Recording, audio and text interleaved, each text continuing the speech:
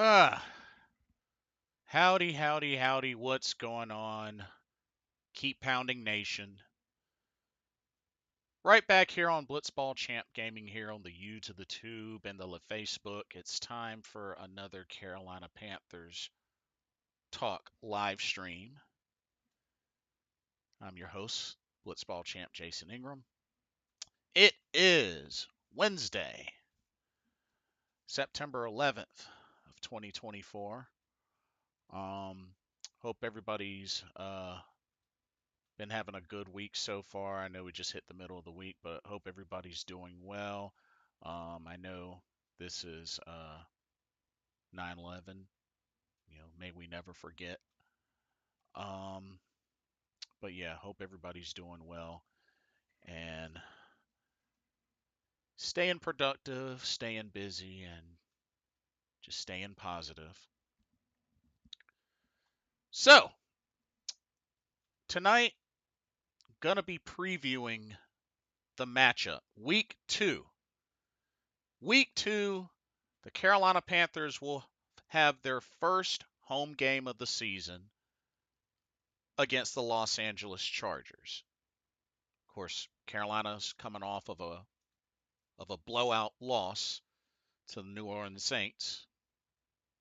That was 47-10. But now we have an opportunity to come back to Charlotte and get this first victory in Bank of America Stadium against a team that over the years we've actually had success against. We actually have an overall 6-1 record against the Chargers. So, something positive there. But the Chargers are also coming off of a victory, 22-10 victory, I believe, over the Las Vegas Raiders. So, yeah, it's not going to be easy, but yeah. Not to mention some really bad news with the loss of our best player, pretty much our best player on the team, in defensive tackle Derek Brown suffered a torn meniscus and will have season-ending surgery. So that's a big blow. That's a really big blow to the team. Um, Joe Velasco, welcome to the stream. He says it sucks. Derek Brown, he's out for the rest of the season. First it was Shaq Thompson, now it's Derek Brown. Oh yeah, yeah, I know what you mean. I know what you mean. But turned around and signed former first round draft pick, pass rusher Charles Harris, to kind of hopefully help fill that void or at least contribute. But we'll see what happens. That's all I can say is we shall see what happens. But gonna invite some folks into the Zoom.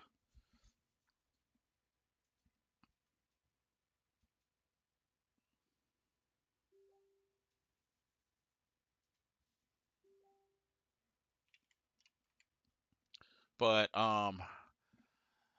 and of course with this matchup, it is, yeah, of course, according to the ESPN matchup predictor, it rules in favor of the Chargers by 67.4% for them to win, 32.3% for Carolina to win. Not surprised there.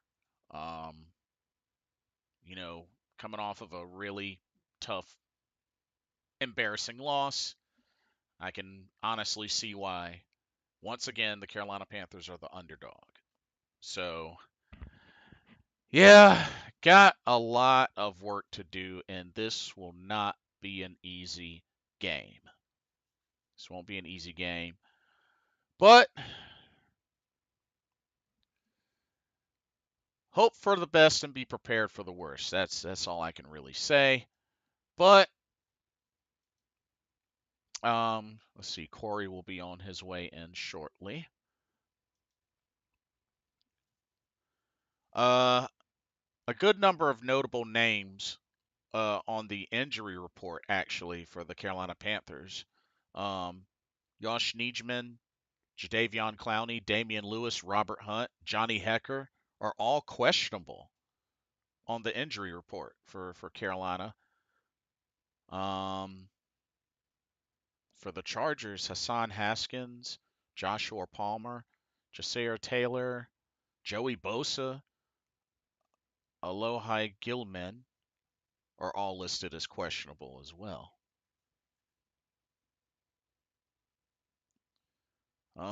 Let's see.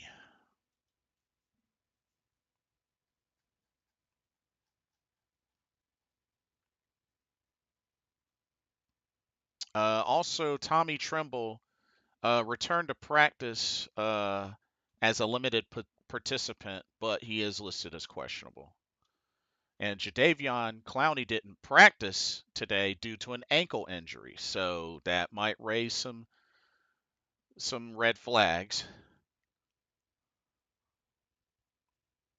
And of course, Ian Thomas is on injured reserve. Derek Brown is on, you know, injured reserve, out for the season. Yeah. Yeah, the injury bug is back and biting down hard on the Carolina Panthers. But we'll see what happens. It's just, it's going to be tough. It's going to be really tough, y'all. I really don't expect this to be an easy game whatsoever.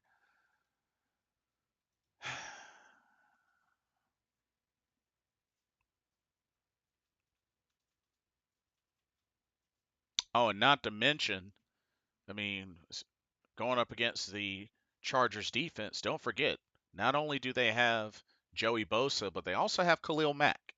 They got Khalil Mack, which is a familiar face that gave us a lot of trouble back when we went up against him when he was with the Raiders.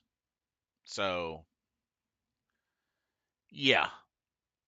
And we got to remember, in that Saints game, we gave up 4 sacks. So, just something to keep in mind. Uh, Morgan Fox, another familiar face, used to play with us. So, yeah, there's going to have to be some serious, consistent protection against Joey Bosa and Khalil Mack. That 1-2 combo, it's going to be tough. It's going to be tough.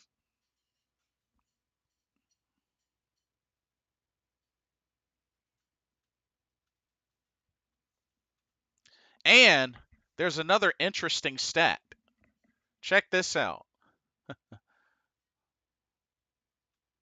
When the Chargers with Justin Herbert, when they can hold their opponents to 20 points or fewer, Justin Herbert is undefeated, 21-0 as a starting quarterback when playing the whole game. Whenever they can hold their opponents to 20 points or fewer, he's undefeated as starting quarterback.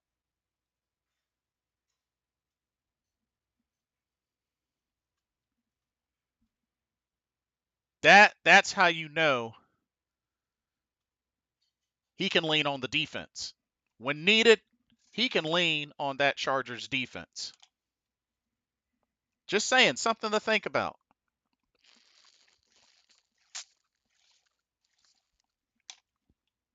Something to think about.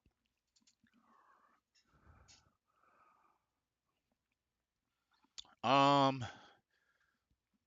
and don't forget, on offense, they got the combo of Gus Edwards and J.K. Dobbins. Um,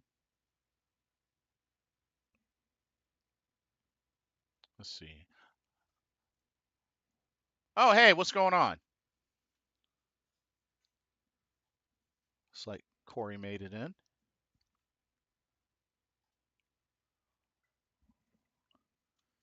me see.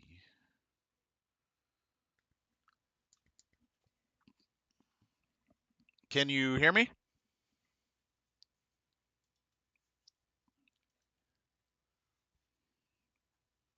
He might still be connecting.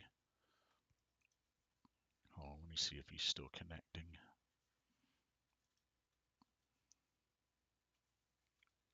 One second.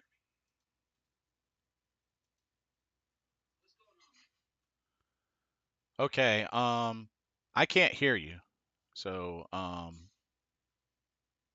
if you're speaking, I can't hear you. Man, Oh, there we go. There we go. sorry about that. Tech issues. I've had a busy day, so I'm trying to get everything straightened out. No, you There good. you go. You're good.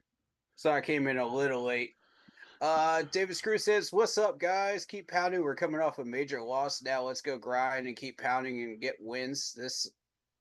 Get a win this Sunday. We are 6-1 all time facing the Chargers. Let's play with a chip on our shoulder and get the win." That is that is correct. Yes, the Carolina Panthers overall record against the Chargers is indeed 6-1, and we have the opportunity to go 7-1. First home game of the season after an abysmal loss against the Saints. They have an opportunity to head back to Charlotte, open up Bank of America with a victory. Indeed, indeed. Now, Uh, when you look at the 6-1 record that we have against the Chargers, it seems weird, doesn't it? Because you're looking at a Chargers team that is typically second place in the AFC West in a very competitive AFC West. So I just find it really strange that a couple of those wins happened, with not so good Panthers teams.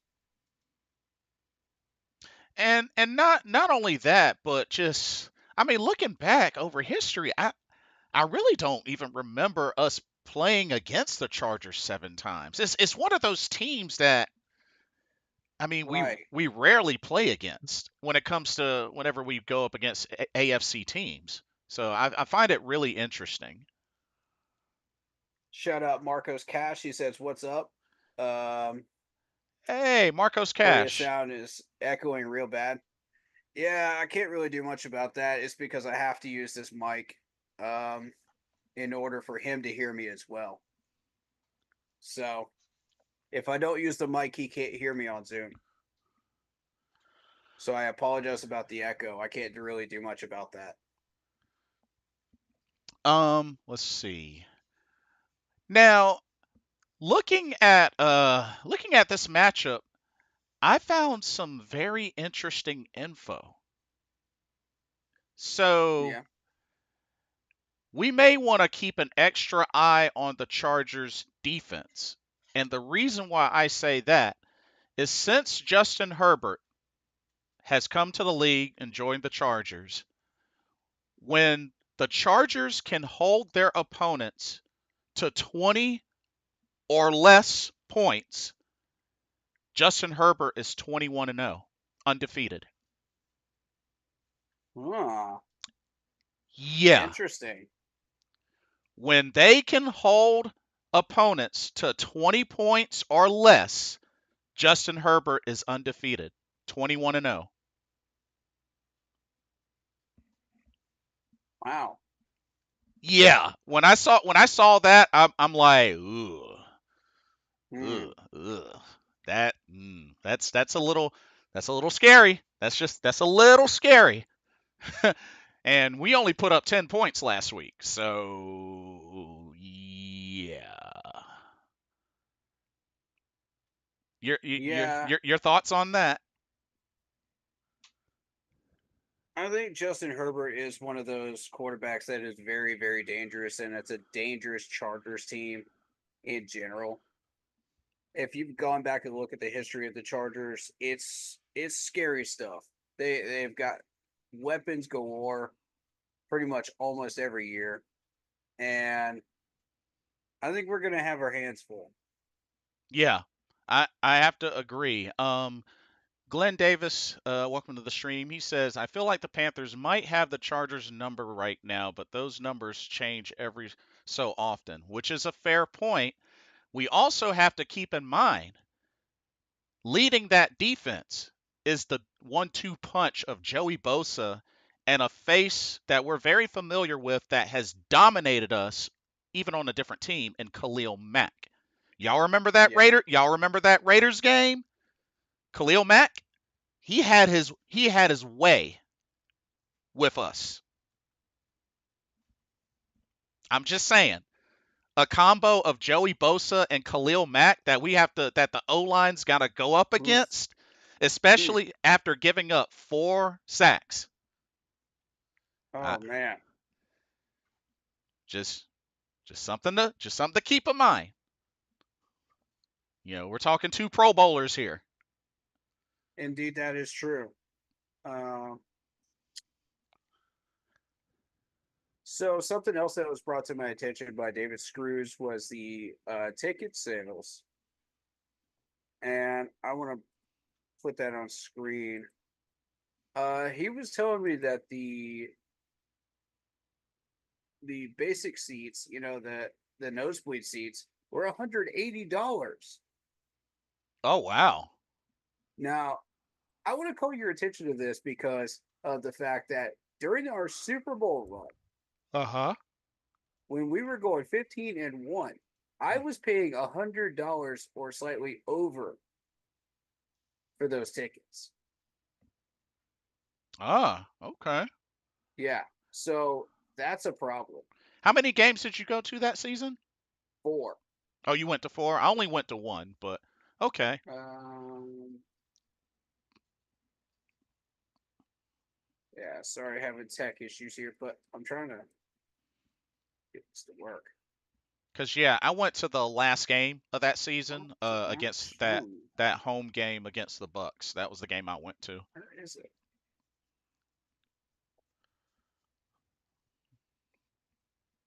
Yeah, I went to the Philadelphia, Green Bay. Um, I forget the fourth one, but I know I went to the Tampa Bay one at the end of the year.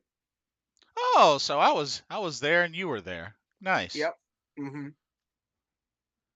But I know I went to those two. Oh yeah, the Colts game and this monsoon rain. Oh, the Monday Nighter. You went to that one? Oh yeah, Nice. I did.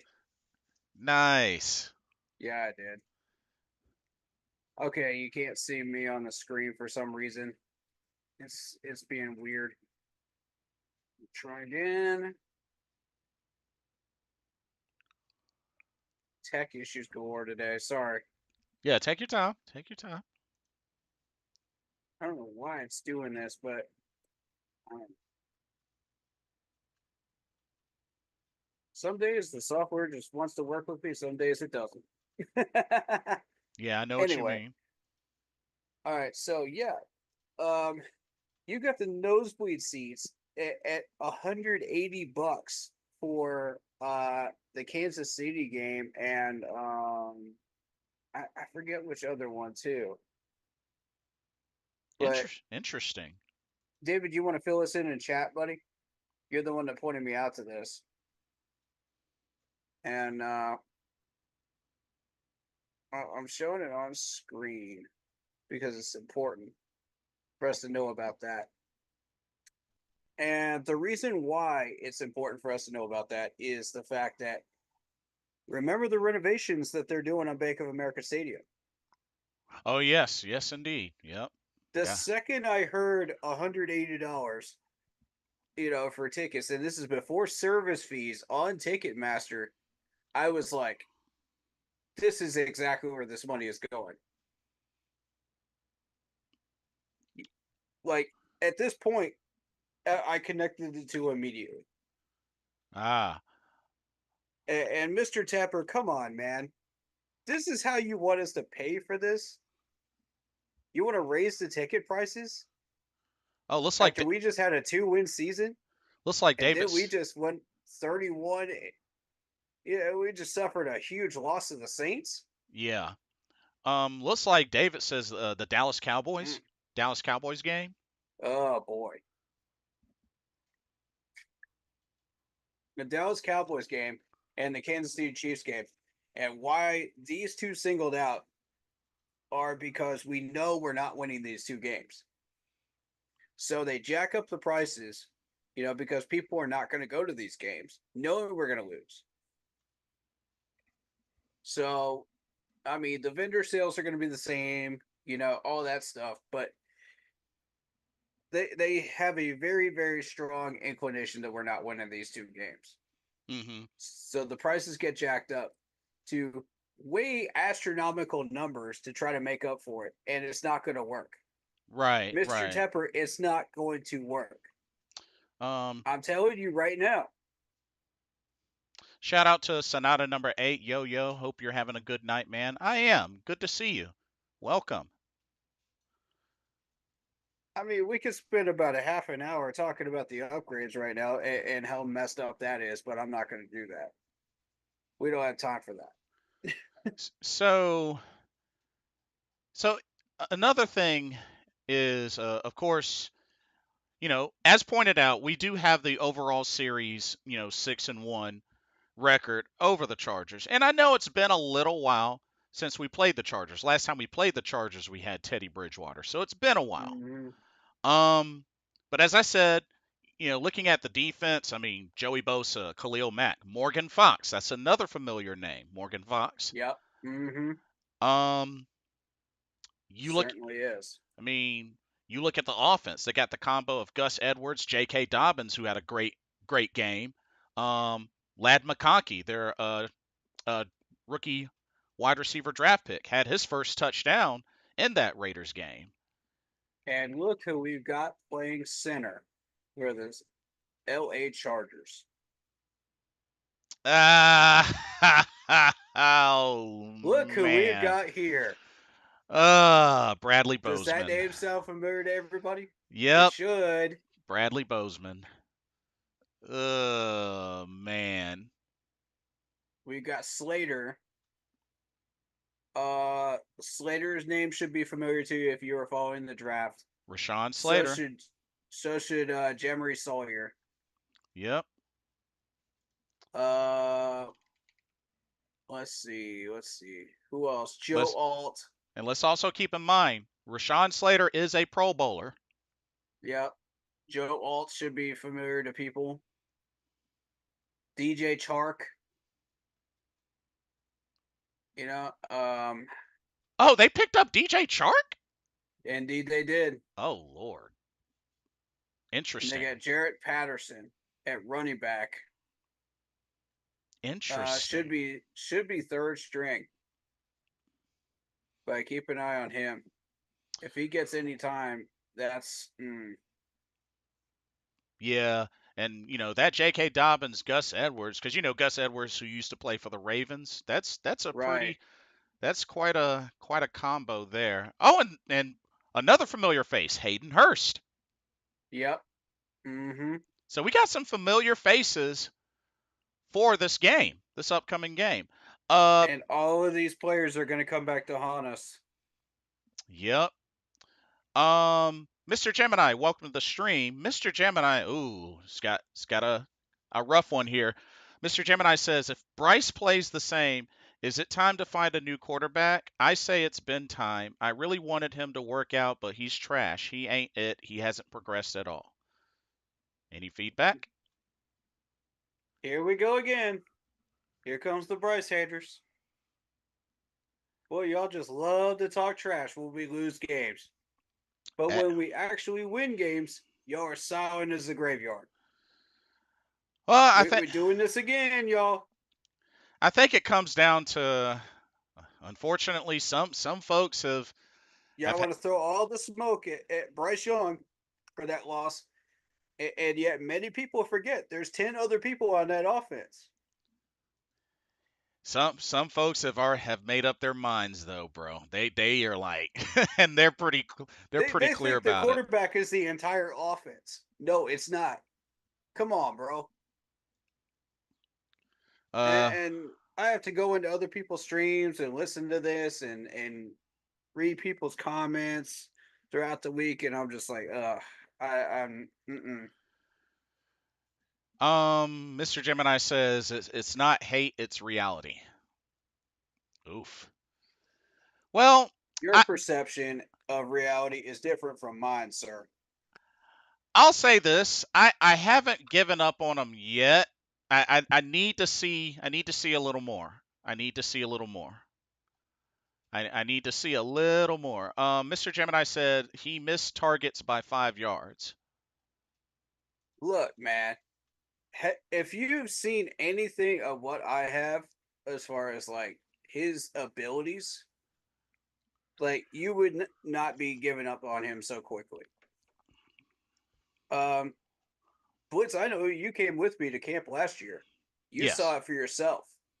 Yeah. This dude's got the talent, Yeah. And that's why I'm not ready to give up on him just yet. I mean, little by little, I'll say and this. I think, Little by little the door is slightly closing, but it's really going to yeah, depend on him and how everything else works out.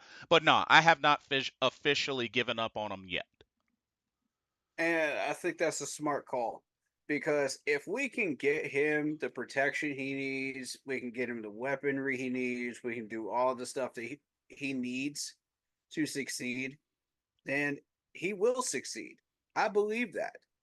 But he's got to have every tool working, in a game in order for him to succeed.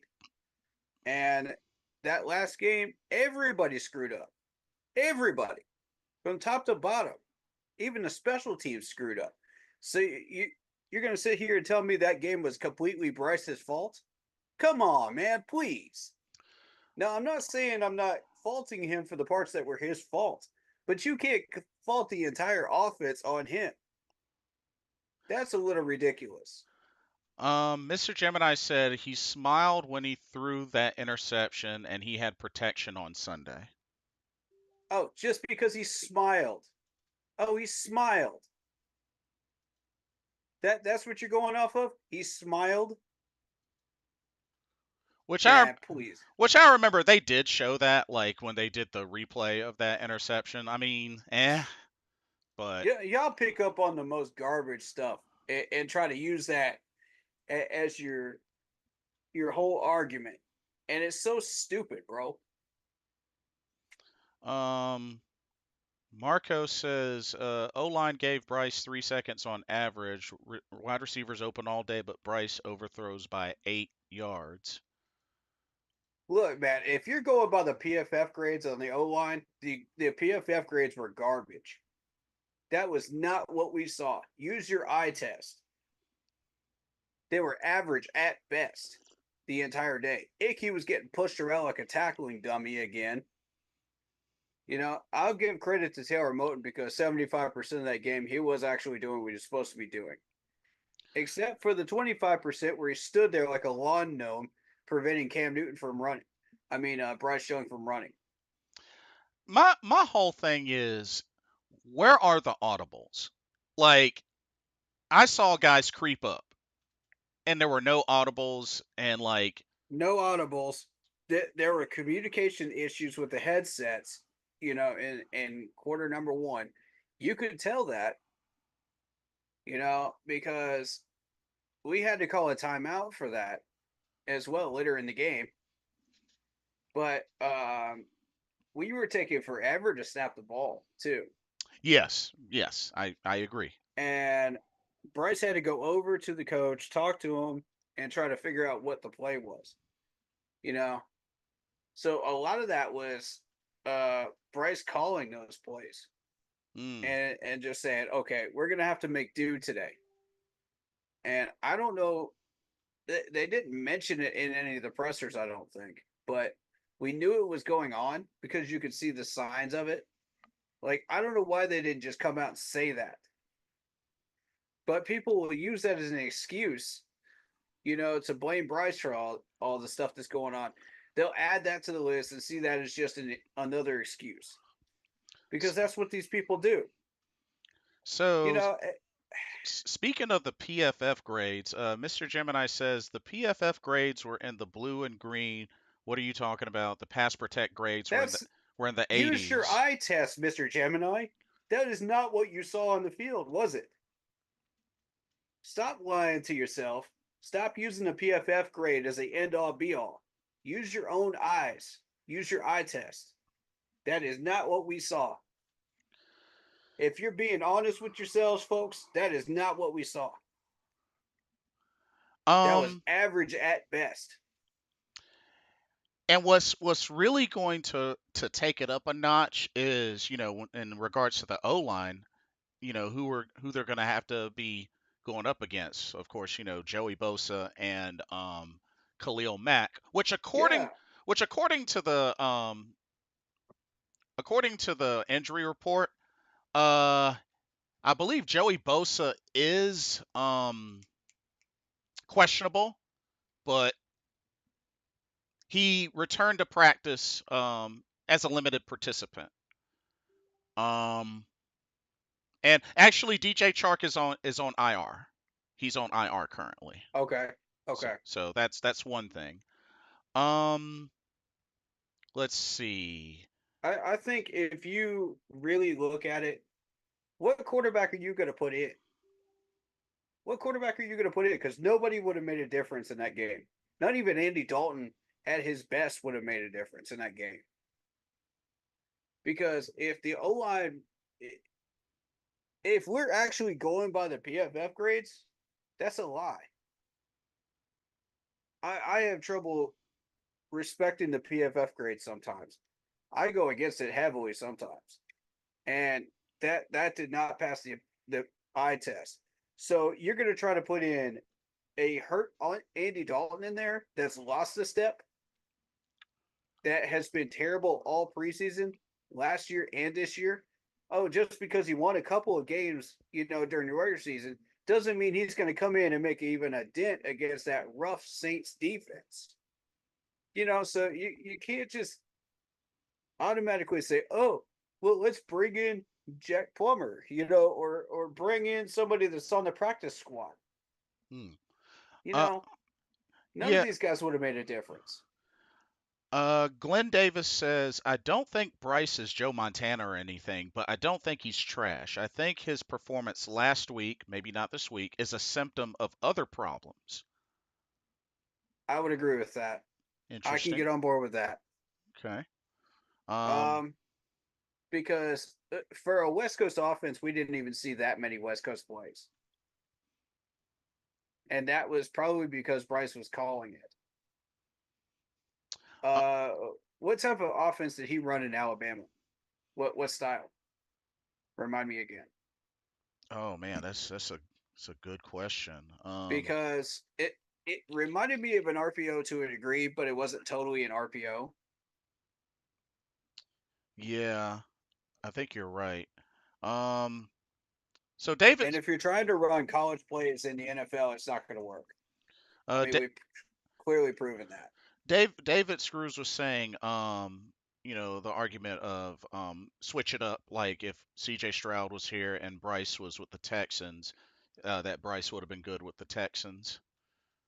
Yeah, he would have, because it's a slightly better situation. If you look at the situation in Houston, you got weapons, you got a decent O line that's not faltering still.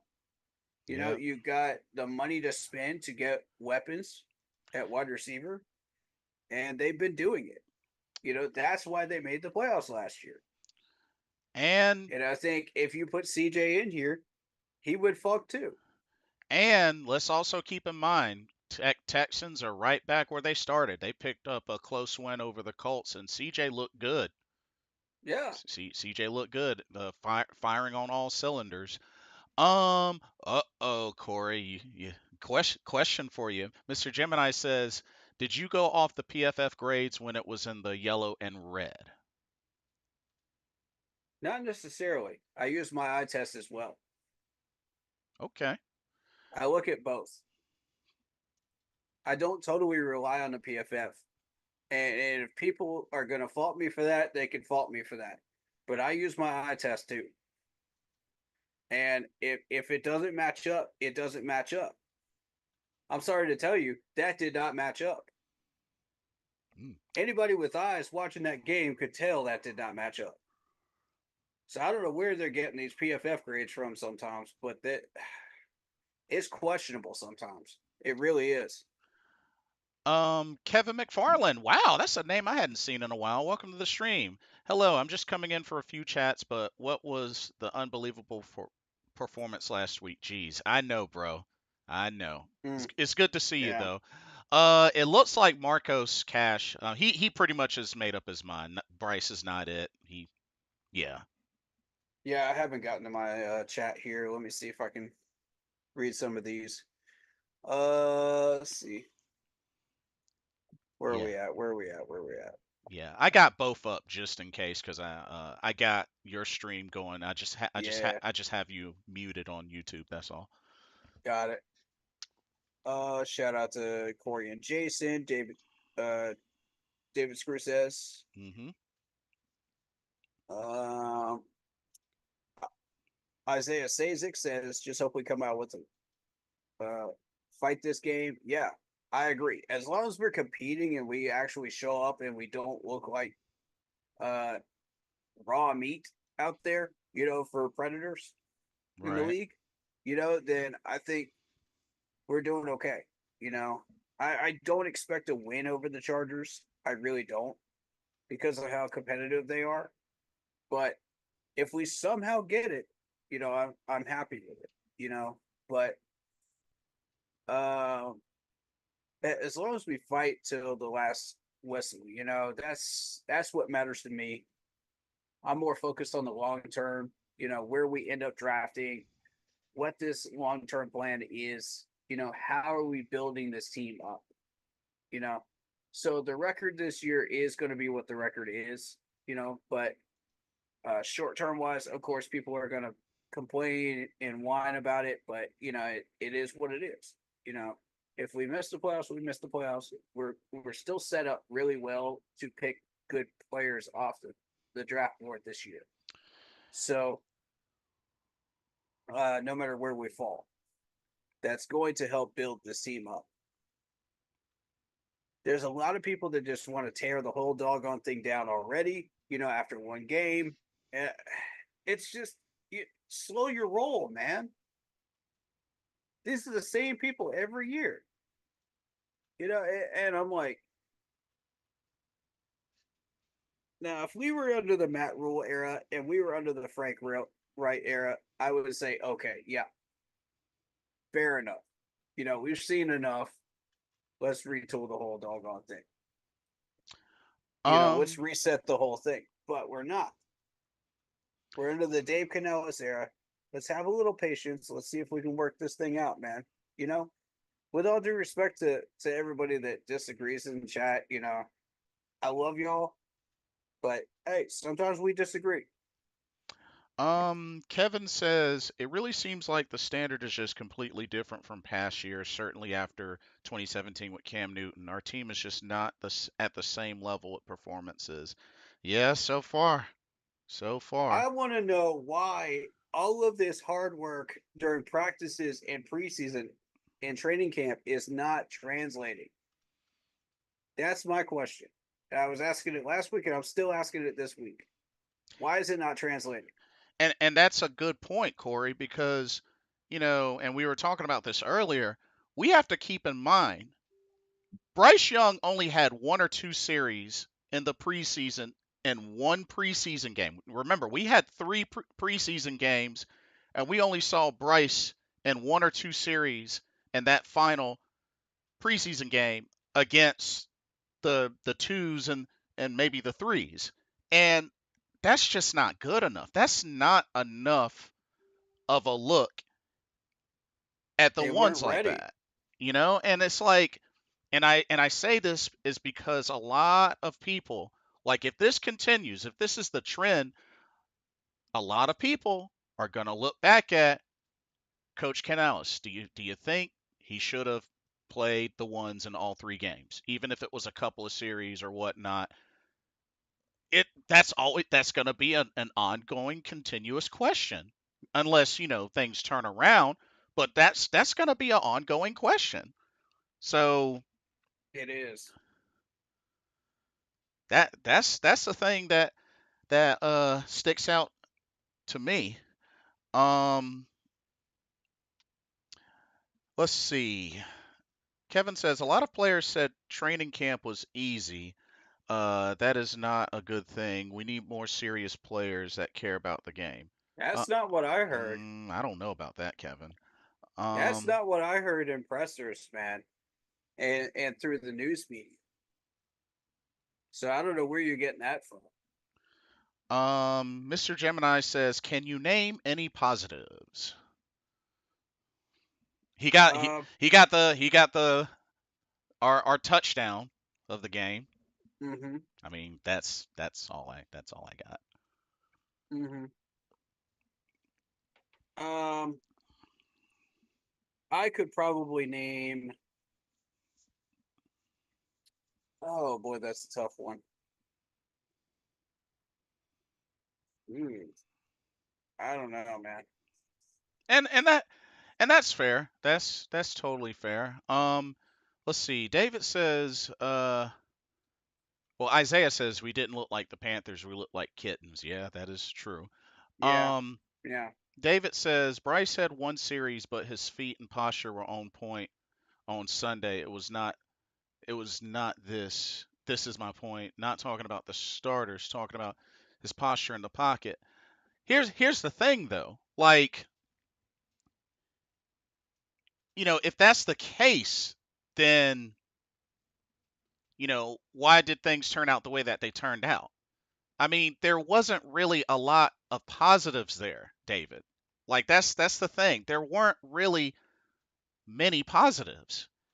And it's like I said, Yeah. it's going to go back to practice and preseason, but with preseason, remember we were talking about, the idea behind the preseason games, and we had Mm-hmm. and we had 3 of them, and he only played in one series and one game. Like, how can you really absorb some things from that and fix some things when you're not put into live situations? Yeah. Because as much as practice is practice and what it's there for, it's not the best simulation of a live game, Yeah. Agreed. especially when you compare it to a preseason game. The main thing about a preseason game is that it's like a scrimmage game. It doesn't count, but Mm-hmm. it's a simulation of a live game. Real score, real timeouts, official. It's an official game that doesn't count. Exactly. That can go a long way, especially when it comes to chemistry and getting your reps in. Yeah.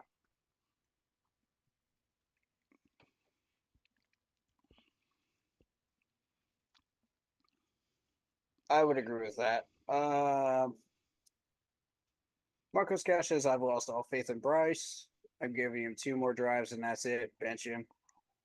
Really? Just 2 more drives? Come on, man. Be patient. Like most of what happened during that game was not even his fault. Um, Kevin, Chargers gonna send a lightning bolt up our butt. Marcos Cash says. dang. Ugh. He Kevin, says oh J.K. Dobbins gonna run all over our defense. Unfortunately, he might. yeah, he had a good game in that Raiders game. Um, Kevin says one of the players said it. This was from another credible podcast. This was from Johnson, the Steelers wide receiver, and that he was saying our talent scouts needs to go because our players are just not on the same level, and you hear the frustration from vets like Robert Hunt, Adam Thielen, and the talent tends to end where they when they come to Carolina. You're usually doing better on the on the Panthers and Baker Mayfield and Sam Darnold won their games, I'll be a better team. I mean, I don't recall them ever saying that or hearing about that. They were more uplifting than anything else. um, Just Mr. about every presser you heard, they were positive about it. Mi- Mr. Gemini says, "I'll give Bryce 2 more games if that." That's Um, fair. yeah. Uh, David says, "Preseason is a live game, just an exhibition game." But what is more closer to a live game, a practice or a preseason game? That's the point that I'm making. I'm done debating that one. Like, if you can't tell the difference between a live game during a regular season and a practice, I'm done debating that one. With all due respect, Kirito, MVP 11, welcome to the stream. I heard Django Fett go to the Tepper office. Don't worry. Oh man, more bounty mm. hunters threatening Mr. Tepper. I Uh, like the reference because I'm a Star Wars fan. Nice one. oh, Kevin says there's a clip of Deontay Johnson saying it. Apparently. Is there Um, really? Must have escaped my notice. See if you can, Kevin, see if you can link it in the chat. I mean, I don't know. YouTube tends to be iffy about links sometimes, but Yeah, see if you can link it. If you're you allowing links in your chat, right? it it should, as far as I know, it Mine should too. should work. But I mean, Yeah. if you can, great. If not, it's okay. Um, let's see. Isaiah Sizik says if Bryce continues to play like this, you have to move on. I mean, you got to put everything into perspective. Not everything is Bryce's fault. You know, I I think if Bryce plays like this, they're going to keep him throughout the rest of the year. But because we don't have any help, Andy Dalton is not the help that we need. Jack Plummer might be, but he's sitting in our practice squad. Why? I don't know. You tell me. You know, and I called out Jamie Sheriff, last week as one of the players that we could move down to the practice squad. Guess what? He got cut. So we can move people around. Yeah, he did get cut. Okay, so now we got two others. We put another corner in our corner room on a 53. We don't even know who that is either. You know, so we're still sitting at three players that we can move around and put Jack in. I don't understand. One of those three could be moved so that we can put him in. Why? If Andy is still hurt and he's still not playing like he normally does, why have we not already made this move? It makes no sense. But no, let's continue your mediocrity though, because that's apparently what our identity is. You Um, know, and I'm sick of it.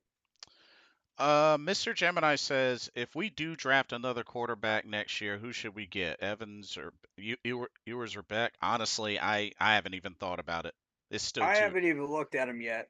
Yeah, it's still too early. Kirito says, "Oh, are you kidding? Millions of Mandalorians on their way to the Tepper office, Mister Keep Pounding." um, Also, if I allow, continue, keep pounding. Yeah, keep pounding, indeed.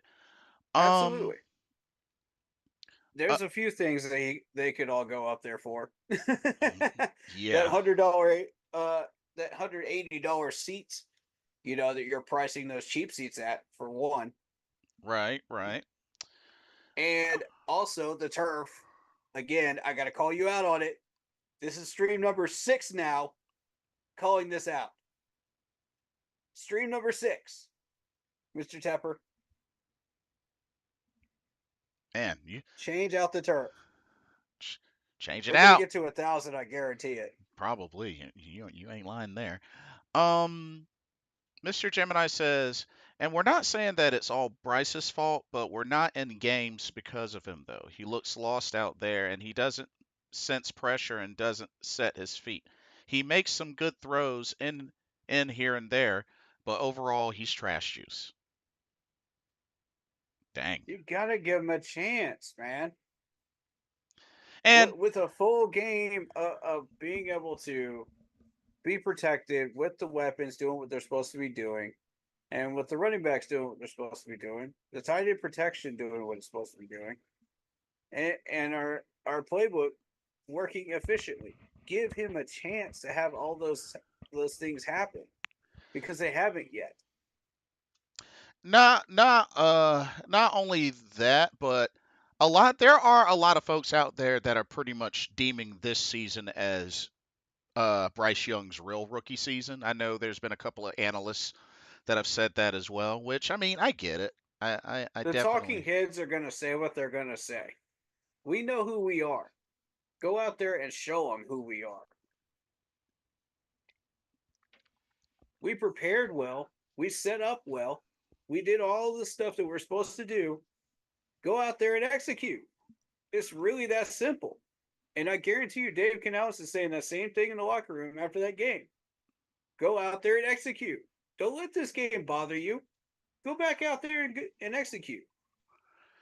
And He's going to call out a bunch of stuff on Monday during the film room. And it's going to be okay. This is what we didn't do right. This is what we can improve upon.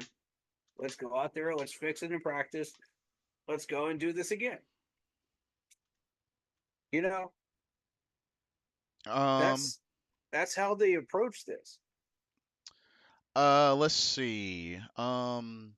David says, I see what they are doing. Andy is a veteran. It does make sense, but at least have Plummer in the lineup. Yeah, yeah. Um, Are you caught up on your chat? not yet. Kevin says, Go ahead and catch up ju- on yours, and I'll catch up on mine. just look up if you can Deontay Johnson end of training camp. He says it in the first 15 seconds. Okay. Um, Kevin also says, I say Breeze is more talented than Bryce. I want to watch that level of foot. Okay, why are you already making that comparison? Really? There's no reason to do that. Like what? Kevin, what?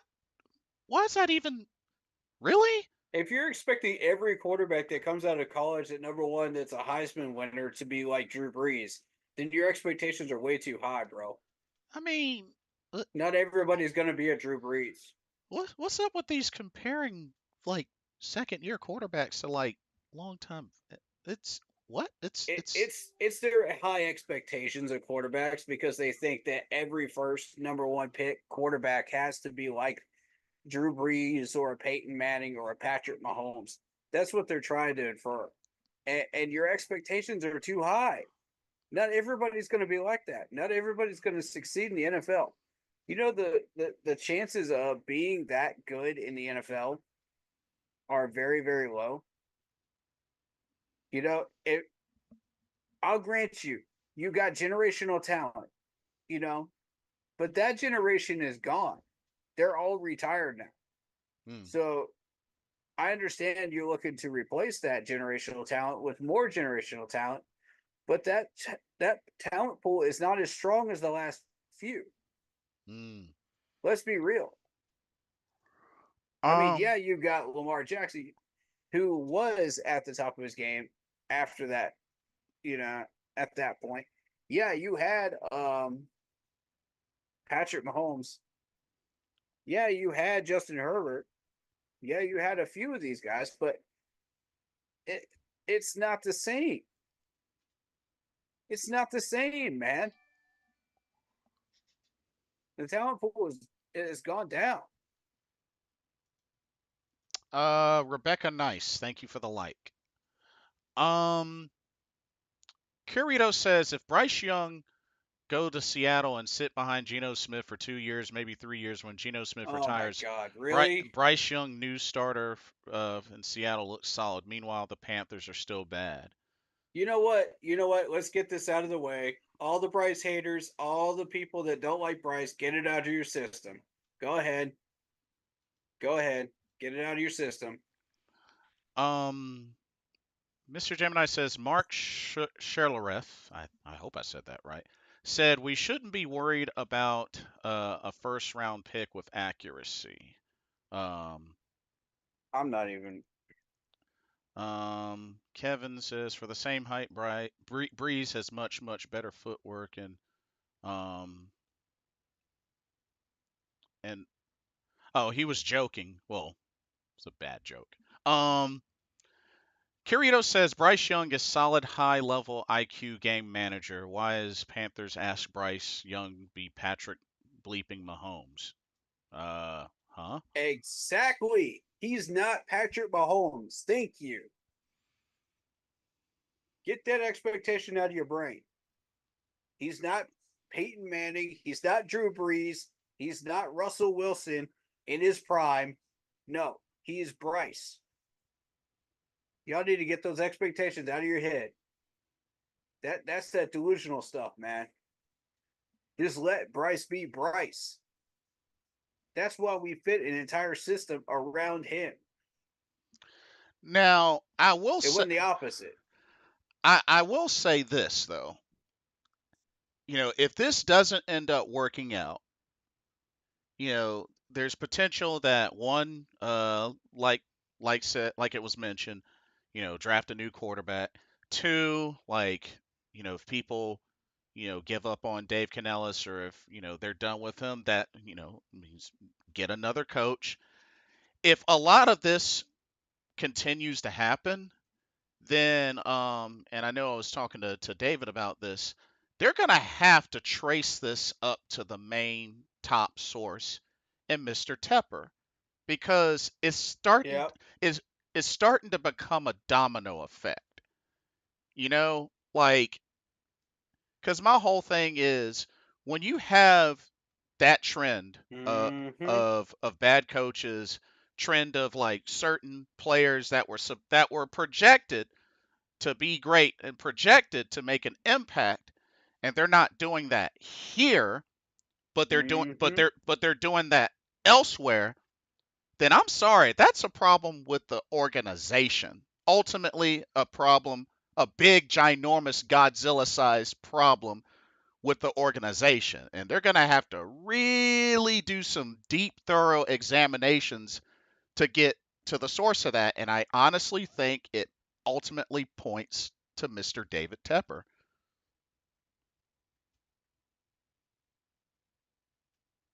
That's that's honestly what I think.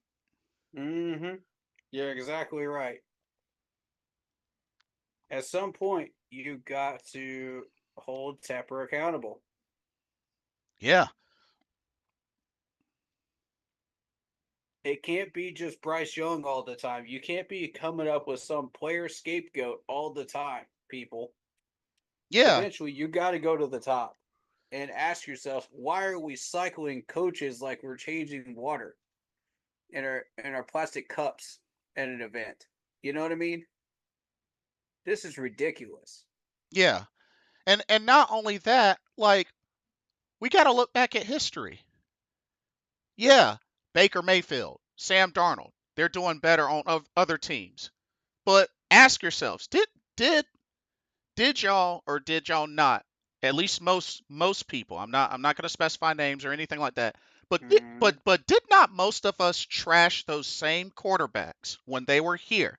The Teddy Bridgewaters, Yup. the Sam Darnolds, the Baker Yup. Mayfields, you know, Yup. the Kyle Allens, all of the above. Did we not, Yup. were we not those same Same people people. that trashed these guys while they were here? While they were here, whether it was their fault or not, were trashed Exactly. while they were here.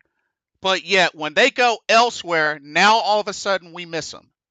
Now all of a sudden we miss them. And like I said, I'm not. And they become Pro Bowlers. Right. And like I said, I'm not trying to, and call come and back to haunt us in a game versus them.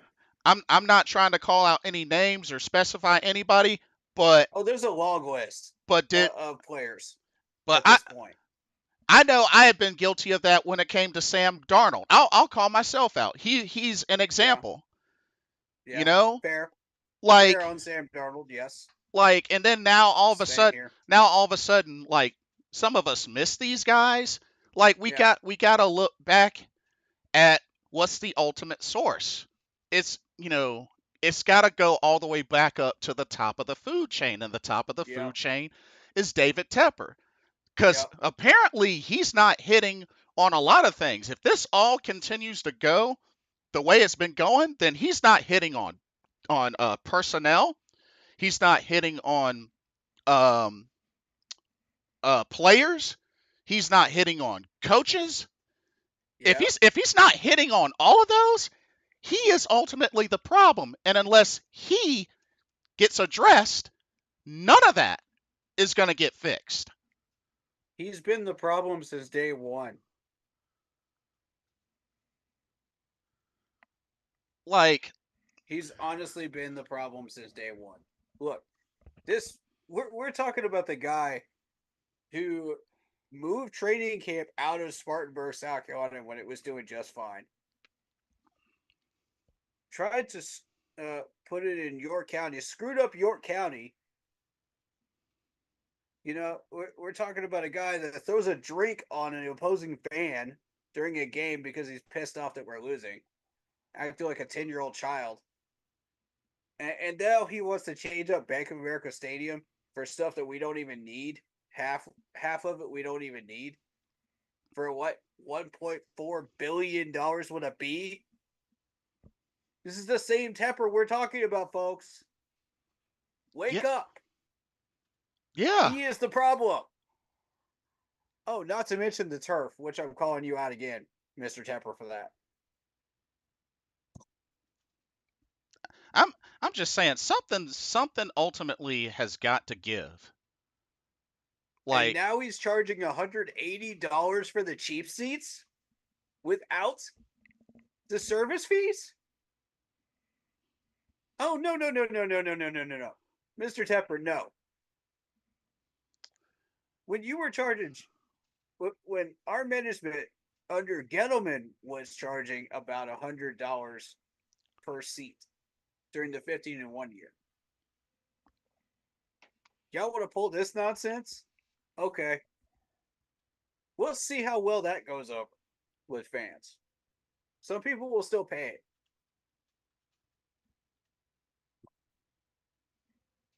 They are that ignorant that they will actually still pay it. and the thing that's royally sad about all this, the God, the really, do really pisses me off. the really big thing that's sad about all of this is the big doomsday decision would ultimately be David Tepper selling the team, which none of us want, and I understand that. But if that's Actually, most of us do. Let's be real. Most of us do. and there's and like I said, I think one of the big trends that's been standing out here in the Carolina Panthers organization are players coming here and just straight up failing, but going elsewhere and becoming Pro Bowlers and thriving and being used consistently in the way that they're supposed to be. It's a pattern. Like, I've been trying to tell you guys this. Nobody wants to listen, except for the people in my group, man, and yours. and Nobody wants to hear it. then the sad thing is, what do we do with the players that have thrived like the most with us? Up to that point, we get rid of them or we trade them, and what we get in return, I'm sorry, but it's not lining up No, equivalent to what we had before. you're Like, right. It's not. and it's just And we blame the star players that we already have. It's a cycle. It's a pattern. We use these great players that we still have as scapegoats. Yeah, Y'all did it to Bozeman last year. We did it to CMC. yeah. And it's like, I, We I did it to Dante Jackson. Who's next? and Come on, man. and it's like I stress this so much because y'all look back on past streams, whether it's Corey's, mine, Big Cat, the variety, the majority. You look back at a lot of those streams, I'm willing to bet money a big percentage of a lot of these fans were the same fans that trashed Teddy Bridgewater, Baker Mayfield, Sam Darnold, like PJ Walker, all of them, Cam Newton, even Yep. in his last stint, Yep. are the same ones Mm-hmm. that are now saying, "Oh man, Mm-hmm. I wish we had them now." That's right. I'm just saying. I'm just saying, and that's okay. I get it. That's fine. I totally get it. I totally get it. But that's still a I fact. don't. I mean, I don't, and it's not okay. Because if we keep scapegoating players, nobody's going to want to come here. Which means no tickets are going to be sold. We're going to keep losing games. These players are not going to get paid. And we're going to turn into Detroit before they became a successful team. Is that what y'all want? Because some of y'all just love mediocrity. Some of y'all love to wallow in the darkness. And I know Twandine feels this way too. Some of y'all just love mediocrity. And he's actually got a point. Because what do we do? Every time we start losing games, look it up, look at the viewer count. That should prove it to you right there. And then when we win games, nobody comes into our chats. Because y'all love the drama. Y'all love the negativity. and Some of these people feed off of it, bro, like vampires.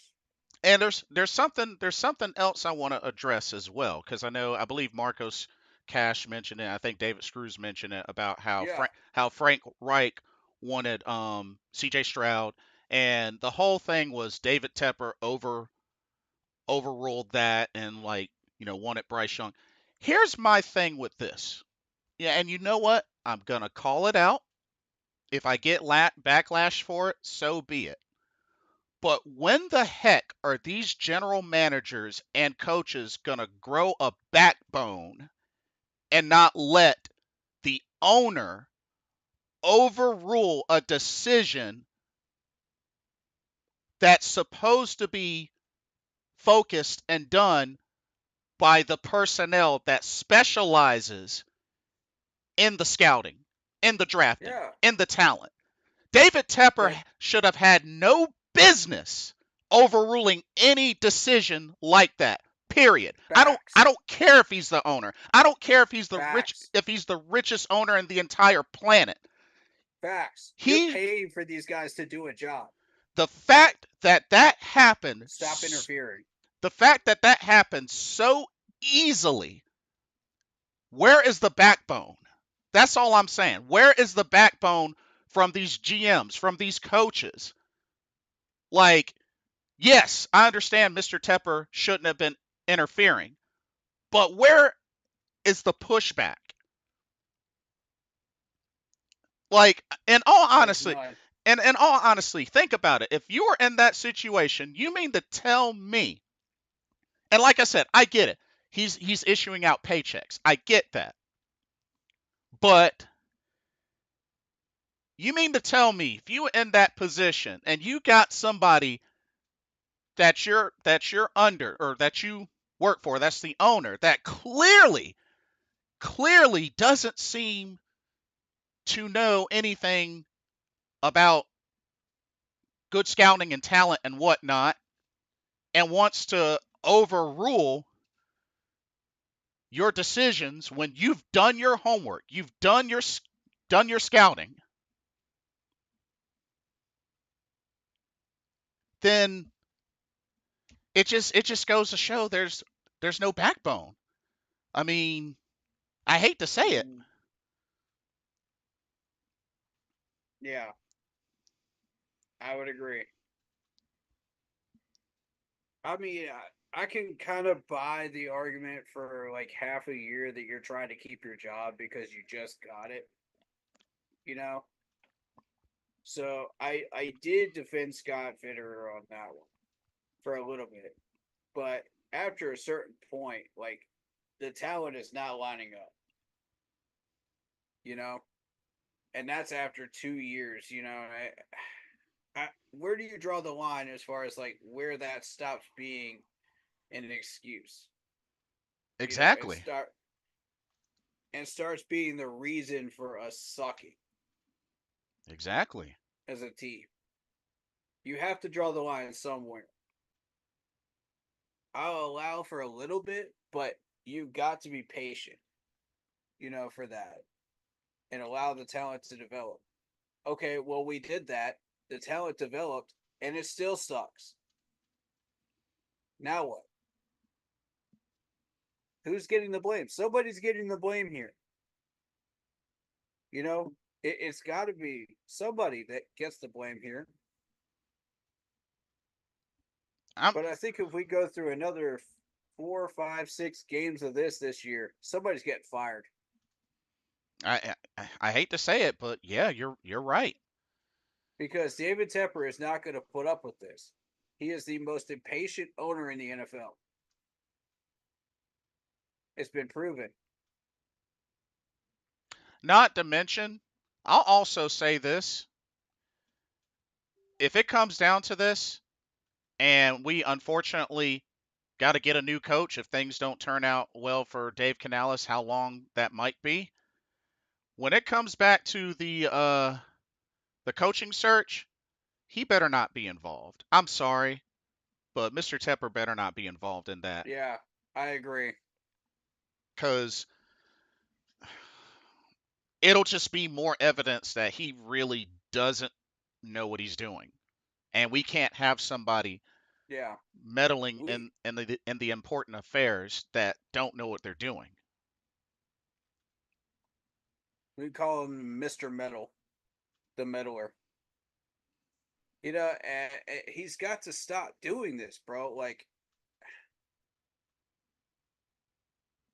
we can keep going through coaching search after coaching search, but if he's the source of the problem, how are we solving it?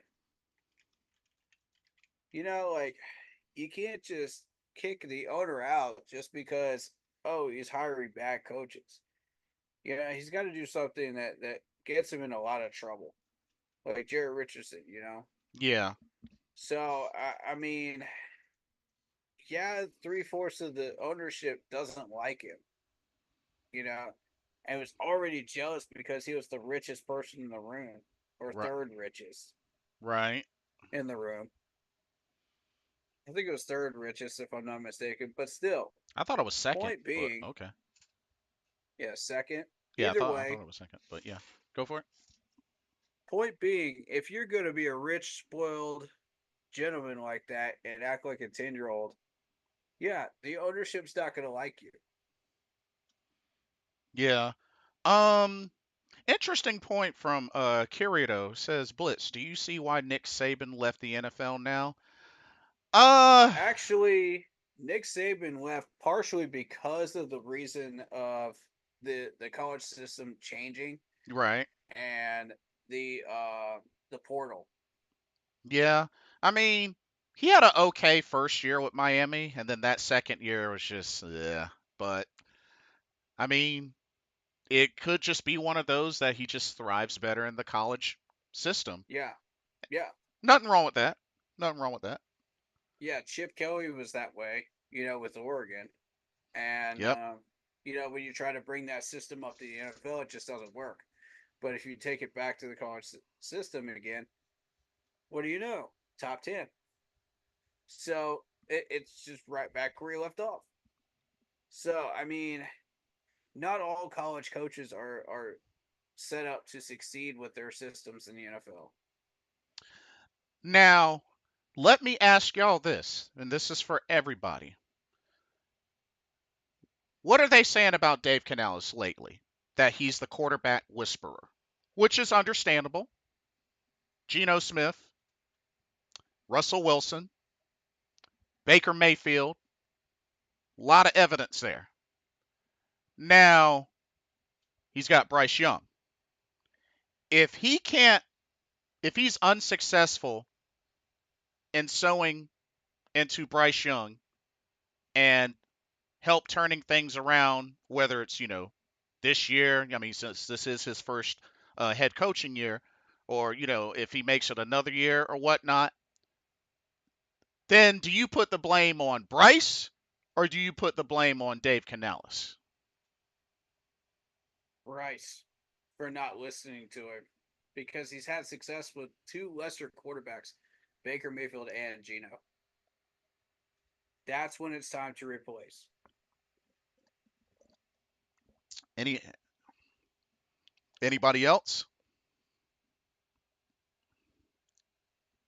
I haven't even caught up on my chat yet. And Dave So and David, uh, I appreciate your confidence. I appreciate you, sticking with that. Very, very good. Continue to do that. But that still doesn't change the fact that it is a possibility, bro. It is a possibility.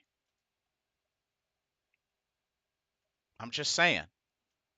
I mean, I'm not buying into all the negativity and nonsense right now. I mean, I Like people can say whatever they're gonna say. They're going to anyway. But you gotta come out and you gotta guns ablaze and prove them wrong. Bryce, I need you to be that bull. Okay? If you're if you don't have that in you, then we need to replace you. And I believe it's in you. We just got to get you to do it. You know. yeah, And if we've got all the pieces working around him and he's still failing, then yes, Bryce would then be the problem. If we've done that consistently for 2 to 3 games and it's established, okay, Bryce is still overthrowing and underthrowing, with proper protection, for 85% of the game. I think that's fair, for 3 games. You're not always going to have perfect protection throughout an entire game, right, because of the pass rushers in the NFL that are getting stronger and right. stronger to boot. But I think that's a fair percentage. Wouldn't you agree? That's when you start to blame Bryce. Um, and Kirito makes a good point. He says, I say with the other three quarterbacks, he had better rosters with those quarterbacks. I get that, but it's not like we necessarily always had a trash roster under, like, some of the recent coaches that we've had. Otherwise, a couple of seasons ago, we would have never had the number 2 ranked defense. We had the number 4 ranked defense last year. So, you know what I mean? Um, Yeah, you have to take into account the competition we're facing too, because now it's Khalil Mack and it's what's his name? Joey Bosa. Yeah, Joey Bosa. Here's the thing: Joey Bosa has not really been stepping up to the plate when it comes to fantasy numbers, but that doesn't make him any less dangerous. Yeah, he's still Joey Bosa at the end of the day. Yeah. And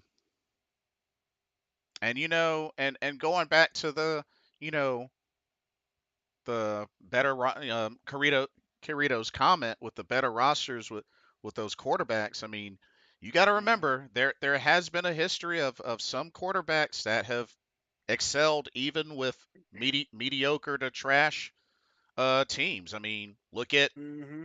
you remember when Deshaun Watson his last season with the Texans, Yeah. he finishes a top 5 quarterback and that team had a 4-12 record.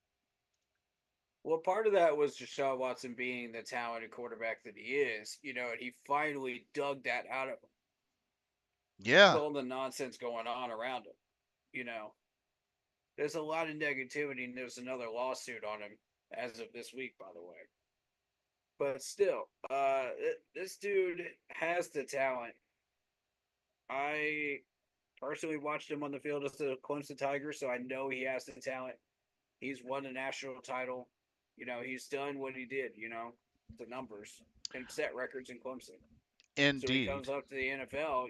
And of course it's a different and new level. You don't have that type of talent anymore. You don't have that type of coaching anymore that you did. So of course you're going to struggle early on, but once he gets his feet on the ground, then Hmm. with what he needs, yeah, of course he's going to do well. Um, I also wanted to shout out Mo Swindu and Ernest Capu. Ernest Capu says we can win this Sunday. Mo Swindu says Most window he believes we should have given Teddy Bridgewater and Baker Mayfield another chance, and he believes we should bench Bryce Young before it's too late. I like the name, by the way. Uh, another Star Wars reference, folks. Yeah, got a lot of Star But Wars fans. I like this. This is good. But you really want to give Derek Anderson another shot? I mean, Andy Dalton another shot? Are you serious? Oh, he was saying Teddy Bridgewater, Baker Mayfield, Okay. Teddy way back. Bridgewater. Sorry, I Yeah, missed it. yeah, it's all good. It's all good. um, but looking at the Teddy's not even available, is he? Teddy, he is somewhere right now. I Yeah, thought. he's not available. Yeah, Teddy Bridgewater. Or wait, I think Teddy Bridgewater retired. I think so. Yeah, he retired. He retired, Yeah. if I So he's remember not even correctly. available anymore, bro. Yeah, if I remember Sorry. correctly, he retired. If I remember correctly. Um, but looking at this matchup, I mean, I got some comments to catch up on here too. I'm sorry. Yeah, go for it. Go for it. Yeah. Yeah, go for it. Let's see. David Screw says Bryce is breaking out of his shell on Sunday. Man, I hope so. He I needs hope to. so, bro. He needs to. Yeah. Marcos Cash says, I hope so, David Screws, but I have faith in the kid. Yeah. I mean, I hope so too. I have faith in him too. David Screws says, blame it on the trash coaches. We said the same thing about Baker and Sam. Yeah, fair. Marcos Cash says, week one loss was 60% Bryce and 40% defense. How Interesting. about the How about the offensive line that was average at best? How about the wide receivers not getting separation? Are we not going to talk about that? How about the fact that Miles Sanders was our number one running back for that game? If Miles Sanders is our top running back for that game, you're not going to do well because this dude is barely making over 4 yards a carry. When Chuba was averaging way more than that per game, why was this ball not being handed to Chuba? So and then you got Taylor Moton that's basically like a walking refrigerator for one play that kept Bryce Young from running for a first down. So I mean, there's a variety of things that you could blame on the offense, and we're not even talking about the defensive part of it. We haven't even gotten to that yet. That's just the offense, folks. So it's not just Bryce, Matt. So but I think 60% is maybe a fair number considering. I think those are fair numbers. Okay. Interesting. So I'll give you Okay. credit for that. Looks like they're doing just fine. Dallas Cowboys. Yeah, they are. I think Dallas is going to run the Saints out of their building when they play each other. That's in Dallas, right? No, that's home. That's home. Oh, When we play them, that's yeah. no. I'm talking about like the Dallas Saints game Oh, the Dallas coming up Saints in week game. 2. Yeah, Oh, where is that one? well, let's find out. That I is in Dallas. Yes. Yeah, Dallas is gonna run them straight out of AT&T Stadium. That let's be real. I mean, the Saints think they've got enough firepower to go 4 quarters with Dallas. They don't. Sorry, they don't. The last three. Uh, Marco says, Cash says, Corey, come on, bro, about Bryce Young. O line gave Bryce 3 seconds on average. Wide receivers open all day, but Bryce overthrows by 8 yards. No, they weren't, bro. Use your eye test. They were not open. Okay, then why didn't they get targeted? Okay, so Bryce is apparently blind now, too. He can't see any of the wide receivers. Oh, I forget. It's the old excuse of, oh, he can't see over the offensive line, right? That's the excuse we're going with. Come on, man. Please. He saw just fine over the offensive line when we played against the Bills' second string in preseason. Didn't look like a problem then, did it? Looked just fine in training camp, too. He saw just fine. So you can't even use that excuse. All right, so, but I'm gonna half of those overthrows I'm going to blame on Bryce. The other half I'm going to blame on the wide receivers for not getting enough separation. Carito, no, he can't. It's I have two separate windows up. But just whatever messages you want to put in my chat, I'll make sure he knows them. If you want to tag him or whatnot, I'll make sure he knows them. So go right ahead. All right, keep going. All right, so 3.01 seconds to be exact is what Marcus Cash said about that. And again, like nobody was open. Why do you think it took 3 seconds back there for him to do something? Uh, if there were people open, he would have thrown it to him, or at least tried to throw it at him. David Screw says my argument is any team, no matter the team, could beat any team on any given Sunday. Not necessarily. Not necessarily, buddy. I like the optimism, but no. I think it's facts. All right, I'll get back to the whole facts versus opinions conversation in a little bit. I want to take a few minutes on that, but we'll do that later. Here's a good argument if it was flip flops, CJ. Yeah, we covered that already. Yeah. Yeah. Marcus Cassius, Bryce is not it. Time to move on. Cannot change my mind. I still respect your opinion, Corey. And I mean, people are just locked into this opinion, no matter what. You can't change their mind. They're just bullheaded about it, you know. And yeah, I respect everybody's opinions, whatever they may be. I respect them, you know. So Carito is saying this is for you. He's saying, I hate to say this for the Panthers fans. I think Bryce Young to be successful might need a new home. I hope I'm wrong.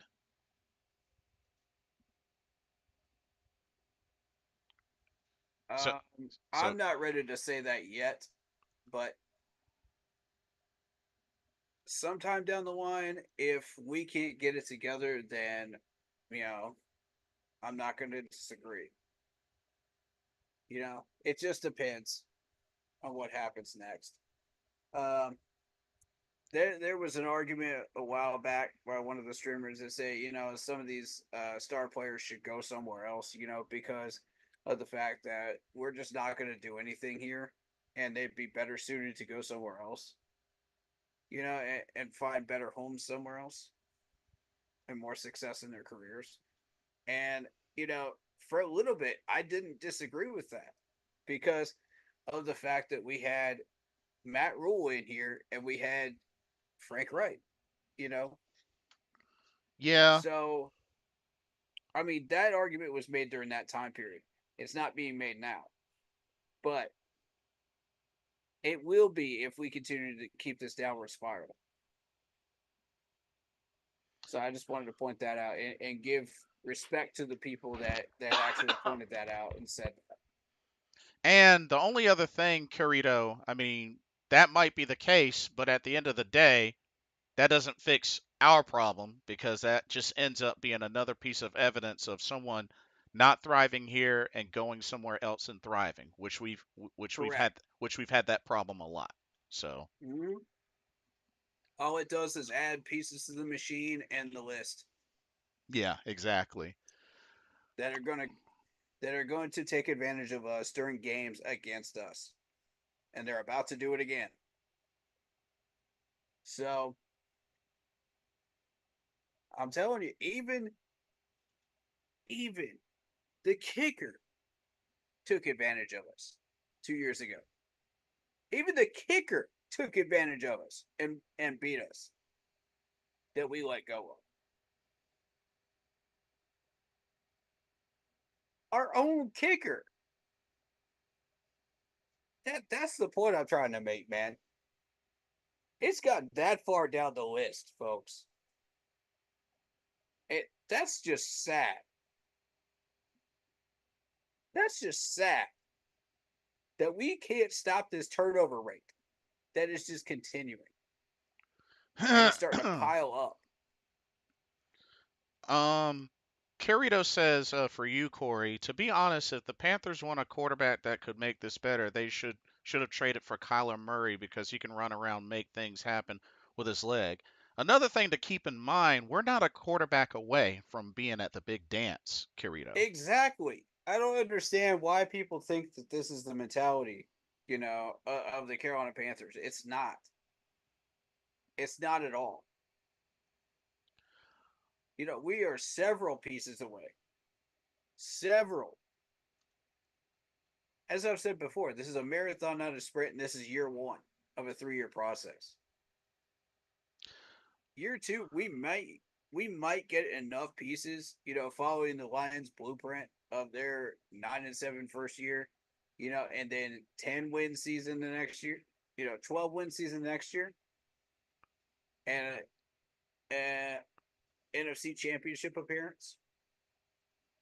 That's if we're following that blueprint, we're going to fall slightly behind where they are, the bar. But we'll get, 7 to 8 wins this year, 10 wins the next year. You know, we'll follow our own blueprint in that way, and make our Hmm. own way. But still, you're not going to do that if you keep raising the turnover rate on good players leaving this franchise and going somewhere else. It's not going to get us there. I think the strength and conditioning coach is also another big factor we need to question as well because we keep getting injuries. We got to question why these injuries are happening during practices. 75% of our injuries are happening during practices, not even on game day, in practice. And Derek Brown is yet another one. Derek Brown is yet another one, folks. I'm trying to tell you, something is going on during these practices, and we need to start questioning that and figuring out what's going on. Prevent that stuff. That's another puzzle piece that we need to solve.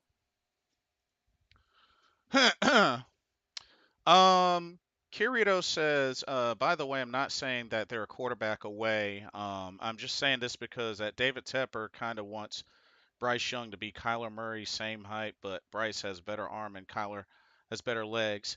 Here's another thing to keep in mind, Kirito. Have you seen Kyler Murray's contract? Have you seen his contract? Idea of trading for Stop comparing Bryce Young to all of these quarterbacks. Bryce Young is not all of these quarterbacks. that He man. is Bryce Young. That man has a 5-year, 230 Stop it, bro. million dollar contract. Are you sure trading for Kyler Murray is a good idea, Kirito? What makes you think we could pay that? I'm not saying I don't like Kyler Murray. He has a lot of potential, but trying to trade for him? Have you seen that contract? Yeah, that contract's huge. That contract is huge. Yeah, it Sh- is. Shoo, his let's see. Not that I wouldn't love to have that kind of talent here. His his That's next level talent, but his average for that price, his eh, his average salary alone is $46 million. that's that's almost our entire cap space for the entire year, Shoot, for the entire calendar year that we shoot. spent going out and getting prospects to fill up this team this offseason, Not to just in men, the last 4 months. Not to mention, starting from his rookie year, he went from a base salary of 965 thousand to 2 million to 37 million base salary. Yeah, too rich, Ridiculous. too rich for my blood. Agreed.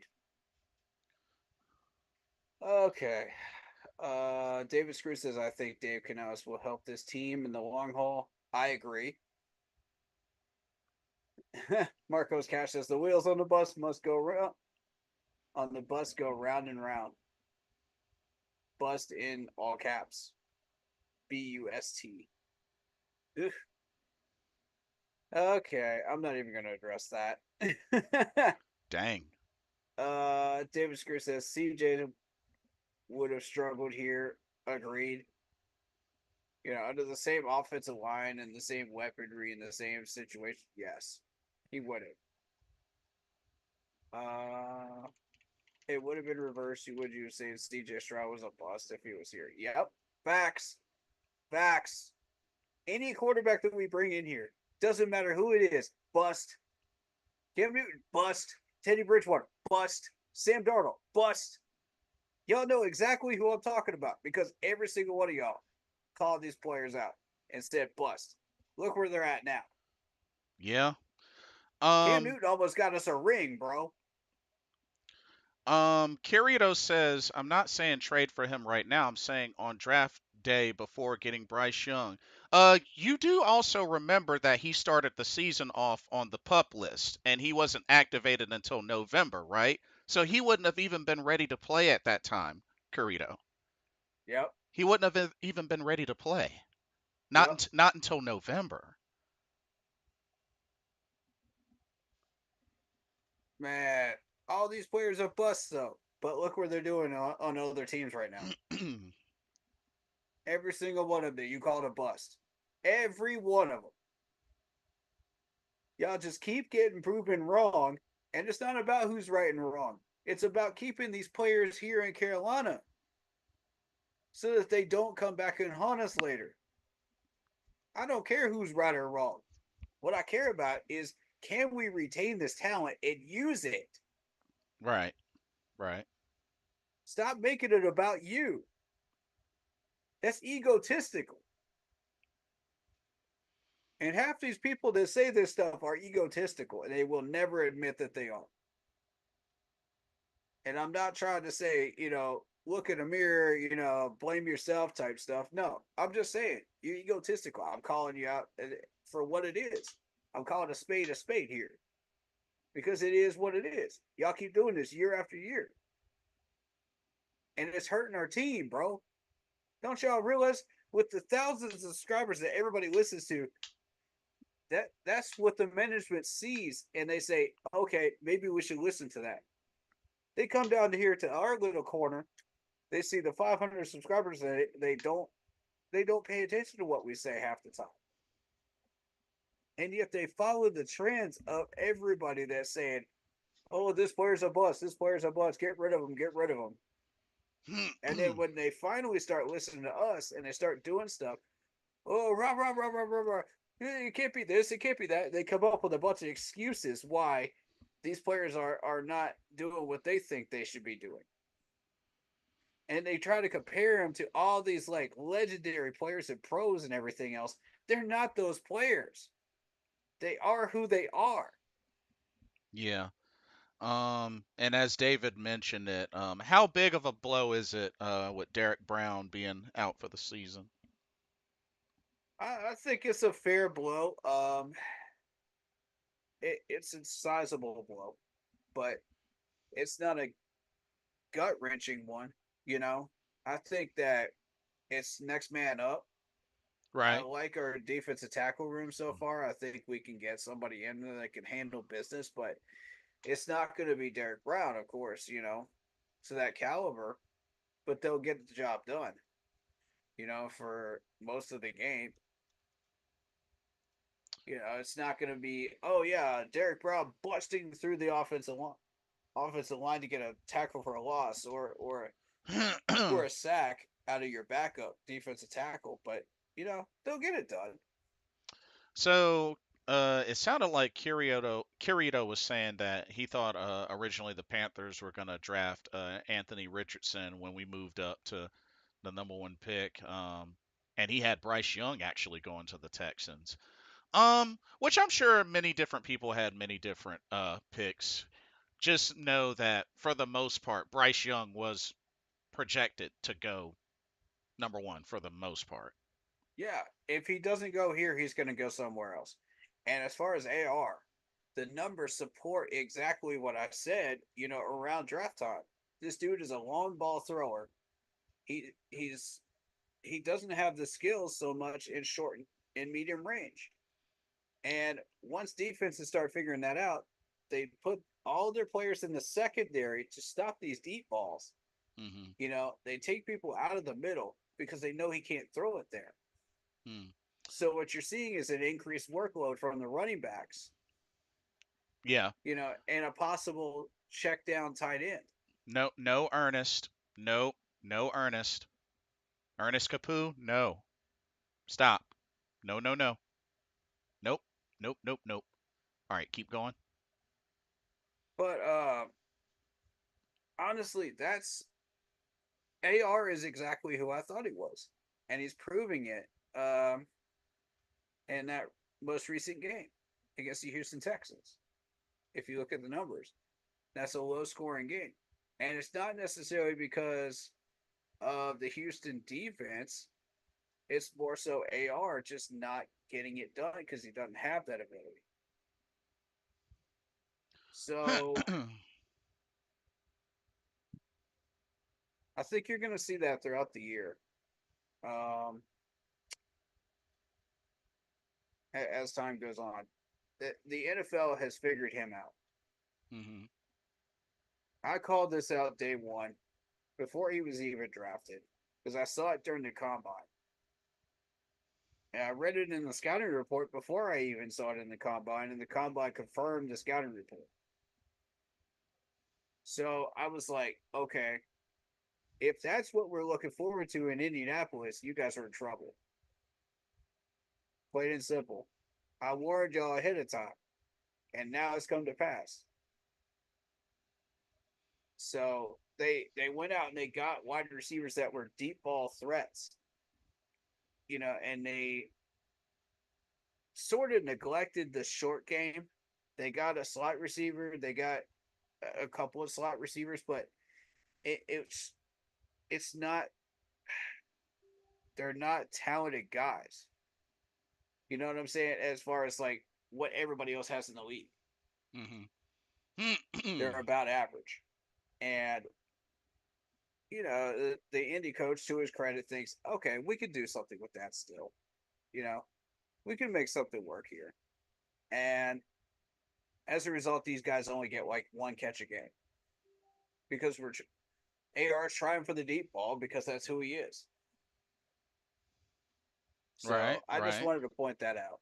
And again, it's not about being right or wrong. It's about trying to improve your franchise. So, I'm not trying to take credit for being right here, but I kind of was. Hmm.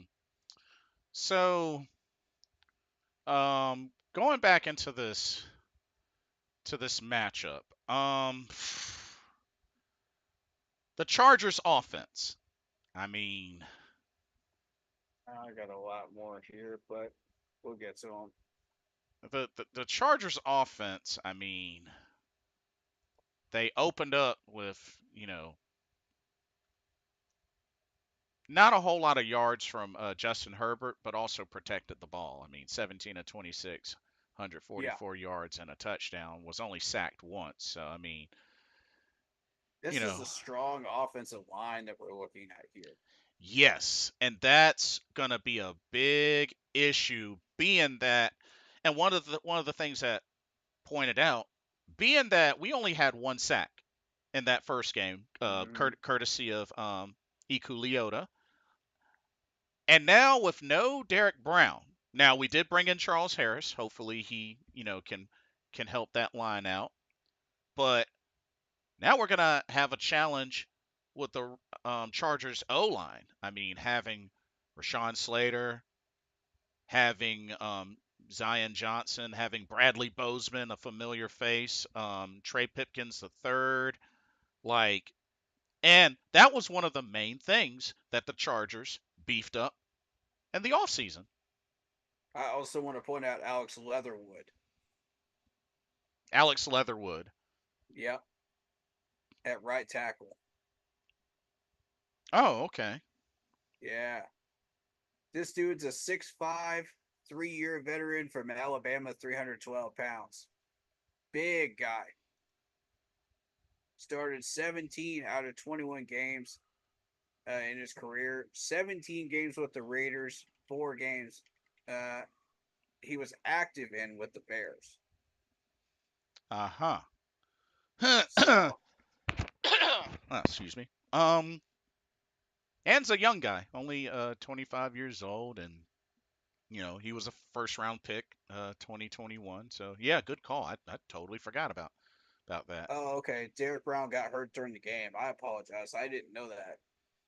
Yeah, I didn't see exactly where he got Yeah, I hurt, didn't but see that either. I interesting. must have missed that. Yeah, very interesting. Um, so yeah, the Chargers really went in on the O line in the off season, and then you look at the weapons. While J.K. Dobbins, is on the smaller side. I mean, only 5'10", 215 pounds, due to shifty and speedy. And then you add a bigger body in Gus Edwards at 6'1", 238 pounds. I Yeah. mean, that's quite a combo there. Uh, Mm-hmm. um, Gus Edwards, I mean, I don't think he's known for getting you a whole lot of yards, but, going from speedy, shifty to, you know, big power back has its benefits. Um, Justin Herbert, who's looking to have a bounce back season. I mean, we got to remember this is somebody that opened up offensive rookie of the year. Mm-hmm. So, um, and see, looking at their wide receiver core, I mean, they got some young guys. I mean, remember Quentin Johnston, TCU? They drafted him. Yeah. They drafted Mm-hmm. they drafted Lad McConkey, Mm-hmm. who had his first touchdown in that Raiders game. Yep. Um, so yeah, they got a young receiving core, and they look hungry. They Oh look yeah, they do. um tight That was ends. evidenced in the first game. Yeah, tight ends. I mean, Will Disley, Hayden Hurst, and Eric Tomlinson, like all veterans. So I mean, that's they got quite a handful on their offense. Let's not underestimate that Chargers offense, ladies and gentlemen. They scored 22 points on the Raiders, by the way, last week. Right. You Um. got Justin Herbert going 17 for 26, 144 yards and a touchdown. J.K. Dobbins went 10 carries, 135 yards and a touchdown. Lad McConkey, the rookie, went 5 catches, 39 yards and a touchdown. So that's a potent offense.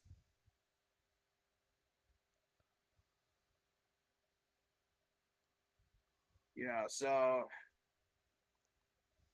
I'm really looking at this Chargers offense and just going, okay, how are we going to defend that after what we put up last week? Good point.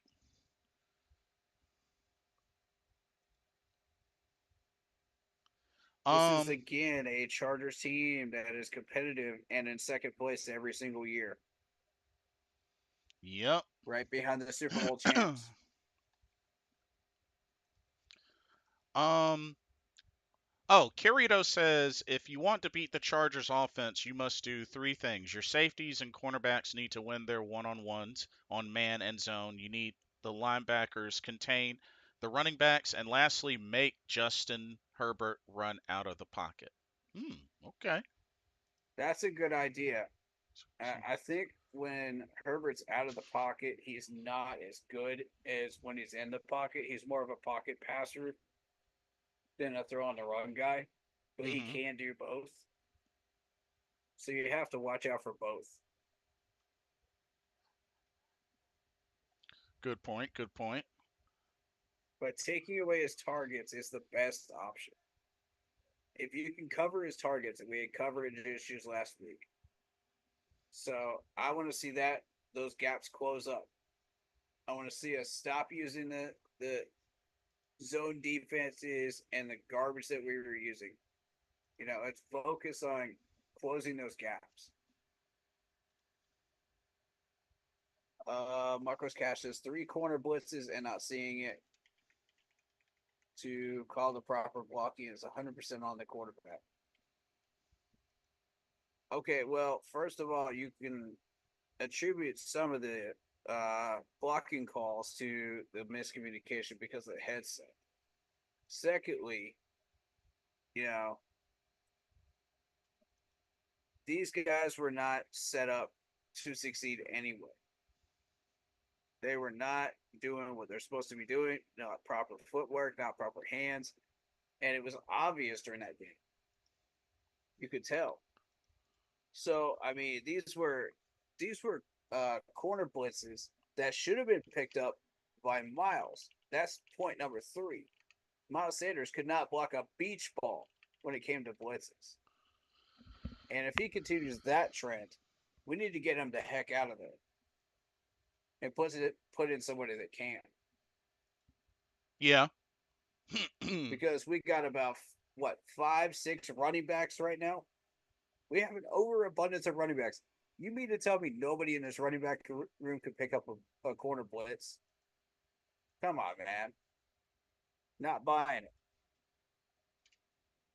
All right, so if we're picking up one, who should we take? Already answered that question. Uh, we didn't look like Panthers. We look like kittens on Sunday. True. Yeah. Um, helping your son with your homework. Good luck with to your son on his homework. Marcos Cash. Bryce had one series, but his feet and posture were on point. On Sunday, it was not. This is my point. Not talking about the starters, talking about the posture in the pocket. I mean, that's fair. His footwork and his mechanics were not there. And I had pointed out he was hopping around like Tigger, from Winnie the Pooh. And it looked bad. You're not going to be able to throw a pass when you're hopping around like Tigger back there. You can't get settled because you're worried about pressure coming from all sides. You're worried about not getting sacked. So you're rolling out when you're not even supposed to in a few cases. You know, the pocket collapsed multiple times during that Right. game. Multiple. And you want to tell me that's green on the PFF? I'm sorry, it's not. That doesn't pass the eye test. So yeah, as much as it is about the posture in the pocket, it is also about the offensive line as well. Not protecting him, so he'll see ghost pressure as well. Mm. That's not even there, and he'll get freaked out, so he'll throw a bad pass. You know, Sam Darnold knows something about that when he was in Carolina and in New York. That is true. Go talk to him about that. So, and it continued down here because our offensive line was not that much better than New York's. All right, so preseason is a live game, not an expedition game. Not, I'm not even gonna address that. I'm done debating that one, David. With all due respect, it's cool, guys. I believe what I believe. Utmost respect, and that's fair. You are absolutely entitled to believe what you want to believe, man, and it is to be respected. I respect all opinions, like I said, even if I don't feel like debating it. I still respect them, and I am giving them credibility. I see what they're doing. Andy is a veteran. It does make sense, but at least have Plummer in the lineup. Yeah, and the general idea is to have the veteran come in and save the day. You know, because he's a veteran. That's the mindset. What they don't understand is veterans degrade in talent as they get older. Did y'all forget that? Because I certainly didn't. And I see it on the field every time I watch Andy Dalton in a Panther uniform. Hmm. You know, and yeah, just because he won a couple of games in the regular season against who now? Who do we beat with Andy Dalton in there? Uh, Look, we didn't. remind me. We didn't beat anybody, but we got really close last year against Seattle. Okay, see, my point being, yeah, he did have a decent game because everybody was helping him out. Everybody was doing their jobs. We had excellent communication last year with that. But that's not enough. You got to have the talent. And Andy Dalton was struggling in preseason. He was struggling in training camp. I sat there and watched him for 6 practices last year. He did not improve. He came in this year, did not improve. So, with all due respect, Andy is not it.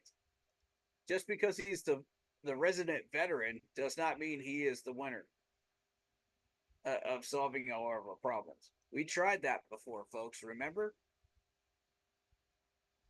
Didn't work. All right, Um, so we tried that in the form of Cam Newton in short yardage situations. Do you guys remember that? For $10 million, oh yeah. and he sat through most of the year. So that theory doesn't work. That's out the window. Uh, I just try to speak facts, and hopefully this season pans out how I envision. At least I believe this team in this team. Even if people disagree with what I say, I'm cool with it. I really am. That's what's up, man. Indeed. That's love right there. That's Indeed. love. Because I feel the same way, man. We're a family at the end of the day, even if we disagree with each other. Hey, we're all trying for the same goal, you know? Right. Um, Kirito says, if I'm the Panthers, I only call short but quick passes, help Bryce Young settle down, screen, RPO, curl outs, check down passes. Trust your young wide receivers to get yards after the catch and quick and short passes. They're younger and faster. Use that. I would agree. I would agree too, but we need to eventually start getting chunk plays. Yeah, it's just a matter of when and where. Yeah. If the defense allows us to do that, then we'll try to do that. But if we can't, then we've got to rely on just moving the sticks and getting down the field. Right. And Bryce Young can do that. He has shown the ability to do that. That's where his bread and butter is in short and medium. So if he uses his bread and butter ability and moves us down the field, eats up clock, prevents uh their offense from getting on the field, and we just keep eating that clock, eating that clock, eating that clock. Even if we end up settling for field goals, at least we're doing something. It's better than last week. You know what I mean? Hmm. It's a start. But we got to start getting touchdowns too. So that's why, the West Coast offense can help with that because there's plays in that playbook that can open things up. And you can use certain plays to open up other plays. So Hmm. it's more of what players do you want to use as decoys at certain points, to open things up. Uh, but honestly, we didn't see very much of the West Coast plays at all. Yeah. That did not resemble West Coast at all. Um, Oh man, I just realized something else. Oh what's up? man. Looking at the Chargers defense, not only Morgan Fox, Joey Bosa, Khalil Mack, another familiar Yeah. name, Denzel Perryman. Oh yeah. Uh, Cam Hart remind Cam is Hart, another one. Asante Samuel Jr., Yep. Derwin James Jr. Oh boy.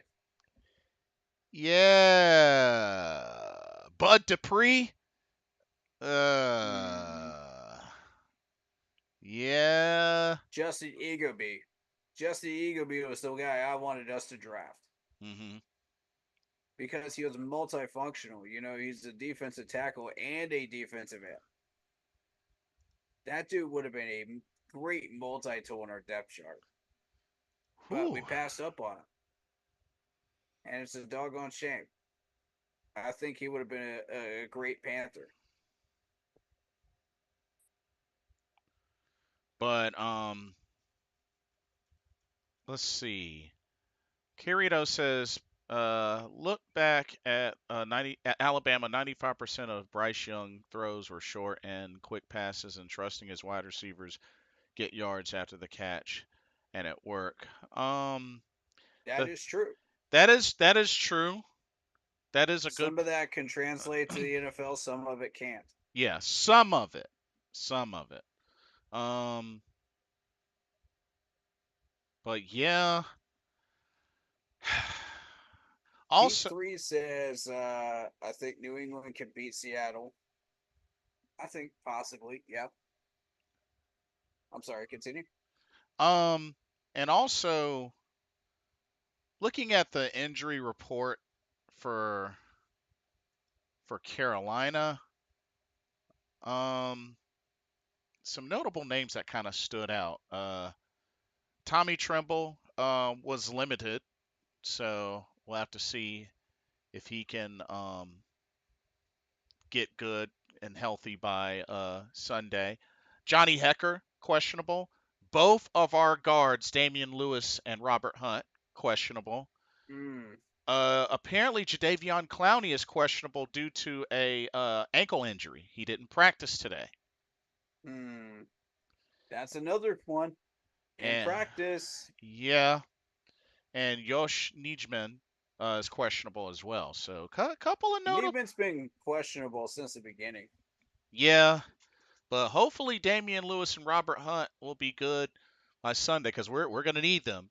There were our two big signees to the O line, but yeah, Yeah.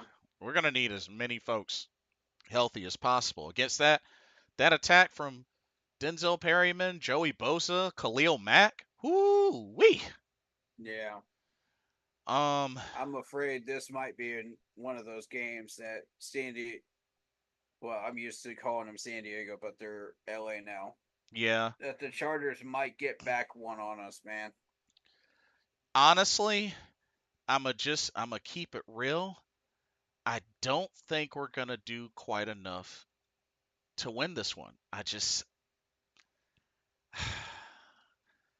Do I think we'll put up more than 10 points? Yes, but I don't think we're gonna do enough to win. I just I agree. I just don't see it, especially with what we're going up against and how they just did over, the Raiders. Like I said, it's not to ignore the overall record we have against the Chargers. That's great. That's Mm-hmm. awesome. That's cool. Mm-hmm. But this is a Chargers team that's starting off on the right foot. Justin Herbert's healthy again, which Mm-hmm. which I understand. We have beaten Justin Herbert before. We beat him in his rookie season. I Yep. get that. Yep. But he still ended up winning offensive rookie of the year. And, this is what, his third year, I believe? Yeah. Oh, that dude he's trying to have a bounce back career this season. Mm-hmm. Mm-hmm.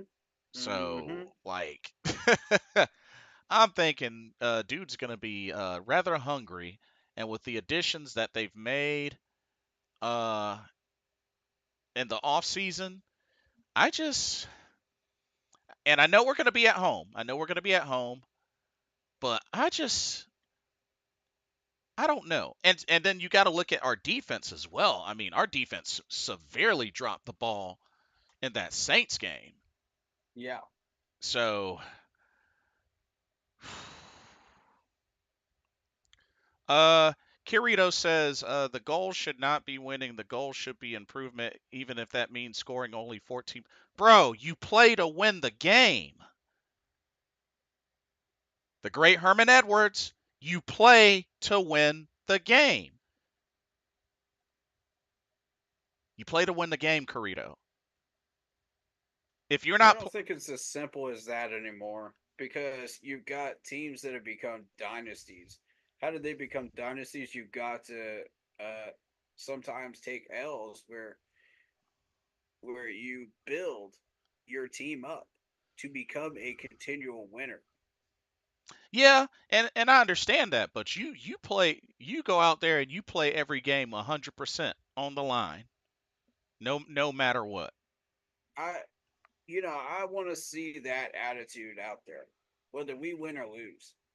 I want to see these guys play until the final whistle. At least you can give respect to the players, and the coaching staff and everybody for doing the best they can, you know, Yeah, at the end of it. Even if they take the L, it does help our draft pick. It does help, where we end up, so it exposes our weaknesses and it shows us what we need to work on. So at the end of the day, a loss can be a learning experience, but at the same time, you do want to try to win yeah. I if mean, you can. If you can. If not, at least put up a respectable showing and show people that we are not total garbage, on the field like we did last week, which is what pissed me off because we look like total garbage. hmm And that's sending a signal to every team on this schedule saying, "Oh, this is going to be easy. We can just walk in here and take what we want." And we got to get back to the Panthers and say, "Heck nah. You walk up in Bank of America Stadium, you walk it up in the Panthers den. You go get a fight. Whether we win or lose, you go get a fight. You go have to come in here and earn it." there you go. That's the mentality I want in Bank of America Stadium. That's what I want on Sunday. That's right.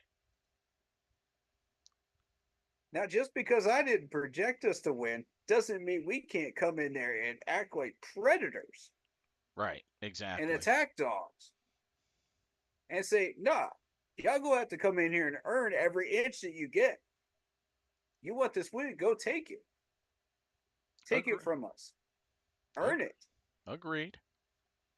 Definitely agree with you there. Um, while it's on my mind, I guess. Score prediction. How closer or how bad do you think it'll be? 27-14 Chargers. I'm going to say I'm Because of the weaponry we were facing. right. I am going to say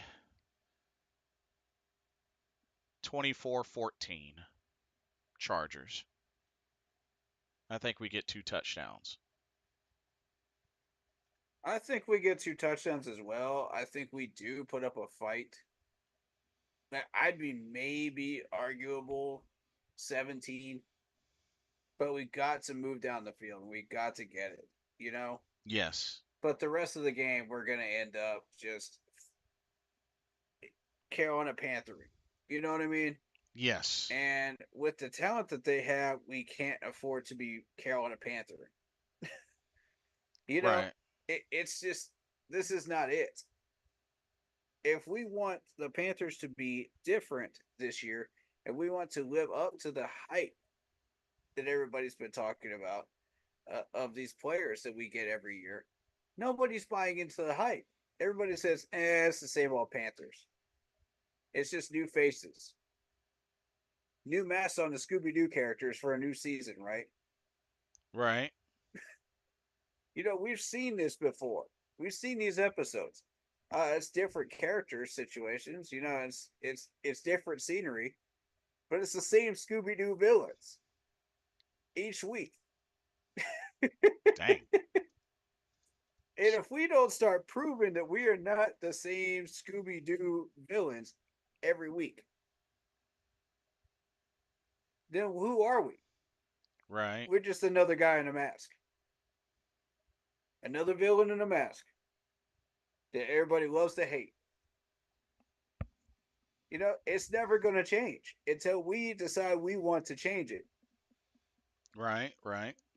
You know what the media said in 2014 and 15 when we got up there? We were not supposed to do what we did. Right. Right. We were not supposed to win, even though we knew we had all the talent. The only one typing us up were NFL Network, truly hyping us up and spreading positivity that I noticed. Right. Everybody else was just like, oh, it's the same old Panthers, it's the same old Panthers. Well, guess what? 15 and 1. We went out there, we earned that respect. Yep. We made these major networks cover us. They had no choice but to spend 2 minutes on us because we did not lose. We fought for every inch. We did everything we were supposed to do. We built this team up from the ground up, and people respected us. They feared us. That's what we need to get back to. Oh, gotta give Kirito the credit for sticking to Star Wars references. He quoted Yoda, yes, failure most of all, the greatest teacher, failure is, Luke, we are what they grow beyond. That is the true burden of all masters. I love that. Carito, you're one of my favorite people right now. He, Thank you. you gotta give him credit. He stays I consistent. like this guy. He stays consistent. I like that. I do like that. I like this guy. I gotta give him props. He That's stay amazing. he sticks with it. He stays consistent in his words. I like that. And that's a perfectly relevant quote to what we're talking about, too. Yes, I like that. I wouldn't have thought of that, but you know what? I like it. I give it me to you. too. I will give you that one. Isaiah Sussex says his fans, when they have a bad day, we jump to conclusions they're bust, and I'm not giving up on Bryce yet. Giving him to the end of the season. There we go. There's the mentality I'm looking for. Thank you, Isaiah. There's the mentality. Because we got to give this dude a fair shot. Just because things didn't go our way in game one doesn't mean we can't bounce back and we can't start putting some stuff together. You know, it's not going to be perfect. It's not going to be a 15 in one season. It's not going to look like 2015, folks. I'm sorry, it's not. Not in year one. If that's your expectation, you need to lower it because it's not realistic. We're not even a 10-win team at this point. Although some people would like to believe that we are, which I respect those opinions, but I respectfully disagree. We don't have that kind of talent. 6 to 7 wins is possible maxing out this schedule. I'm still going to stick with that, but we got a lot of catching up to do after that first game. If we don't want to Mhm. look like raw meat to the rest of our schedule, we've got to start catching back up. We're behind the 8 ball after game one. Seeing that type of a game puts us behind the 8 ball. Now, if we start playing better, we at least come within 7 to 10 points of the Chargers. I'll say, okay, we have caught back up. Let's stick with that standard. Let's keep doing this. You know, that's when I'll say, all right, if we can go through the rest of the schedule with that type of talent and that type of skill on display, doing everything right mechanics wise that we're supposed to be doing and putting everything into it that we can do, then I will say, okay, we're on schedule again, you know, for the 6 to 7 wins. And that puts us in the conversation because this NFC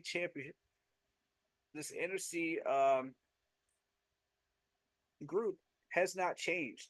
It's been 9 wins in order to try to take the division year after year after year consistently. If you look at the numbers, Hmm. I've showed you guys that in the post game and the live reaction last week. Oh, Kirito says this next quote, this is for all the Panthers podcasters. Fear leads to anger, anger leads to hate, hate leads to suffering, courtesy of Yoda. That's a good point, man. That's a good point. Everybody fears what they don't understand. I'll follow that up with that quote because what we don't understand is several different things with this franchise. That leads to anger, matching up with what you said with the Yoda quote. We all get pissed off, we all get angry, and we start yelling at each other, and we start hating what we don't understand. We start Right. throwing blame here, there, everywhere when we don't even know where the blame should actually go. So I think we should first establish that and stop blaming the wrong people. Right. I've been saying that year after year after year. Y'all keep blaming the wrong people. And I don't know how y'all consistently keep getting this wrong. But no, it's at least they're consistent. I'll give them that. They're staying with that energy, but Yeah. they're just consistently wrong. It's not these players because we kick these players out. Okay, now what? We're still here. Now what?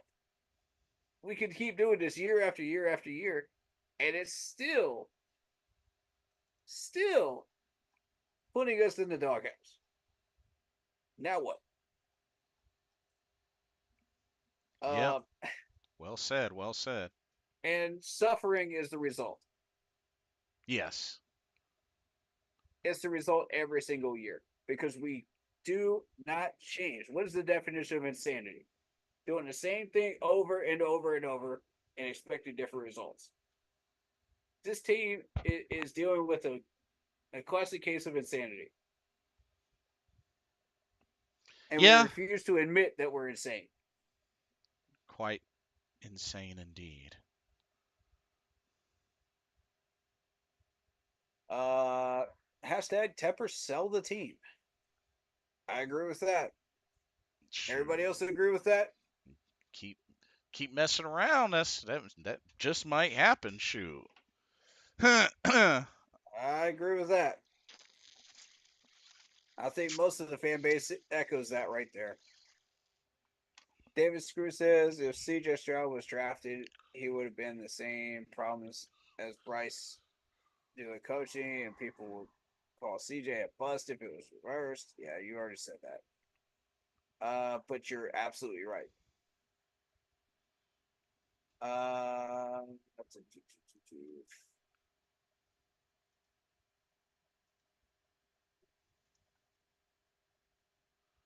there's a lot here. I'm trying to catch up. Now, do your thing.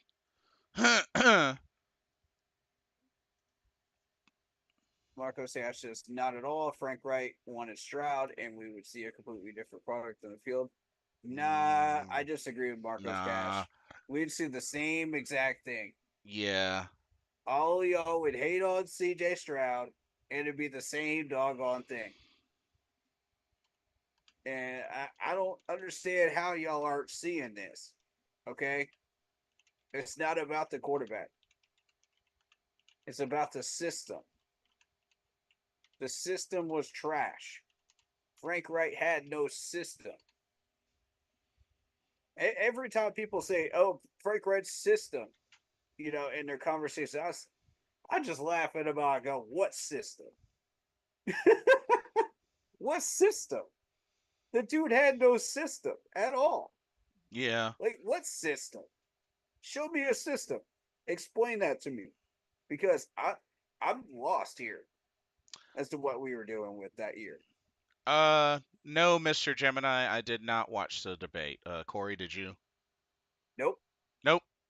Two Not gonna no's. waste my time getting angry about stuff like that. I'm Um, already we already got enough politics going on in the Panthers fan base. Why am I going to watch an actual debate? that's fair. Hey, he's got a point. Um, About yeah. 3 or 4 of y'all's live streams are like a soap opera already. Besides, It's already political. besides, for me, politics are depressing. I agree with that. With all due respect, y'all turn this podcast into some political debates, man. It gets ridiculous. I love y'all, but come on, man. Yeah, but no, he was just asking though. He was curious. Yeah. Um, let's see. I mean, I'll just say this: like Carolina Panthers, like I'm predicting y'all to lose this Sunday. Make me a fool and make me wrong, please, please, I agree. please. I'm begging y'all. Like, Just because I predict a loss doesn't mean y'all can't prove me wrong. please do, Yeah, please, I cause fully encourage you to prove me wrong. cause Go out I'm there and win. Because I mean, like I said, I'm not putting so much on Dave Canales, Yeah, but opening up with a 47-10 loss is not is not what you want to remember, you know. yeah. So If I'm throwing smoke at you as a player, that doesn't mean you can't improve. yeah, exactly. But you know, I do think they will get some at least more points on the board this time than in that first game. I agree. Um, but just uh, man, I really I just really hope that they just give the fans a reason to want to continue to come back to Bank of America Stadium. I mean, despite the crazy prices and whatnot, like give us a reason to. Give us more of a reason to. Yeah. So, Frank Miss Wright ruined Bryce. No, I don't think he did. I think Frank Wright was just Frank Wright. and All the players had to train on their own and do all that stuff on their own. and not to mention, Frank Wright got let go after 11 games, so there were still 6 more games without him. So, I mean, Yeah. I keep pointing that out. Like, Yep. I mean, didn't I really, wouldn't say he ruined Bryce. I would say he did damage in his career. Yes.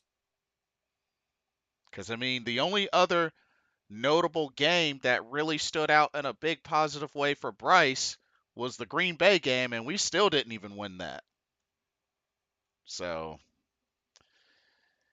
it is, Uh, Bryce deserves better. In my opinion, this is Bryce's rookie year. Whoever heard of 2 rookie years, Marcos Cash says. And yes. yeah. I think that was in regards to some folks taking this season as his rookie year. Yeah. When you have a trash coach that doesn't care, that's the point. Uh, deserves a fresh start. Need a coach who will say you hired me to do a job and let me do it and back off. Isaiah says in regards to David Tepper. Yeah, I agree. La Poppy, welcome to the stream. My moderator says facing 2 former Panthers, Chark and Hurst. Yeah, scary stuff, man. But Um, so Mr. Gemini, let me ask you this question because he says Frank Reich was limited in his play call with Bryce because he knew that's all that Bryce could do. Let me ask you something. What exactly do you believe happened with Bryce Young that warranted the attention for him to even get drafted in the first place? I'm curious. I'm curious to get your hmm, I'm curious to get your honest take on that good because question. and the reason why I'm curious is I wonder if you feel the same way about him being limited versus like, when he was in college, if you felt a similar sort of way. Hmm, I'm actually curious to get your thoughts on that.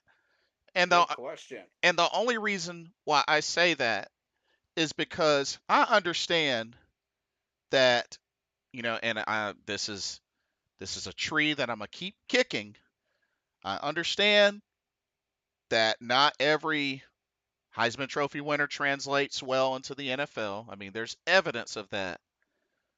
But at the same time, can we at least all agree that he was going to get some level of attention, being that this dude won a Heisman Trophy? Hmm. I mean, folks can say size this and size that, but obviously the man was doing something right Hmm. to earn himself a Heisman Trophy, the highest Facts. the highest honor a player can get in college. Mr. Gemini says he only did mostly screens and short passes in college, and most of it was to the running back. But bro, he got a Heisman Trophy. He got a Heisman Trophy. Now, hold up now, Mr. Gemini, cause I gotta do this. I gotta do this. Bryce Young, Alabama. So, I mean, 2021, he had almost 5,000 yards passing. Had 4,872 in his final year with Alabama. Uh, Hmm. And three that's thousand, against tested opponents yeah, 3,228, in the SEC. 228 yards. I mean, not to mention 47 touchdowns, 7 interceptions, 32 touchdowns, 5 interceptions. I mean, at the end of the day, there's no way that he got all that from mostly screens and short passes. Ain't no way. I agree. Now, I understand that the average yards was, around 8, 9 yards. But I mean, what is a screen? Screen is usually out to the side, no more than like what, 3, 4 yards? Correct. So I mean, I'm not saying that he threw a ginormous load of deep balls, but I would imagine that he had his share of chunk plays through medium to long throws. Hmm. Because I find it hard to believe getting almost 5,000 yards on just shorts and screen passes. Nah, ain't no way. Ain't no way you gonna convince me that he got almost 5,000 yards from just short passes. Ain't no way. Ain't no way. No, Um, Mr. Gemini says, "Do you think he could do that on another college team like Florida or something like that?" Sure. I yeah, I, I don't see why he not. can. I don't see why not. I'm just saying the dude did something right. Being If he that, can do it in Alabama, then he can do it everywhere else. yeah, I mean, the dude did something right to earn himself a Heisman Trophy. I mean, you Hmm. you know what I'm saying? It's like And it's just like me and David were talking earlier. Like we got to stop downplaying some of these successes. Right. No matter how big, how like in numbers, no matter how big in numbers they were, no matter how small in numbers they were. We got to stop downplaying these successes. You Some know, people act like he has no deep ball at all. Man, I'm trying to tell y'all, he does have a deep ball. You're not winning the Heisman without a deep ball. yeah. And, And and then you want to say, oh, well, look who it's against. Well, it's against the SEC. yeah. It's against quality opponents. So you can't throw that argument out there. And I but I will say this. The only thing I will say is that typically the Heisman Trophy and even the NFL MVP is typically won by quarterbacks more than Mm-hmm. other positions. And Mm-hmm. that's, you know, history shows that and there's nothing wrong with that. I mean, Yeah. but at Y'all the were not saying the same things at the college level that you're saying at the NFL level about Bryce when he won that national title. Where were those comments then? Oh, they weren't relevant because he's not a Carolina Panther. Doesn't matter. You weren't saying those things back then, even if you were watching college ball. Some of us watch college ball and the NFL. So y'all weren't saying the same comments. Oh, he's 5 foot whatever, and you can't see over his offensive line. No, y'all were not saying that when he was in Alabama winning that championship. Oh, he doesn't have a deep ball. Y'all were not saying that when he was in Alabama. Where were those comments then? Nobody was putting him in Alabama thread chats or anything. I would know because I'm a Clemson fan and I keep up with that stuff. yeah, and it's Consider we defeated Alabama for a national championship. From then on, I started paying attention to Alabama and everything that they were doing because it was relevant to us from that point on. So I checked all the threads, I checked all that stuff. When Alabama went for their national championship and won it, mhm. and none of y'all said anything about that. They were just happy that Alabama was winning, and they were praising Bryce Young.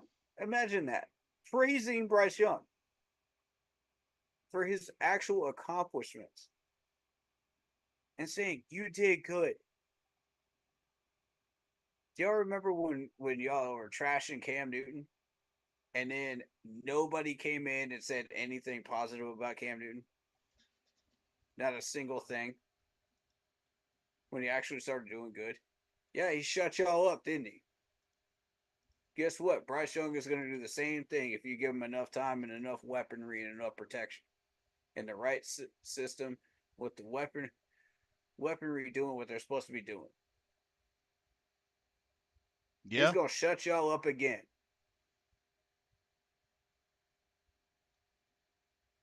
So I don't want to hear it. I don't want to hear it when we start winning. Keep that same energy. It's game one out of a 16 games left. 16 games left. This season is not over yet. It is not over yet. Look me in the eyes, guys. It is not over yet. And Mr. Gemini was saying Bryce wasn't the quarterback when they won the championship, which I understand that was in 2020, but that still doesn't change the fact that in comes Bryce, dude won a Heisman Trophy. Facts. Like the dude won. Like I can't stress that enough. The dude won a Heisman Trophy. Like I said, I understand it doesn't always translate in the NFL, but Mr. Gemini, I don't know if you remember this from the last stream. One of the things that I posed as a question: has there ever been a Heisman Trophy winner in history that has never been drafted into the NFL? I don't think it exists. I don't think it exists. Say it slower for people because some of these people don't comprehend it. Has That any Heisman Trophy winner ever not been drafted into the NFL? and I want y'all to understand, you cannot take that question out of context. Answer it as is. All right.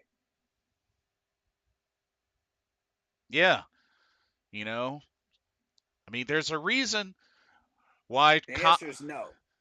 there's a reason why college tends to be the main prerequisite before the NFL. I mean, it's been that way for years. Mr. Gemini said Bryce did have almost 500 yards and 4 touchdowns in the SEC championship against Georgia in 2021, though. And Mr. Gemini says no to the question. It exactly. There you go. There you go. So whether we were gonna get him or somebody else, he was gonna get drafted. Now, Right. I so mean, if we didn't get him, then Houston would have. either If Houston, Houston didn't, Indy would have. yeah, One of our three teams would have gotten him. Same with CJ Stroud. yeah, Y'all know that's the truth. And if you say anything different, you're lying to yourselves and you're not evaluating this properly. Because every single analyst out there said the same thing. Imagine that. Mr. Gemini says, but a lot of Heisman winners were average and or bust though in the NFL. Like I said, I understand that it doesn't always translate in the NFL, but bro, they're not going to be ignored when it comes to the draft. That's the whole point.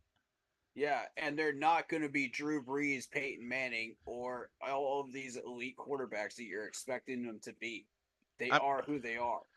Cuz here's the thing. Do you imagine Stop putting unreal expectations on these guys. Because here's the thing. Do you imagine a lot of scouts or analysts and folks looking at these folks and just claiming and saying, "Oh, they're gonna be a bust when they get into the NFL"?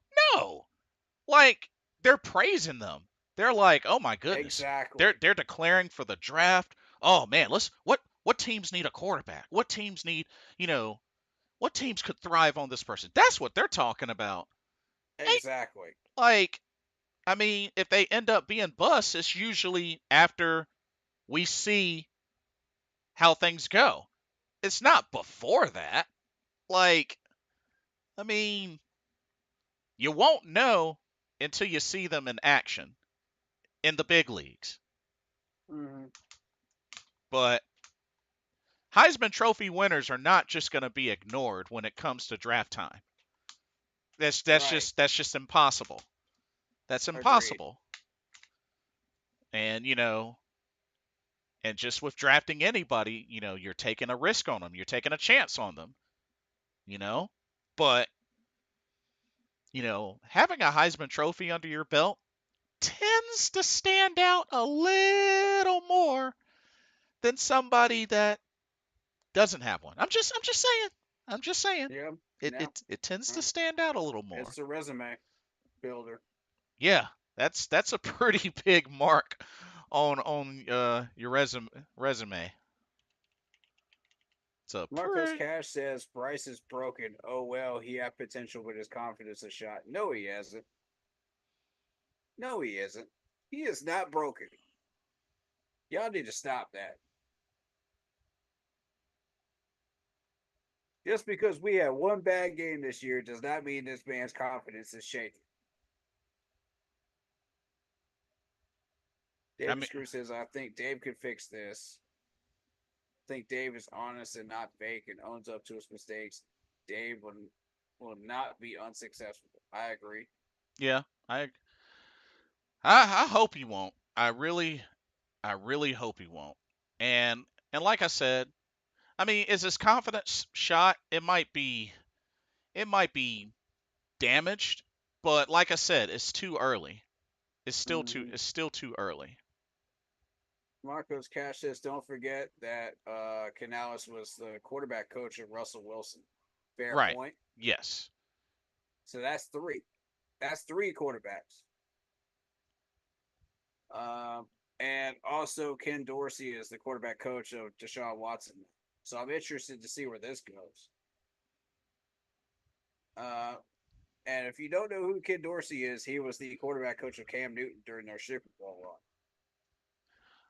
Um, Mr. Gemini says he's cracked, so y'all don't think he looks lost and playing scared, be honest. I mean, I never said that he wasn't, that he didn't have happy feet or that he didn't look nervous. I'm sure he probably did, especially with how things were going. run. But at the same time, there's not really a lot of positive that you can say when all three sides of the ball aren't going well. Right.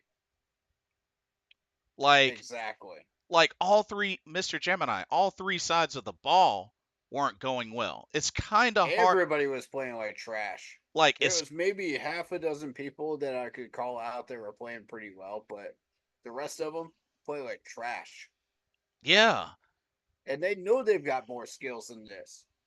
We've seen that they have more skills than this, and they still walked out and played like trash. So again, it goes back to the question of why isn't this translating? right. Absolutely. Uh, David Screw says, I'm more excited about this coach than any other coach we've had. I am too. I think he's got the potential to do a lot of great things. We could go into a dynasty with this coach. You know, if we do everything right and we stay on schedule. The problem is we're not staying on schedule. We got a lot of stuff to fix, and it's not going to be perfect. It's not going to be a perfect process. You're going to have games like this, that are a massive teaching tool, for this team and this franchise. But moving forward, we can get past it and we can put out a productive and successful product on the field. It just takes execution of our players. It takes understanding and communicating properly. It takes footwork and technique. It takes discipline, and it takes knowing that you need to get it done with motivation. And if you put all of those factors together with what you learn throughout the week from the scouting reports, and you do what you're supposed to be doing, then it will translate. With hard practices. Right. Good. Uh, we can agree to disagree. Okay. David Screw says he talks to Tony Dungy and Pete Carroll on a daily basis. Okay, well, just because you talk to prior coaches doesn't mean that that's going to completely translate. Again, these guys need to execute. They need to execute what they learn. Um, let's see. Flop Poppy says Sam about to have an MVP season with Justin Jefferson. Oof, that's a bold statement, but Yeah. it could happen. It could happen. I'm not ruling it out. Um. Sam did look good, but it's only game one. Kirito says Russell Wilson was a game manager and all he did was use middle, short, and quick passes and won a Super Bowl with that people. Yeah, Kirito, you know why? Because he didn't have to be anything more than that. You know why? Because they had a very complete offense, and when you have somebody like Beast Mode, Mm-hmm. you, Mm-hmm. you you don't have to be the main one to go out there and put it all on the line on your back. Mm-hmm. I'm just saying. I'm just saying. Like, I mean, you got And it. as far as Bryce goes, the first thing he said in his introductory press conference was, "I'm not Cam Newton. I'm me. I'm gonna play like me." Yeah. I mean, shoot. Come on, man. When you got Doug Baldwin and Percy Harvin and Yeah, Marshawn Lynch, like Golden Tate. Like, come on now, you especially yeah, you're gonna especially do beast well. mode. Like, so what if he was a game manager? He didn't have to be anything more than a game manager. Exactly. When you got that type of talent, use it Shoot. and excel. The system was working, the play calling was working, the coaching was working, the schedule was going in your favor. That's all the injuries were going into your favor. All of those factors make a difference as well. I mean, heck, look at the Super Bowl that he won. Yeah. They obliterated the Broncos. Yep. You know, Plus they had, guess what? Depth. yeah, they straight up obliterated the Broncos. Especially Broncos had Yep. Broncos had 4 turnovers. Like, Yep. And when you're creating turnovers like that, you're going to win games. Period. shoot, if what I'm doing like is enough to the point where I can be a game manager and everything else handles itself, why is that? Why would I consider that a bad thing? Mm-hmm. Shoot. That just means less work. That's right. And if I got teammates that are gonna perform, that's gonna take it up a notch, that's gonna help make my job Put the ball easier. in the hands of the people that are playmakers, and they will do the work for you. Shoot, I welcome that Let them do with the open work for you. arms. I would totally welcome that with open arms without hesitation. And that's Shoot. what I was hoping would happen with Teddy Bridgewater when we brought him in, because I felt like we had talent, and I said, okay, let let's let him work with this talent. He doesn't need to be anything more than a game manager at this point. We're kind of expected to be more than that, but let's let him do what he does. Let's let him use the talent. Let's see how far we get, It's just like, and use the talent and let them do the work for you. shoot. Speaking of game manager, shoot, I remember how much it was said about Brock Purdy being a game manager, and that dude played in 2 Super Yeah, Bowls. yeah, That dude played in 2 Super Bowls. yep.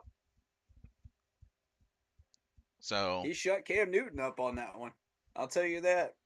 I'm just saying. I'm just saying. He Uh, shut Cam up. Mr. Cam was one of the main ones saying it. Mr. Gemini says, should the Panthers go back to the 4-3? I think they should. Now, I have been hearing that quite a bit Hmm. here and there. Here's the thing. Now, those of y'all that have known me know that I've never been a crazy fan of the 3-4. Y'all know this. Me neither. But the fact that I prefer the 4-3. the fact that we have a coach, a defensive coordinator that has thrived in the 3-4, in Coach Ajaro. I mean, if that's his base, so be it. I mean, it is what it is. But am I a fan of the 3-4? No, never have been. Yeah, I've always preferred the 4-3 because, you've got run stoppers on the defensive line. That way you're forcing the other team to throw the ball against you. And when you have good corners, you have a good secondary, you have guys that can force turnovers, in that way. You know, pass deflections, interceptions, forced fumbles. I mean, the 4-3 has always worked for us in the past. We've had playmakers, we've had ballers out there, and most of the players that go into the draft are 4-3, just right out of the gate. So, yeah, I've always been a huge proponent of the 4-3. But you've got to get the right players. You can't get these hybrid players. You've got to get straight 4-3 people. Occasionally, a hybrid player can help you, but you've got to put them out there. You know, in a 4-3 situation in order to make sure that you've got the right guys for these positions. Luke Yeah. Kuechly, Thomas Davis, both were 4-3 people. You look at KK Short, 4-3. You look at Shaq, 4-3. Can Yeah. you convert them to 3-4? Sure. But is it the right way to do that? Because as Jordan Gross said, back in the day when talking about switching from tackle spots over to the left to the right, it's like changing how you eat, with your fork and knife. Try doing that by switching out hands. It's the same thing with players switching from a 4-3 to a 3-4. I Yeah. think he's really onto something with that, and that's that switching positions in general. Hmm. That was mentioned in the radio show before the game, by the way. Love that comment. Um, I know Corey disagrees, but the Miles Sanders bashing needs to stop. You need to understand that Miles Sanders does have the talent, and I'm not bashing him, except for the things that he was doing wrong. I'll say that again. I'm only bashing him for the things he's doing wrong. He has the talent, but he's not showing it. He's lost a step. He doesn't have the speed he had in Philadelphia. He doesn't quite have the strength he had in Philadelphia. But is he useful in this offense? Absolutely. You just have to use him correctly in kind of a fullback slash running back situation. And that's what I was pointing out in the previous stream last week. Right. Use him in a fullback situation, short yardage situations. He will be extremely useful there. He was averaging 3.3, dude. Even against that Saints defense that had heavy run stoppage, he was still averaging that in short yardage situations when you hit him on a draw play or an ISO. Still getting 3.3. So that's how you need to use him, I believe, in order to get the most out of him right now. Right. Right. Sure, can he go out and catch passes? Sure, but I would only use him in screen capacities right now, and I would not put him in blocking situations because he doesn't have the strength, like I said, that he used to. So the blocking ability is not there anymore, and that was evidenced in the game against the Saints, to where he did not pick up any one of those blitzes, not a single one. Right. And Right. furthermore, he was looking the other way on one of them. He didn't even know the blitzer was even coming.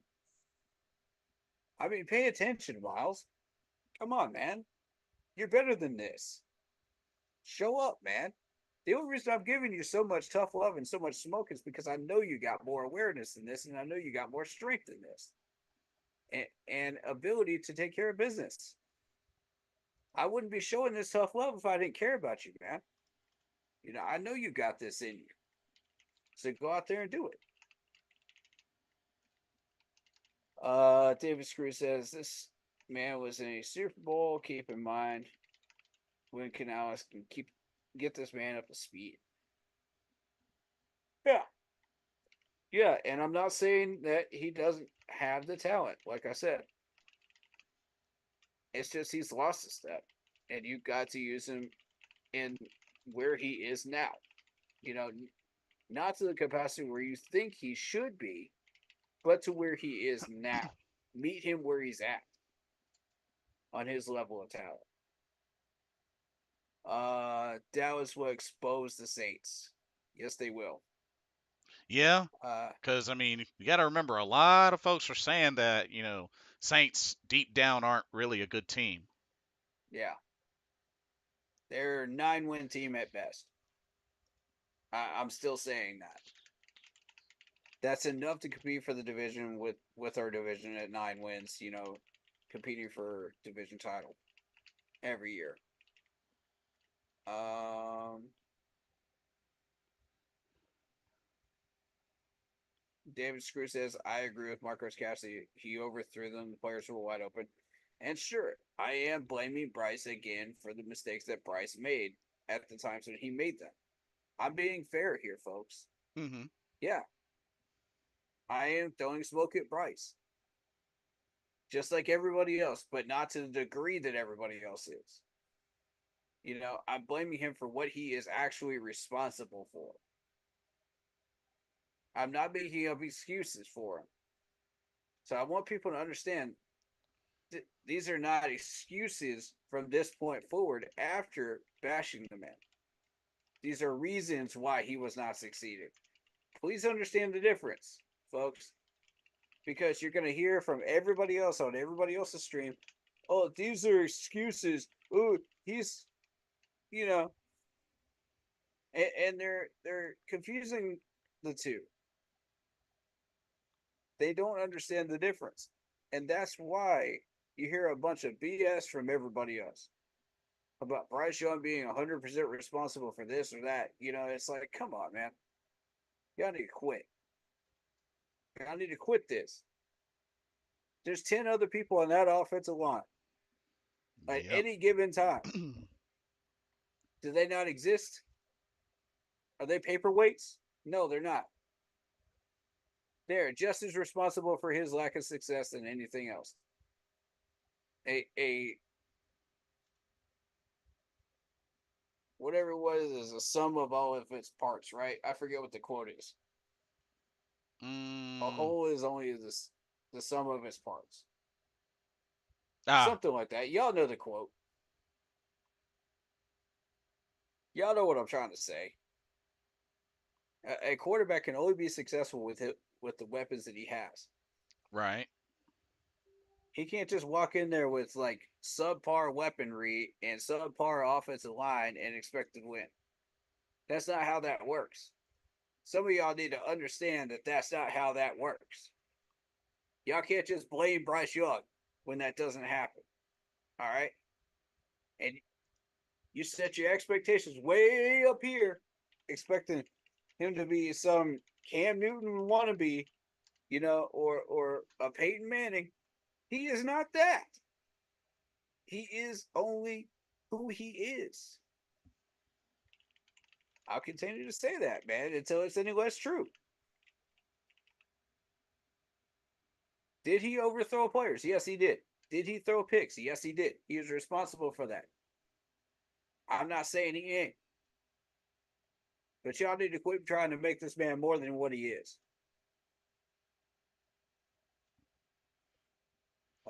Let's see. Any given Sunday is happening in the NFL. True. True. You never know. Kirito's got another quote for you.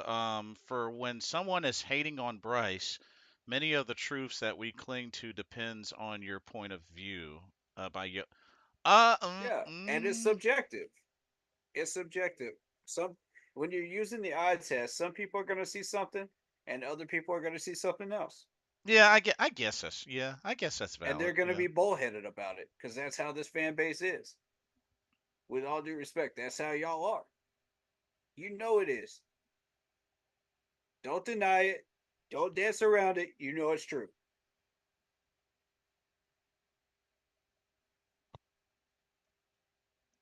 Because you Yep. do it every week. Every week. David Screw says, keep this in mind. Also, playing week one in the Saints' house in a very hostile environment, very loud. We gutted a lot of this team, got a lot of upgrades. Plus, it's Canales' first game as head coach. Fair points. All fair points. So, if you're basing our success for the entire season on one game, it's ridiculous. There's 16 more games. We are not done yet. Right. This game would have been at home. It probably would have been a better performance. Fair point. And that's why a big question that I wonder is how is Dave Canales gonna bounce back from this? Yep. That was one of the things that, even in our group chat, as much as successful as he can potentially be, I want to know how he responds to adversity and into where, the tough blows. And this Yeah. past Sunday was a tough blow. Mm-hmm. So how is he going to bounce back? And that's going to set a tone for who he is as a coach. That's going to start his identity. This team, when it starts to gel, watch out. Mm, bold statement. Bold statement, buddy. We'll see. Derek got hurt during the game. Yep, sure did. My voice is echoing through the other dude's stream. Yeah. Didn't watch one stream and mute the other one. Brock only played in one Super Bowl, but still Wait, what now? being being the last pick in the draft. Okay. Yeah, Brock did only play in one Super Bowl, even though he was the Mr. Irrelevant pick. Oh, that's right. The other Yep. person was Alex Smith. I'm sorry. You're right. You're right. Yep. Mm-hmm. Yep, you're right. Good catch. All right, so I am caught up now. So let's get into some of this. All right. Let's really dig our teeth in here. I think Bri- Asante's go ahead. Shout out to Brian Stowe. Are you are you a Chargers fan? Interesting. We got a Chargers fan up in the chat, huh? All right, cool. I'm curious. Very cool.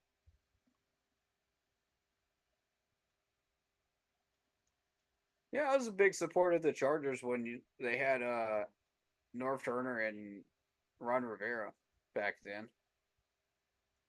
That was a fearsome Chargers team, man. Whew. Hmm. I loved every part of it. Those guys were nasty. I was a huge Antonio Gates fan. Still am. And LT as well. Um,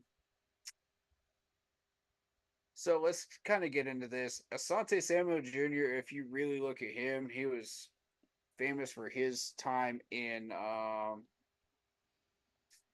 Florida State. 5'10, 180. He's already got 5 solo tackles so far, 6 combined tackles just in the first game. Overall, you're looking at a solid tackler. 132 solo tackles out of 169 combined. You're looking at somebody that can pass deflect as well. He's got 35 career pass deflections, consistently in the double digits every year. He's got at least 2 picks a year, leading to a total of 6. And overall, just a major threat. Healthy, too. He's played 44 of his 47 total games starting. So this dude is a threat. So if you test Asante Samuel Jr., he will win. I don't recommend it. Personally, I think we need to be aware of where he is and who's on him. Um. We do know who Cam Hart is. Cam Hart kind of had trouble with coverage. So if Cam Hart does end up in there and Asante Samuel Jr. does get hurt, be aware that we can take advantage. Go ahead. Um. Do you, by chance, do you have YouTube also going on? Yeah. So um on the YouTube, I think if you mute it, I think that Well, makes if I mute my mic, no, not I'm not using a headset mic and a smaller mic, and the smaller mic is the one that the bigger mic is the one that is going to Zoom. So if I mute that mic, you won't be able to hear me at all. No, I meant you said you have YouTube running. I was saying if you have YouTube running in the background to check out like chat or whatnot, I was gonna say mute that. That could be what the echoing is, but if not. No, no, no, no. I don't have any sound on that. Oh, okay. Okay, I was just checking. That's on my phone. So no, I don't. It's the second mic. That's what's going on. And there's not much I could really do about that. I apologize. Because otherwise he won't be able to hear me and we won't be able to fully do this, guys. But um so looking at let's see.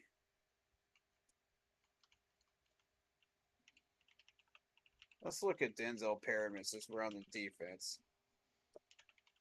Denzel Perriman, 5'11", 240 pounds, 10 years in the league from Miami. Already got 4 tackles so far. Um, but again, we're looking at another solid tackler. You've got 410 solo tackles out of 667, 6.5 sacks over his career. But what he excels at is pass deflection. He's got 14 and 4 forced fumbles over the years. Be aware of that number.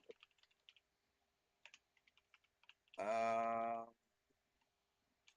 5 interceptions as a whole, but that's not really the biggest concern at the moment. It's those sacks. That's the biggest one to pay attention to. Because if this dude gets in on blitzes, we're in trouble. Yeah. Yeah, Miles absolutely. Sanders cannot block a beach ball at the moment.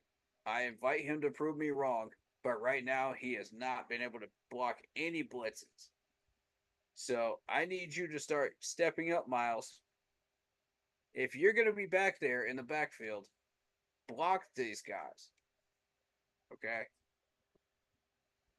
Yeah, got I to. I I understand this is a big dude. This is a 240-pound guy. I get it.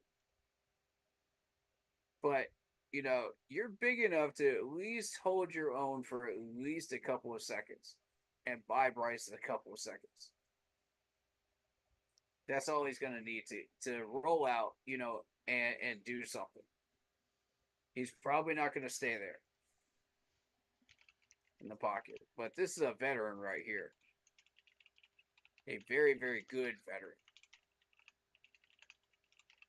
Bosa, everybody knows about 6'5", 280 pounds, 9 years in the league from Ohio State. He has 6 solo tackles, 1 sack, and 1 forced fumble in the first game. This dude went off against the Raiders. 7 total tackles. Yeah. Mm-hmm. Let me get some water. And overall, as a whole, you're looking at 209 solo tackles out of 328. Ah, He has 3 pass deflections, so that's not his strong suit. You're looking at 16 forced fumbles. That's a big number right there, ladies and gentlemen. He had 7 forced fumbles in 2021. 7. This dude could change this game. Stay away from Bosa, especially running the ball. I'm warning y'all right now, do not run this ball towards Bosa, or you will regret it. We have had fumbling problems in the past. right. That's not going to help. What this is going to do is only increase that number. And he had a forced fumble in game 1. Keep that in mind. He's already had 1. Do not make that number 2. So I need people to understand this dude is just as dangerous as you think he is. All right? Just because he's lost a step in the past couple of years in fantasy. Doesn't mean he can't put up the numbers in real life, though. Khalil Mack, after just coming from the Bears. And we know who this dude is 6'3, 269, 11 years in the league. Solo tackle, sack and a half in the first game against the Raiders. And we're looking at 394 solo tackles out of 594. 103 sacks career. Ugh. I'll say that again. 103 sacks in his career. Yikes. He had 12 and a half sacks in 2018, 10 and a half in 2017, 11 in 2016, and 15 sacks And remember, in 2015. And remember, y'all, we're talking about a player that has already had his way with the Carolina Panthers. Oh, I fully expected him to have his way today, this Sunday as well. Here's the other number I'm scared of: 30 forced fumbles. Yeah. 30 forced fumbles career-wise. Ladies and gentlemen, that's 2 major turnover machines. That's what they're made for, is turnover machine. So you got 6 forced fumbles in 2018. You got 5 forced fumbles in 2016. You got 5 forced fumbles in 2019. 5 forced fumbles in 2023. That's recently, folks. And he's got fumble recoveries too. 13 fumble recoveries out of the 30 he's caused. He's a big dude. He can get into that pile and get that ball. 6'3", 269 pounds. Buffalo native. So this is another player I want us to avoid. And I'll bet you, if Clowney becomes a non-factor, this dude will not be. He will pick up the slack on the other side of the ball. That's what I'm worried about, man. And our offensive line has shown last week it cannot handle that type of pressure. That's a little bit of a concern, man.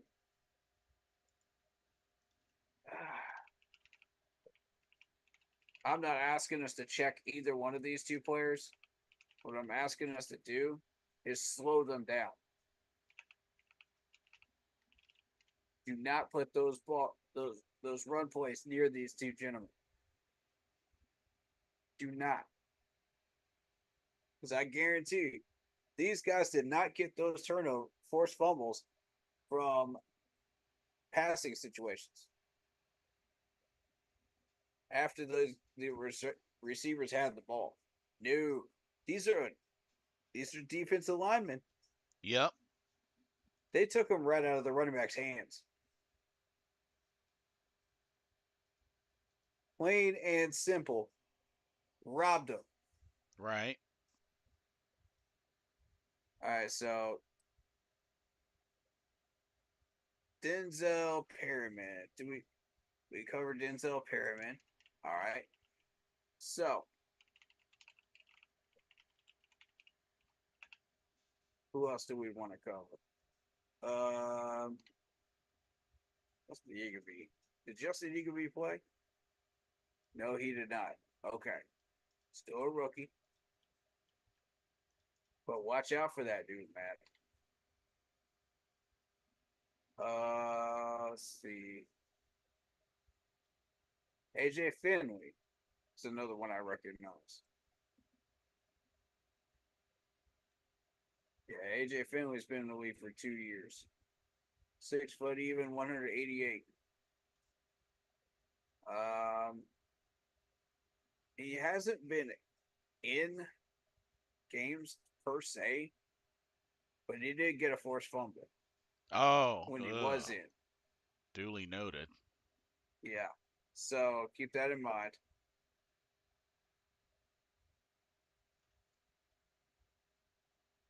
That's just the defense alone. Is there anybody on that defense you want to look at that catches your eye? Um, I mean, you pretty you pretty much said the main ones. Yeah, but Cam Hart, we can take advantage of that coverage issue because we know about Cam Hart now. So if he should enter into the game, we have his number. All right. Offensively, let's see. We know Bradley Bozeman. No reason to look at him really. Um, and again, there's probably a couple of players I missed on that defense that were major contributors as well that are going to show up in the stat sheet. That happens every week because I don't recognize the names of everybody. Um, so defense, I know Morgan Fox, Joey Bosa, Bud Dupree, Khalil Mack, Denzel Perryman. Let's look at Morgan Fox. I mean, who's So, played with us? 6'3", 275, 8 years in the league, 30 years old, 3 solo tackles, half a sack in the game against the Raiders. 86 solo tackles out of 160. He needs help. So, product of the system, we can take advantage of that. We can put some moves on him. If he doesn't have any help and he's one on one, but if it's a screen situation, he's probably going to win. 2 pass deflections. That's really all he did with the Rams, and that was it in that category. He had 4 forced fumbles over his career. One of them was with us, and he had a fumble recovery too. He recovered his own fumble. So what he did with us is 14 combined, 34 combined tackles, 14 solo, sack and a half in about 9 games started.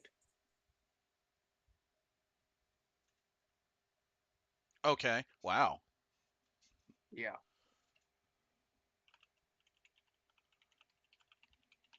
I would not say he is one of the major contributing factors.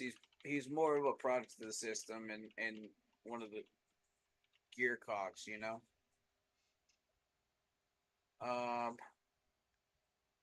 that doesn't mean try to run at him, because you do have Puna Ford here.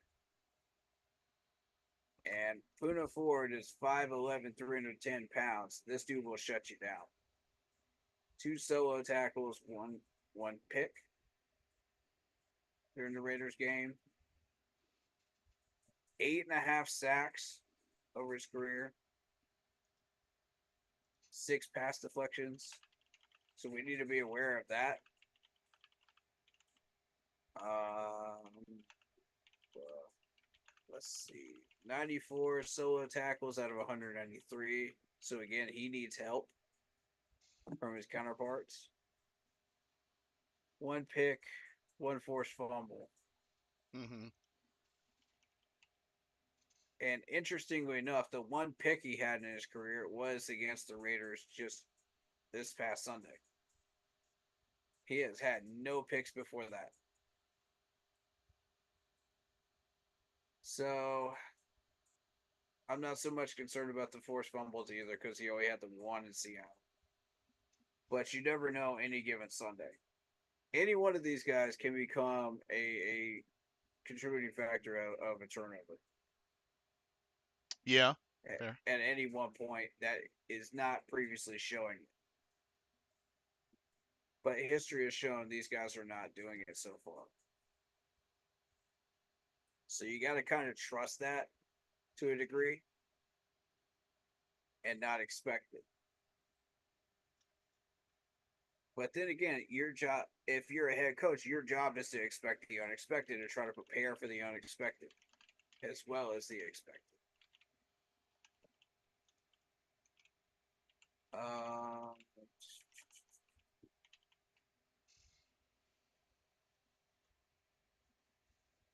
I'm going to move on to the offense. I don't see anybody that we really need to push on defense there. Um, So offense, I mean, of course, J.K. Dobbins, Gus Edwards, that 1-2 punch combo on the ground. yeah. Of course, wide receiver Quentin. They got some young guys. Quentin Mm-hmm. Johnson, Lad McConkey, who had a touchdown in the previous game. Um, Correct. Joshua Palmer. Mm-hmm. Like I said, not a whole lot there. It still needs a lot of work, even for the Chargers. Um, Also, I do want to keep in mind when we're evaluating our performance last week. I'm going to give kind of a break to the tight ends because we've had a lot of injuries, and getting down to that point in the depth chart at tight end, we're going to have a lot of you're going to see a lack of blocking Hmm. and overall ability in general. We got down to Felipe Franks, who should not even have made the practice squad, much less the 53. So this dude's been a camp body since last year, in Hmm. my opinion. And it proved my point when we waived him this week. You know, we discovered who he was during the live game. Okay, waived.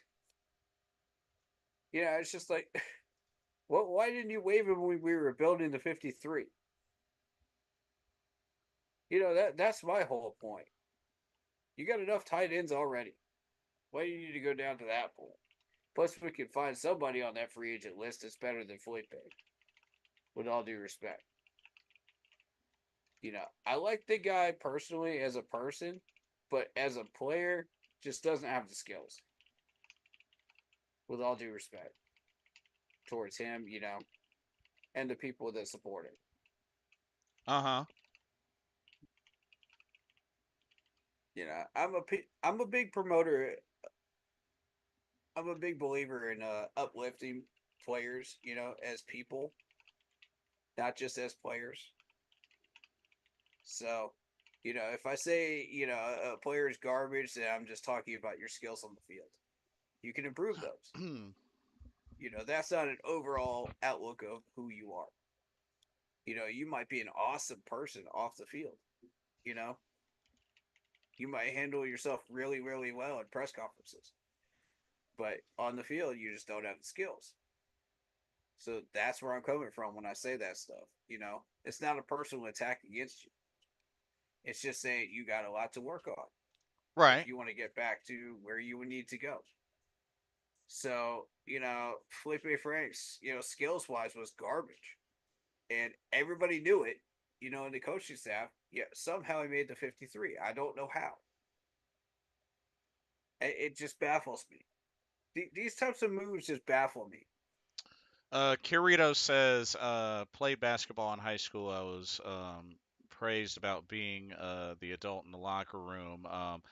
He says that he should be the GM of the Panthers. Already know what first thing to do as a GM of the Panthers. You sure you want that job, Kirito? Dude, I wouldn't even want that job. Are you absolutely sure you would, Kirito? Are you sure you would want that job? Think about it now.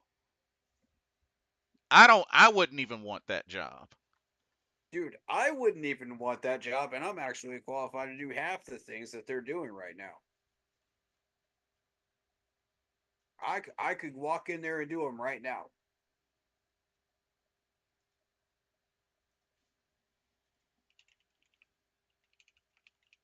I'd hire somebody to handle contracts, of course, but that's a rabbit hole I'm not dealing with.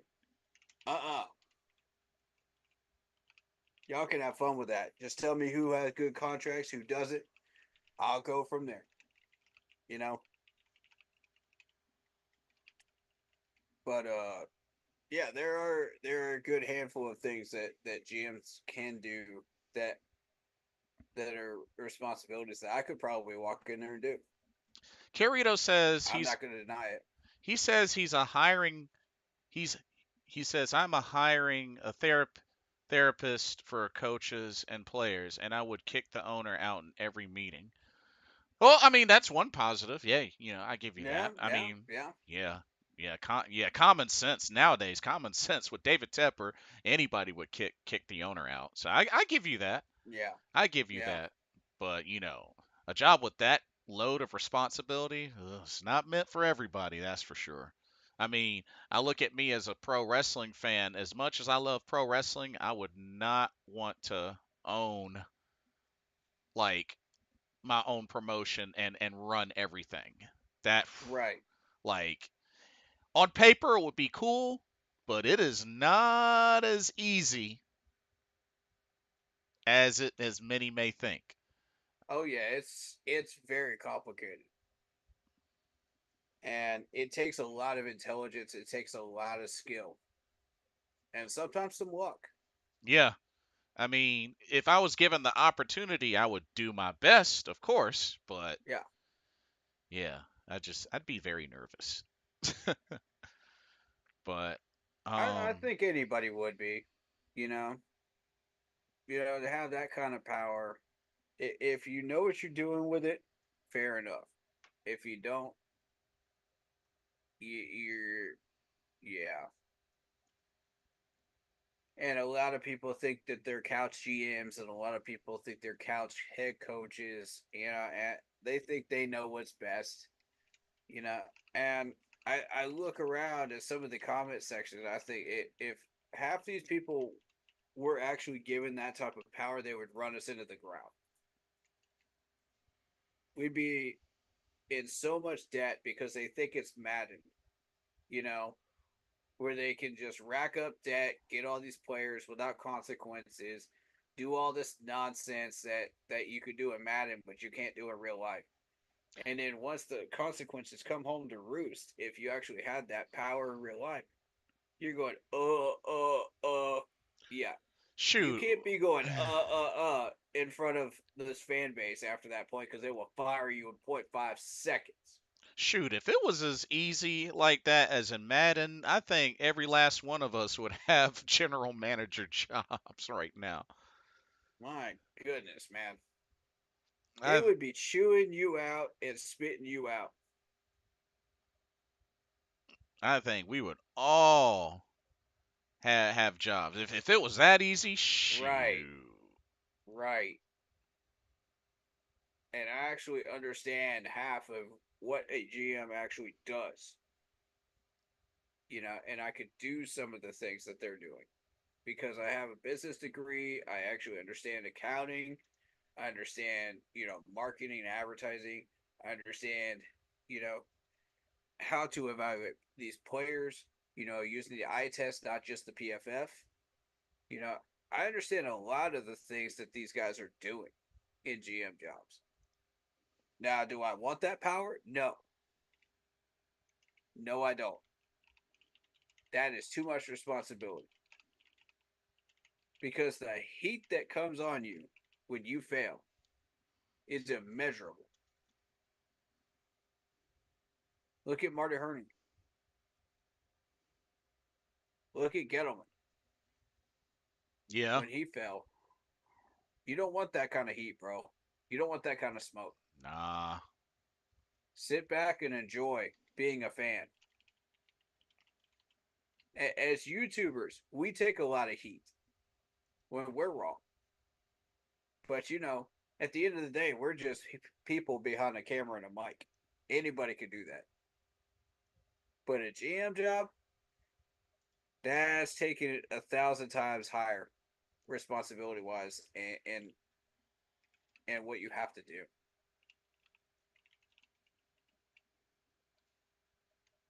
So that's okay. So let's kind of look at this offensive line, starting with Rashawn Slater.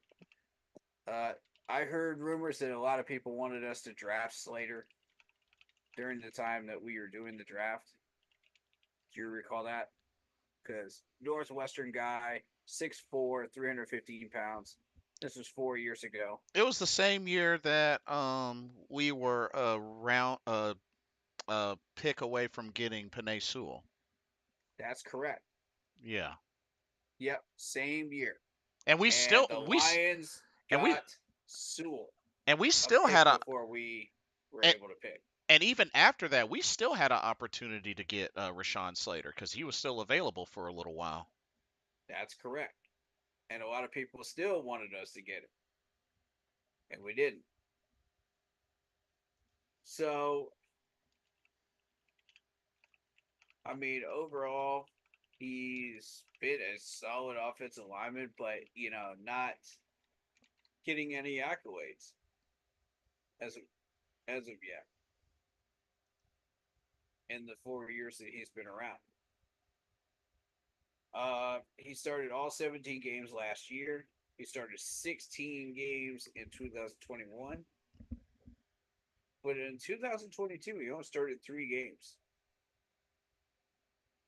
I want you to keep in mind, maybe that was probably because of an injury. I think so. I think you're right. If it was, we need to be aware of what that injury might have been. And, you know, if that should rear its ugly head again, take advantage of it. Oh, so Carrito would not only kick the owner out, but he would kick the owner out wearing Boba Fett armor and sit in the owner's. Oh, okay. So almost kind of like Mandalorian style, or or or or more, either more like the Boba Fett series, but I like it. or oh yeah, like Boba Fett, Yeah, the book yeah, yeah. the book of Boba Fett. Yeah, that could Yeah, work. That could I work. like it. Have I have like it. have Fennec Shand uh sitting next to him. Have Fennec Shand sitting next to him, Absolutely. which I have to give credit. Ming Na Wen, even at age 60, like it was either at age, Incredible actor. it was like she was like age 60, 60 something, Incredible actor. and nailed Fennec. Absolutely nailed it. This is exactly like the comics. Yeah, and I got a chance to meet her, and I tell you, she was awesome. Not only that, when we went to pose for the picture, she did a fighting stance pose, and Oh, that's so cool. yeah, I let her pick the pose. I was just like, you know what, you're that incredible. Wow, you actually met her? Wow. Yeah, Lucky? GalaxyCon last year.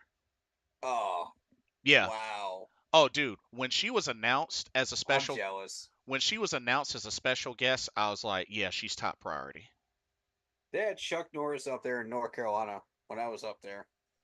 Yeah, but he was pretty expensive. Oh, yeah. Yeah, it was pretty wild. I did not expect. This is exactly where I got that Greg Olson signed helmet at, too. Oh, nice. Yeah, I was not expecting to run into this. $125. And a Julius Peppers pennant. Hall of Fame pennant, ladies and gentlemen. That is Nice. fire. Oh, I saw this and I just had to have it. I had to have it. I'm a pennant collector. I get championship pennants from like pretty much every team that I support. Oh, very And nice. my favorite one is the Chicago Cubs, and I got that one from the actual Wrigley Field in Chicago. Oh, oh wow. My neighbor went up there, to Chicago and got me one from their team store. Very nice, very nice. Yep.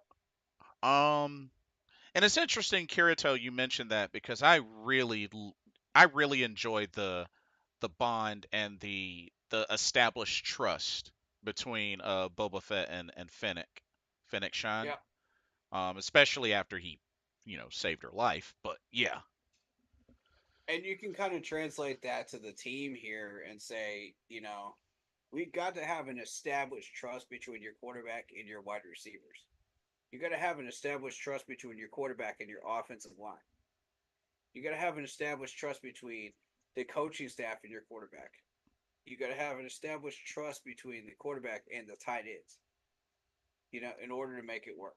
And it's all got to connect. right.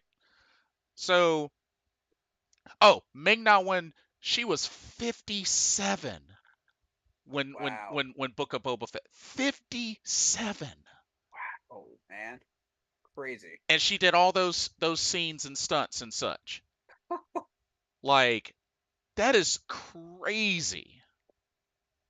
We should do a Star Wars podcast. That would be fun. I'm And down. and Tamura Morrison, he was 60. I'm 100% down. And just and he's the original Boba Fett as well. Oh, yeah. So that's man, it's crazy. Idea for the future? Eh, Um, I we'll would see. I wouldn't be against it. I'm pretty sure you have me well beat in Star Wars knowledge, but I mean I'm not against it. I'm not against it. It's an idea. We'll bounce it around. Yeah, but that, I'm just saying you might have to be the one that leads the charge on that one. Um, Yeah, sure. Sure. I'll do it. so Um, so when we look at the wide receivers, you got Quentin Johnston yeah, from TCU. And this is interesting because this wide receiver came from the TCU during the time that TCU was actually really good.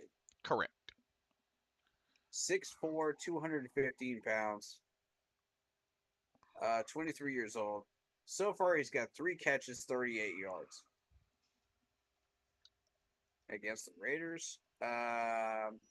Last year, he racked up about 38 catches, 431 yards, 2 touchdowns. Oh yeah, his rookie year. Yeah. And started 10 games for an average of 11.3. Okay. I mean, not bad. I mean, I know he wasn't the top target on the team, but Yeah. not bad. They had Keenan Allen at the time, so it makes sense Yeah. why he wasn't the number one target. But now he's kind of getting his opportunity. You know, Yeah, that he wide receiver room is kind of slowed down a little bit. You got DJ Chark on the opposite side. yeah, but he's on IR currently. Yep. But Um, I just kind of wanted to look at DJ Chark's numbers just for the heck of it. oh, go for it. You got 212 receptions for 3,000 yards so far in his career. Dang. Yeah, he got 525 with us and 5 touchdowns with us out of a total of 23. Yeah, and Lad McConkey, like his final year in college, he didn't have beastly numbers or anything like that, but at the same time, being that he played with Georgia, I mean, he played on a championship team, so. Yeah, But I mean, he 6 foot even, got his first touchdown this past Sunday, so 5 catches, 39 yards. Yeah, I'm excited for him, and I wish him the best of luck. I'm excited to see what he does. so I like him.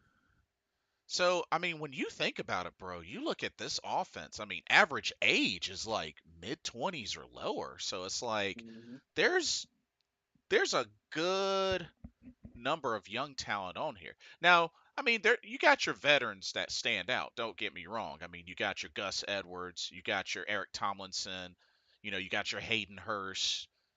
Hmm. Like they're there. You're Bradley Bozeman. Yep. So so I think what's really scary is, I know they got some players questionable and some players out, but I think the more healthier the Chargers get, don't be surprised if they The get, more dangerous they become. yeah, and I'm talking like as much as like 12, 13, maybe even 14 win seasons if they do it right. If they do it right. I'm gonna say 10 to 12 because that's been their average. They've been second place. The Chiefs are still gonna be number one in that AFC West, of course. Yeah, They've got way more firepower than the Chargers, but it's the Chargers could still battle and maybe pull off a random win over the right. Chiefs. But it's gonna take a lot, Cuz you know. cuz the thing is with the Chargers over the years, it's like they'll have a 5-win season, and then Right. they'll have like a 8 or more win season for like maybe the next 2 or 3 seasons. Right. And then they'll have another 5-win season, and then they'll have like a 12 win or 11 win, you know, And the like way I look at those 5 win seasons is this reloading. You know, yeah. you're gonna have 1 year where you have to reload, and then you come back and then you start doing what you usually do Yeah, consistently. because I mean, we have to remember at that time, they were just, getting ready to exit the Philip Rivers era, and now we got the Justin Herbert era. So, I Uh, Blind Starzer is actually a Bolts fan, and he says Bolt up this season, 8 to 10 wins. Next year is probably going to be better, more cap space. you Yeah, you I know can what? see that. You know what? I can admire and appreciate that. I don't think I've ever known a Chargers fan. Like I find it kind of rare, especially here in North Carolina. I don't really Yeah, know. same here down in South Carolina. I haven't seen any down here either. I don't know any Chargers fans. Blind Stars are nice to meet you. Like, no, Yeah, same. no joke. Like I've never really seen a Chargers fan. Yeah, if So you'd like to come in and react with us, we'd love that. yeah, I just find Give it your perspective on the team. I just I find it always, Oh, I was just gonna say, I just find it very unique. yeah, definitely. I always welcome, fans of the team that we're playing to react with us. Sometimes they'll have knowledge that we don't have of the other team, Yeah, so I always welcome that. We can learn something about them. and not to mention, I mean, talking about the Chargers. I mean, where do I start? I mean, LT, Philip Rivers, Antonio Gates, man. I Antonio love Gates. Antonio Gates. Like, Heck, man, we got Norv Turner and Rod Rivera from you guys. yeah, I Thank you for mean, that, by the way. We love them, shoot, and we had a lot of success with these guys. heck yeah. I mean, it goes back. So, Drew Brees was there before he went to the Saints. yeah, I So got I a Philip mean, Rivers jersey sitting in my closet right now. No joke. Darren Sproles has played for the Chargers. I mean, I gotta admit, Yeah. think when you really think back to it, I mean, I feel like the Chargers. I don't think it's a team that a lot of folks go crazy about initially versus like, say the Packers or the Patriots or the Chiefs or, you know, but the Chargers over Yeah. the years have had some really solid teams. Like, Mm-hmm. and Mm-hmm. especially dating back to as far as I think it was either '05 or '06, they finished like 14-2, if I remember Yeah. correctly. Mm-hmm. Cause they Very dangerous team. because I think they went on a what was it, a 10-game win streak, Whew, God, and they yeah. were and they were scoring like an average of like 30 to 35 points a game. Like, oh my God. Mm-hmm. Yeah, Mm-hmm. yeah. I think it actually. Yeah, here it is. Oh 06. Yeah, 14-2. Oh man, they were a beast of a team. I mean, they were beating Yeah. everybody. Because after week 7, they won the rest of their games from week 8 to week 17. Like, Mm-hmm. whew, yeah. Crazy, crazy stuff, Matt. So You yeah, know, but yeah, I feel like the Chargers aren't really a team that's talked about enough. But honestly, they're not. And this is a competitive team every single year. Playoff team, competitor. yeah, They're knocking on the door of being one of the best AFC teams out there.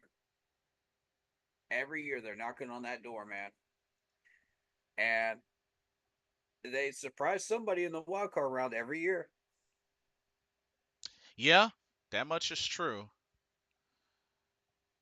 But man, I tell you, Well, let me look up their playoff record because it's interesting. Playoff history, yeah. Let's see what we got here. shoot, makes me think back to the old recent Tecmo Bowl days where Stan Humphries was the quarterback.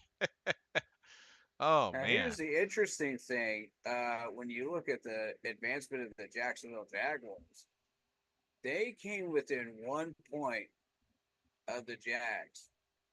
Yeah. I told y'all the Jags were going to surprise somebody in the wild card round, and it happened to be the Chargers this past year Oh yeah, the in 22. oh In 20 22, 2022. Yep.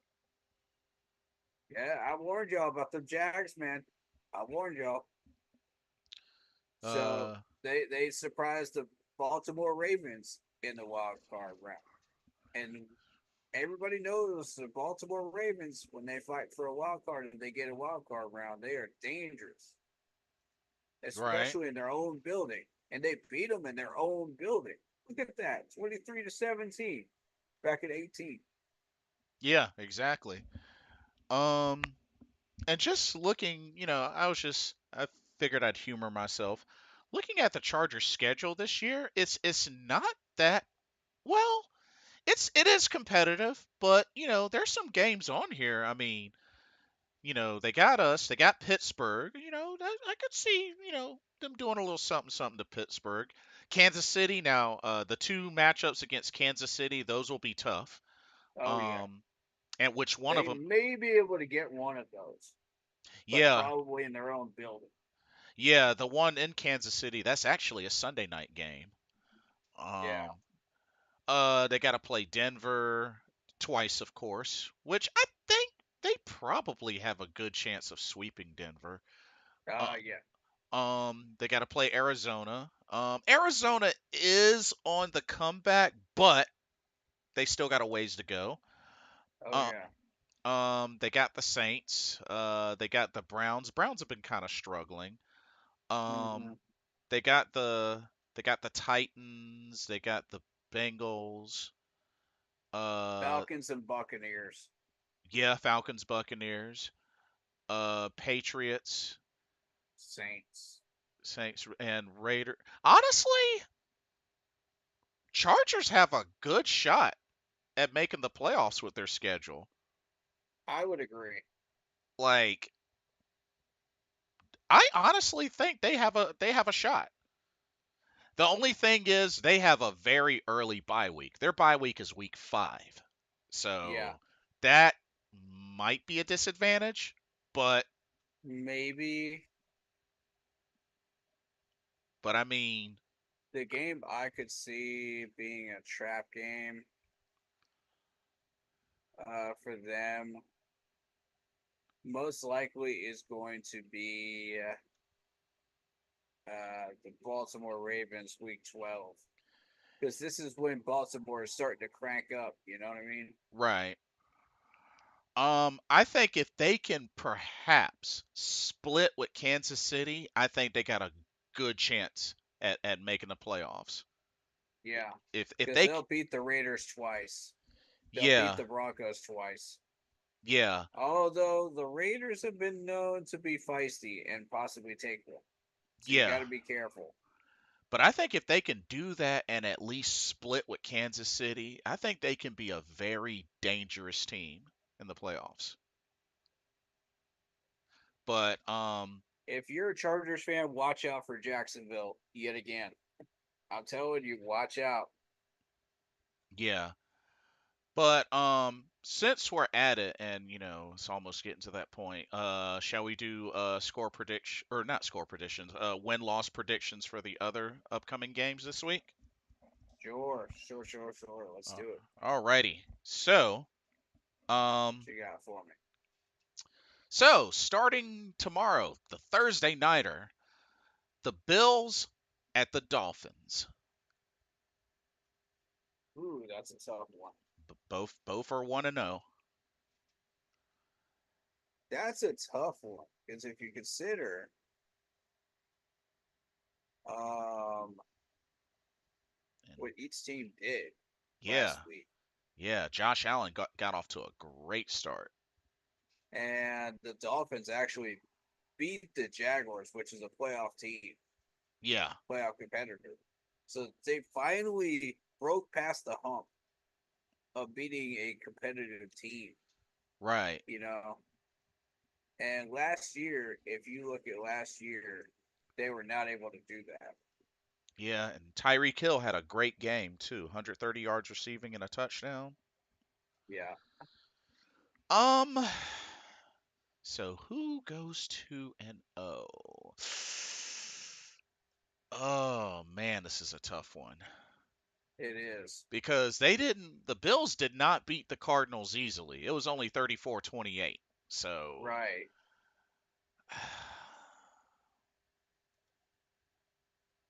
mm, Mm.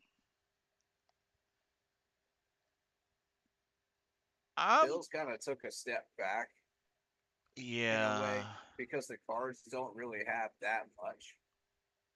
So what that score right there tells me is the fact that the Bills have some work to do on defense. Yeah, I mean, gave up 28 points. I mean, it Yeah. was close. But the offense is doing good. Right.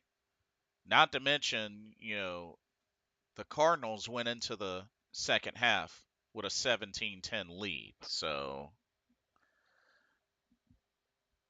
All right. And we look at the Dolphins with the Jaguars game, 20-17.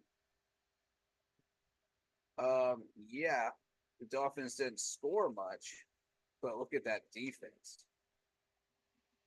against Trevor Lawrence.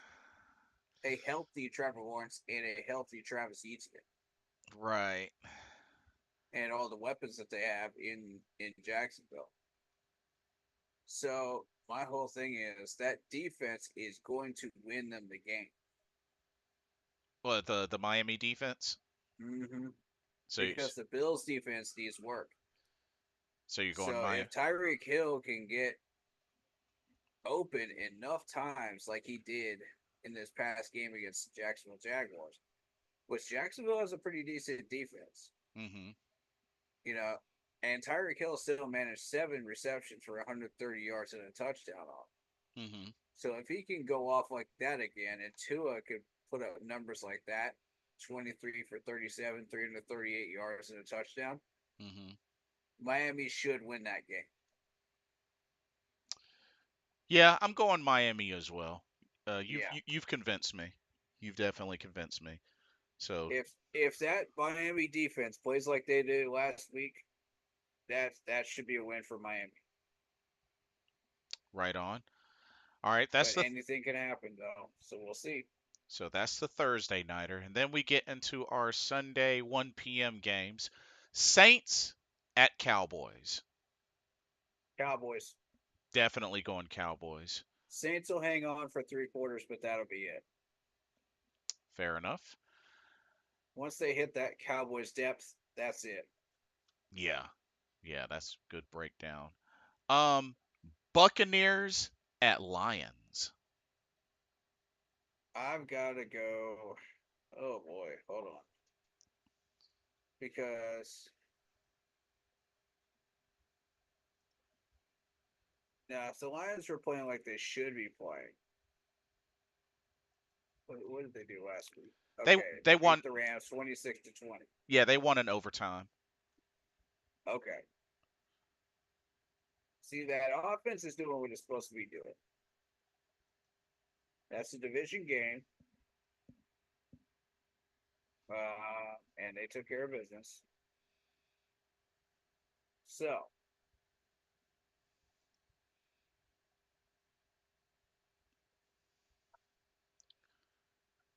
Buccaneers with Baker Mayfield though. Yeah, who blew up in that first game with 4 touchdown passes. Man, holy cow! If Baker Mayfield could replicate that, oh man. Yeah. Not to mention 24 of 30, And the 289 yards. Buccaneers defense looked really good too. 20 points only Yeah. giving up. If they can replicate that, I'd say Tampa's got a really strong chance to win this game. Yeah. And I know Amon-Ra St. Brown only had 13 yards in that first Detroit game, but I expect him to have a better showing in this one. Mm-hmm. Me But too. but at the same time, I mean the Bucks, I mean they just ooh. I'm gonna have to. I hate to say it, but I'm gonna have to say the Bucks. Same here. Okay, this next one may be very interesting. Mm-hmm. Colts at Packers. Colts at Packers. All right. Now the Colts are coming off a very close 2-point loss to the Texans.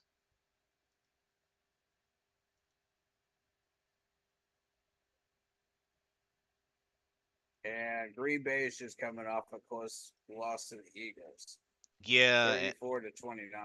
and but they also lost Jordan Love. He got injured. He's most likely going to miss this game.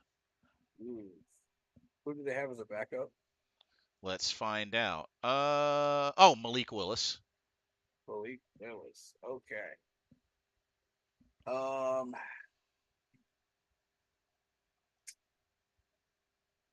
that's a tough one for me because Malik Willis is has some talent, but at the same time, AR has been exposed.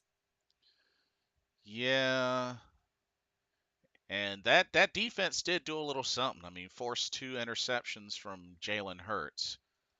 Mm-hmm. So I mean the Eagles had 3 turnovers, which surprisingly still won the game, but they forced 3 turnovers. So yeah. My argument is, AR has been exposed now, so for for the quarterback that he actually is, Mhm. the curtain's been pulled back. We know who he is. So all the defense has to do is figure him out and figure out a way around him, which they can do that. Malik is going to outplay him. Now, it's what everybody else is doing. That's going to be the outcome of this game. I'm going to say it's probably going to be close, but I'm going to give the edge to the Green Bay defense. I'm going to say Packers at home. I'll agree with that. Yeah, but it may be as That's close as fair. like a touchdown or a field goal, to be honest with you. Yeah. Okay. Next, Jets at Titans. Yes, it's Titans. Okay. Let me get to it here. Now, the Jets, what did they do? I mean, Wow, they lost big to the Niners, yeah, 32-19. yeah. Oh wow! Shout out to the Kevin Long family for the loss of Kevin Long, the ex South Carolina Gamecock Jets running back. Dies at Oh, 69. Let's have a moment for him.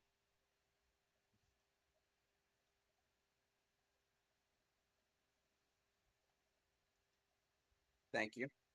All right. hmm So that in uh, mind, I think um, the Jets traditionally haven't been that great. They haven't improved really. yeah. Even with the addition of Aaron Rodgers, they still. I mean, he was 13 of 21, 167, and a touchdown and an interception. Like, You do have Mike Williams though. true. And Alan Lazard, Garrett Wilson, Brees Hall. Yeah. I mean, Barrett Tucker is interesting, but Jets defense. Well, I look at Braylon Allen, the new running back that the Jets acquired, and I could see Braylon Allen just being groomed for that starting running back role. right. And So it's not going to take him long. and the Titans, they lost to the Bears, and Will Levis struggled. He struggled quite a bit. Uh, ooh, I mean, Ooh, boy. Yeah. and and the crazy thing is, Caleb Williams only had was 14 of 29, 93 yards. So it's not like he lit anybody up. Right. Um,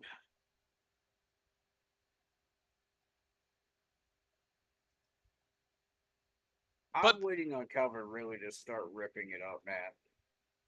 and then again, Titans had 3 turnovers that game. So yeah, Mm-hmm. when you can win the Mm-hmm. turnover battle. Uh, you know what? I'm actually gonna go Jets. I think I'm gonna go Jets.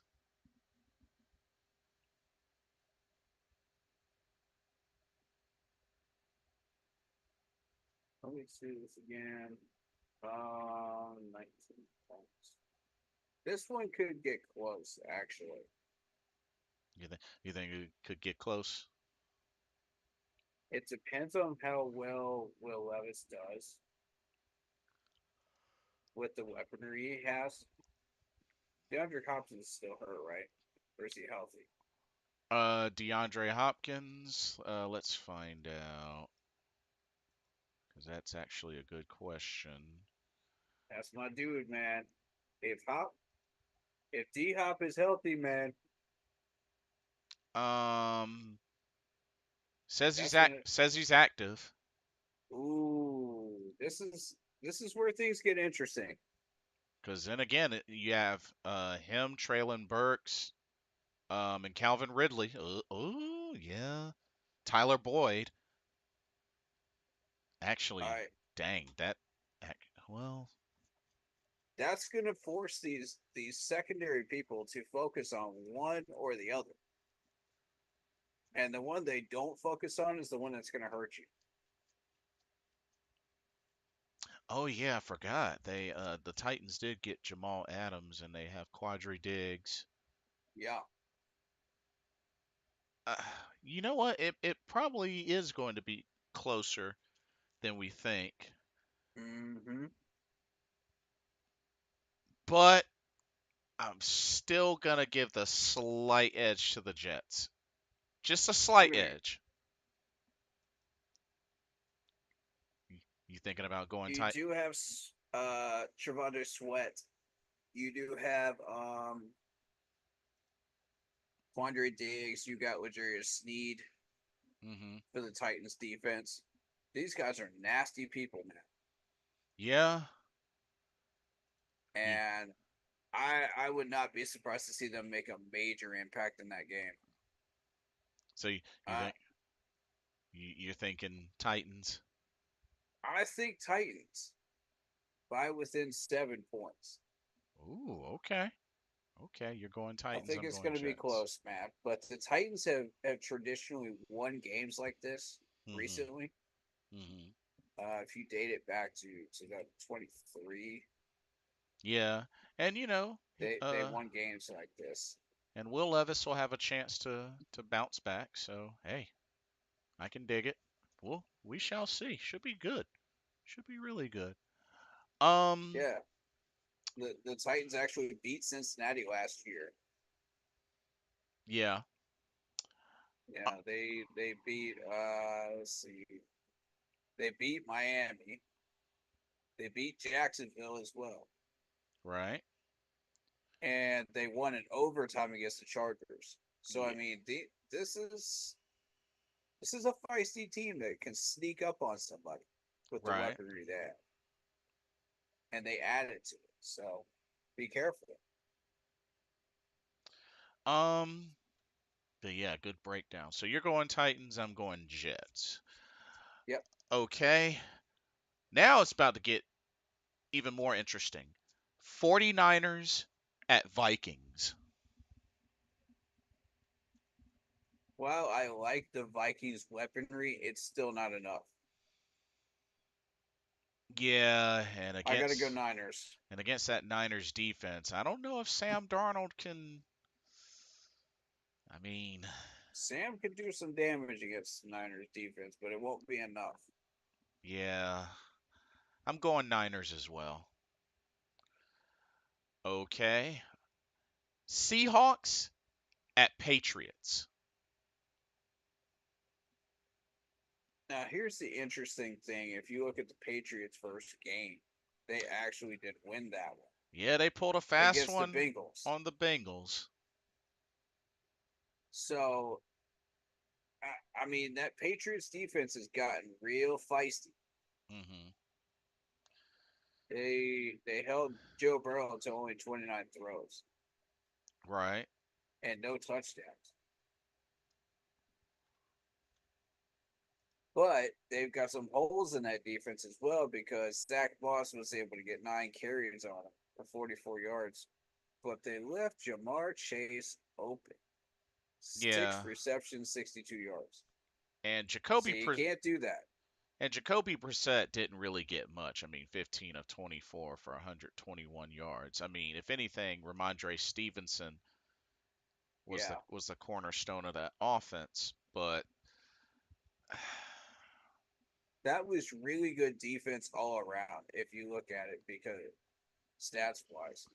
Um, and they forced New England to be one dimensional. That's why you yeah, see 25 carries, 120 yards, and a touchdown from Stevens.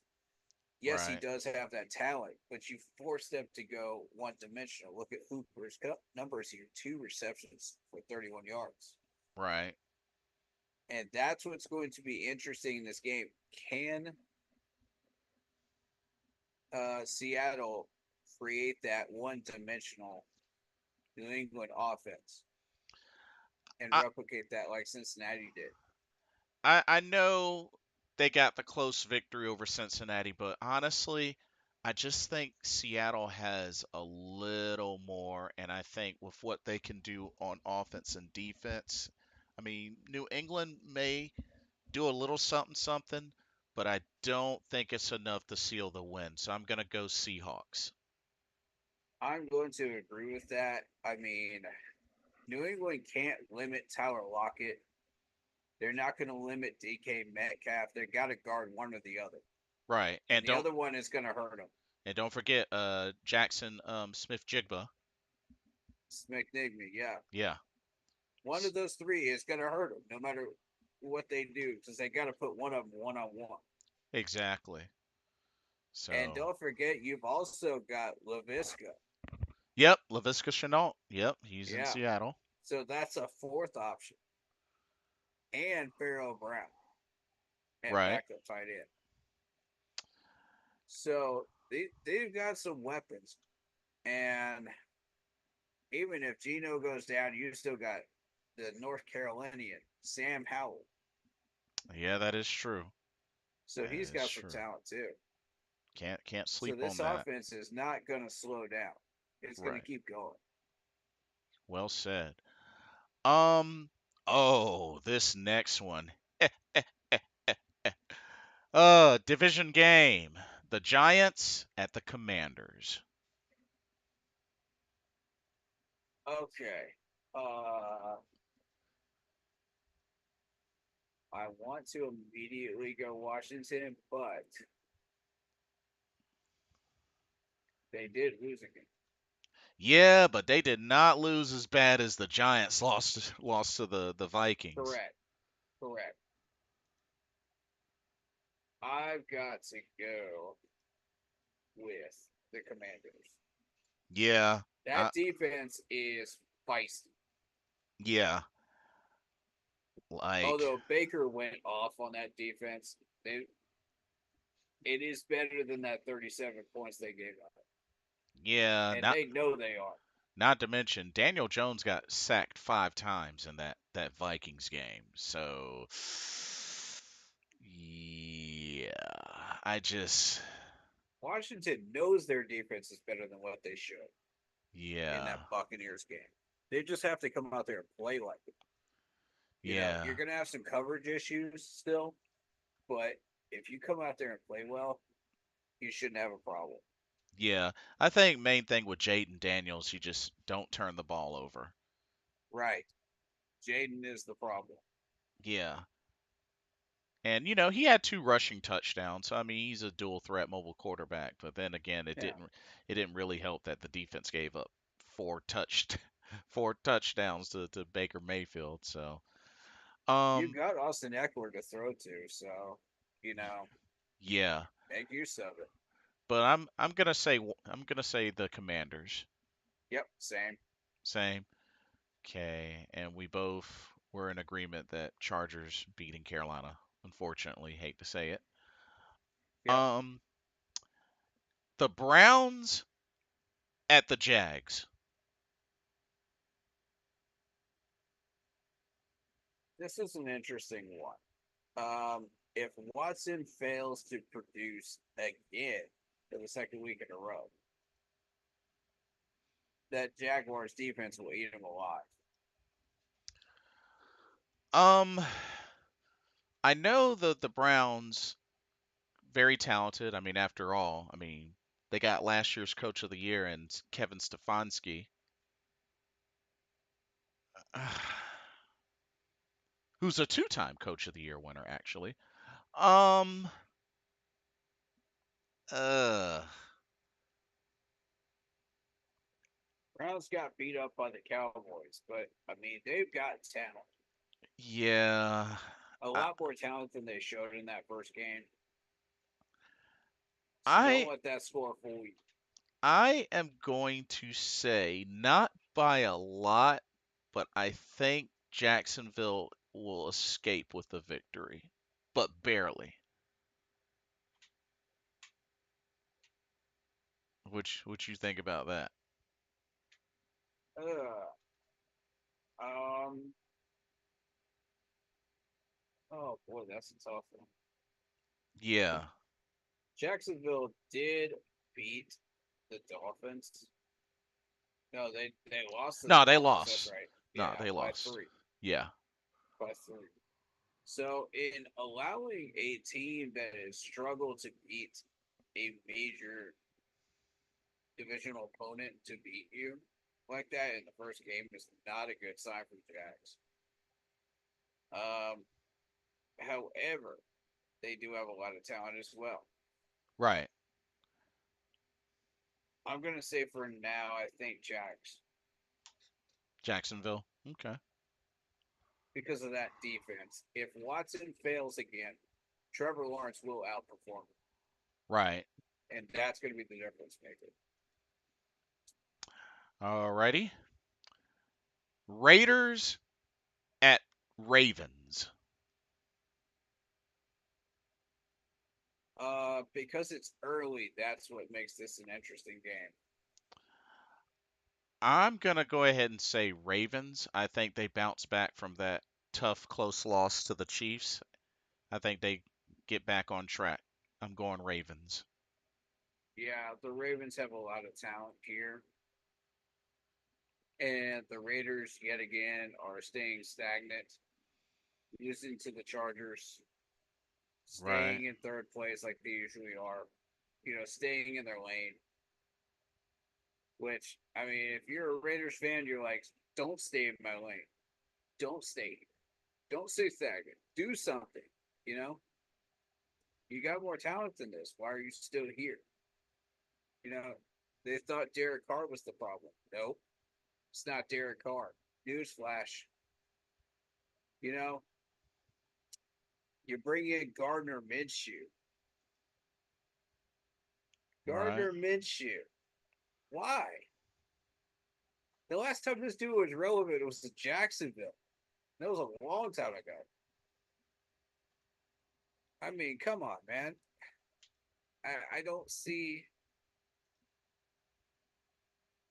I don't understand why they think that Derek Carr was the problem. Derek Carr was keeping them alive, and Right. now they're about to get worse under Minshew. So, yeah, this is an easy one for me. Ravens. Good call. Good call. Now we get into our 3, 4 o'clock games. Rams at Cardinals.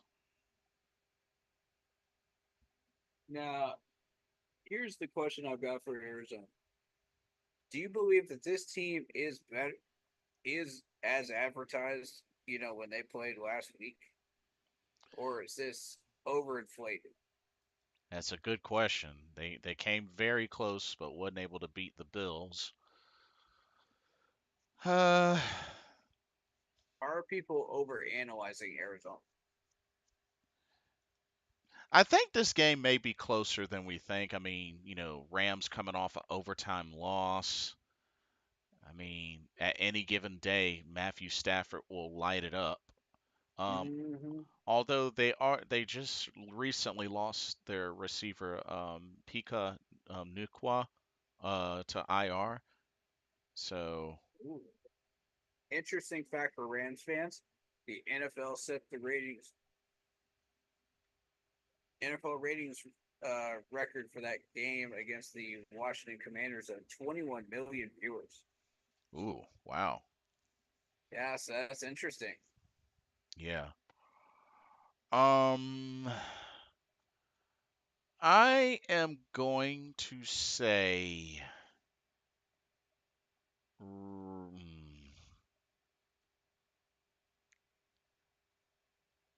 I'll say Rams. I'll say Rams. I I may have to agree with that. I'm not buying this new Cardinals team that almost beat the Bills. I'm not buying it. I need to see a little more before I'm convinced. Right. I agree. But that wasn't a terrible start though. I mean, Right. they almost won, but they weren't able to get the job done. But it was not a terrible start. Um, Kyler Murray by himself is good, you know, yeah, but you need more. right, And understandable. the Cards don't have more. That's the problem. Hmm. I mean, you're dealing with Marvin Harrison Jr. Yes, that was a number one draft pick, but he's wrong. Yeah. You got Michael Wilson, average. You got Greg Dortch, average. You know, Zach Pascal, average. No one even knows who Chris Moore is. You know, Hmm. James at this Conner. point, like James Conner is a decent running back, Hmm. but I'm just not seeing anything where I'm scared of a Arizona Cardinals team that has Trey McBride at a tight end. Come on, man. I mean, and really, when it comes to the I'm not. When it comes to the defense, really the only names that stand out to me are Butter Baker and Yeah, Sean Murphy Bunting. right. I mean, that's not. I'm not afraid of that team right now. Like, I still don't think they've really been at their high point since after pretty much since Larry Yeah, Fitzgerald. I mean, Darius Robinson as a defensive end could have made an impact, but he's on the IR. Right. But You yeah, know, but otherwise, that does not scare me at all.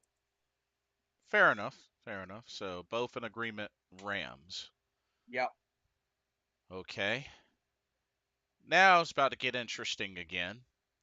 Steelers at Broncos. It's looking like it will be Justin Fields again to start. That's what it's looking like. Mm, And of course, Denver had Bo Nix, which he had a really rough start. I gotta go Steelers initially here. They got Mhm. a tough one against a division opponent, which is the Falcons here. Mhm. And the Falcons have traditionally been in the wild card race every year, Mhm. or at least talked about in the wild card race. Mhm. And you look at the Broncos. The Broncos haven't been relevant for quite a while, even after the Russell Wilson failed experiment. Right. And you know, you got Bo Nix, you got Zach Wilson. I mean, it's this Broncos team just doesn't strike me as anything that I should be afraid of. I mean, there's I like Sutton. Patrick Surtain the second, but that's about it. I like Cortland Sutton. I Yeah. like Marvin Mims. You know, Mhm. um, on defense, Zach Allen is dangerous. Yeah. Patrick Surtain the second. Yeah, Patrick Surtain for sure. We almost drafted Patrick Surtain. Right. Well, we ended up going Yeah, J.C. Horn. but I Yeah. mean, this Broncos team just doesn't scare me. I'm sorry. Yeah. Um. But yeah, I'm gonna have to agree with you. Pittsburgh. When you Steelers. beat a playoff contender or come back close to beating a playoff contender, yeah, you should be taken seriously. Yeah. Absolutely. Let's see. Okay. Next up, we got ourselves a very familiar AFC Championship rematch. Bengals at Chiefs. Oh, you already know my choice. Chiefs. You already know my choice, y'all. Come on now. It's the Chiefs. Look at my these guys are loaded, man. They're loaded. They just got McCole Hardman and Juju back. Yeah, yes, they did. You put those two back together. That's the dream team, man. Oh yeah. And then you got Xavier Worthy that they just drafted. Oh man, that Yep. made me mad when they got Xavier Worthy. He was one of my top rated wide receivers. Oh yeah. Oh man, I've got Isaiah Pacheco on my fantasy team. Oh nice. Yeah. I want to also point out Jared Wiley. Jared Wiley is one of the guys I wanted at tight Mhm. end. Wanya Morris, I also scouted heavily during the Right. time that he was drafted. Um, Drexel's a new one, right? I believe so. Yeah. Offensive tackle. Okay, okay, okay. So, be aware of Justin Reed. I managed to get him in fantasy. Mm-hmm. You guys made a mistake. You let me get Justin Reed. That's going to cost you. Oh yeah, I forgot they picked up Sheldon Rankins with the Bengals, Mm-hmm. and they did draft Chris Jenkins Jr. Indeed, they did. I mean, shoot. I mean, Well, they have a history. I mean, this is pretty much a rivalry. So I yeah. mean, I'm still gonna go with the Chiefs, but Bengals are gonna put up a fight. And I know they just are coming off a loss to the Patriots, and I know this is a much tougher game, but I mean, after all, we have to keep in mind that Cincinnati's played in a Super Bowl before, so T. Higgins is a monster. Jamar Chase is a monster. KC's defense is going to get all they can handle in this game, but it's not going to be enough. right. Um, but when you look at Cincinnati's defense, this is where their strength starts to disappear. Hmm. Logan Wilson is dangerous. You got a few other players, Von Bell, but Von Bell's in the later years of his career. Right. He's lost a couple steps, but he can still do it though. He can still make an impact. KJ Henry is dangerous. Uh, And their last meeting, Kansas City won. yeah, they got So some nasty pass rushers. Cedric Johnson is good too, but yeah, Chris Jenkins Jr. Man, everybody wanted us to get Chris Jenkins Jr. Oof. hmm. Oh man, But yeah, it's yeah, not going to be enough. but yeah, Casey wins.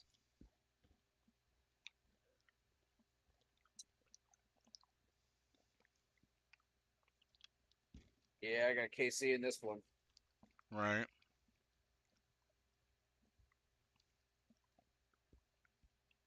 I think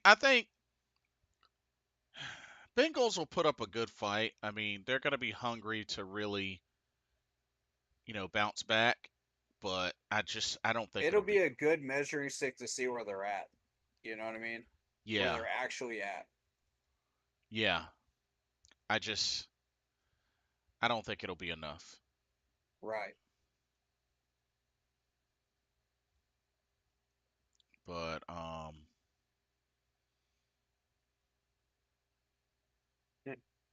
They can take that info and learn from it and use that. So, yeah. all right. Um okay. Next up, let's see. Went too far. Hold on. Come back. Go back. Okay. Next up is our Sunday night game. Bears at Texans. Mm, I'm going to go Texans. me too. Yeah. Actually, the Cincinnati and KC game is Sunday night as well. No, it's not. No, it isn't. No, You're right. it's a Yeah, 425 one. yeah, yeah. Yeah. We're starting to settle into the regular NFL schedule now. Yeah. So we Um got one night game, right. and one Monday. So, we're both going Texans. Yep. And then the Monday nighter. Oh man, this should be an easy one, hopefully. Hmm. Falcons at Eagles. Eagles. Yeah. Yeah. Eagles have a lot more firepower. Yeah. I know they had some turnovers in that Green Bay game, but they still put up a lot of points that game. Oh yeah. That's a nasty offense. Yeah. So, especially Saquon Barkley going off. Yep, they just got him. Oh man, he's fitting in nicely in the in an Eagles jersey. Whew, man. Even though I'm a Panthers fan, shout out to my man Ray McLeod, finally getting active. 4 catches, 52 yards. Way to go, Ray. Yeah. Proud of you, man. Wait, I is he love Ray. wait, is he a Clemson Tiger? Indeed. Oh wow. I Okay. love my man Ray, man. Dang, you know your folks. That's what's up. And they got AJ Terrell on that defense too. Yep, that they do. That they do. Um, Man, I'm but so happy for him right now. That is so awesome. Making that impact. indeed, indeed. 2 first downs. That is really good. So, yeah, that's the Monday nighter. So, yeah, quite an interesting week, but we'll see how things go. Um, Yeah. like I said, we open up at the first home game of the year, week 2 against the Chargers, but hopefully they will prove us wrong.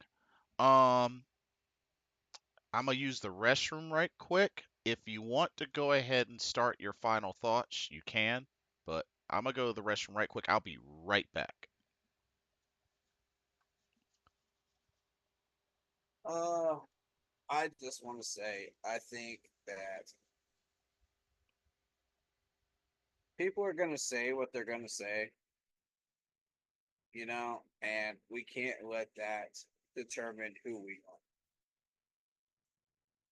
are.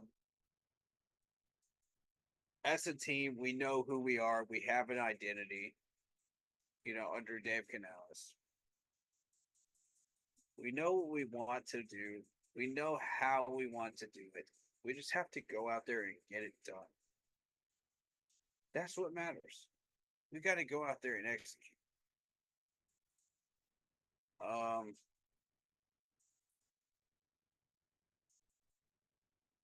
I mean,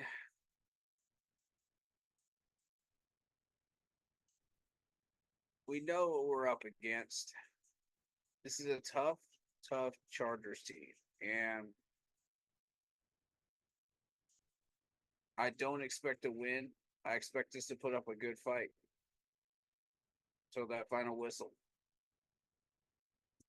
You guys show me that, I'll be satisfied.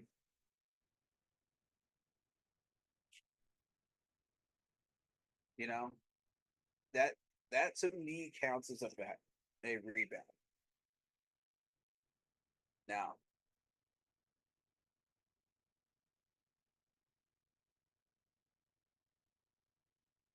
all of these players that I have pointed out last week know who they are. I need y'all to step up. I need y'all to step up, man. For real. Okay, I'm back. But yeah, we know who we are. Indeed, we Just do. get it done, man. Just get it done. Go out there and do your jobs. Don't let these people tell you who you are. We are the Panthers. Go out there and show them who we are. Yeah, I got respect for everybody out there that has a different opinion than me. Yeah, woe is us. Woe is us. We're going to be terrible for the rest of the year.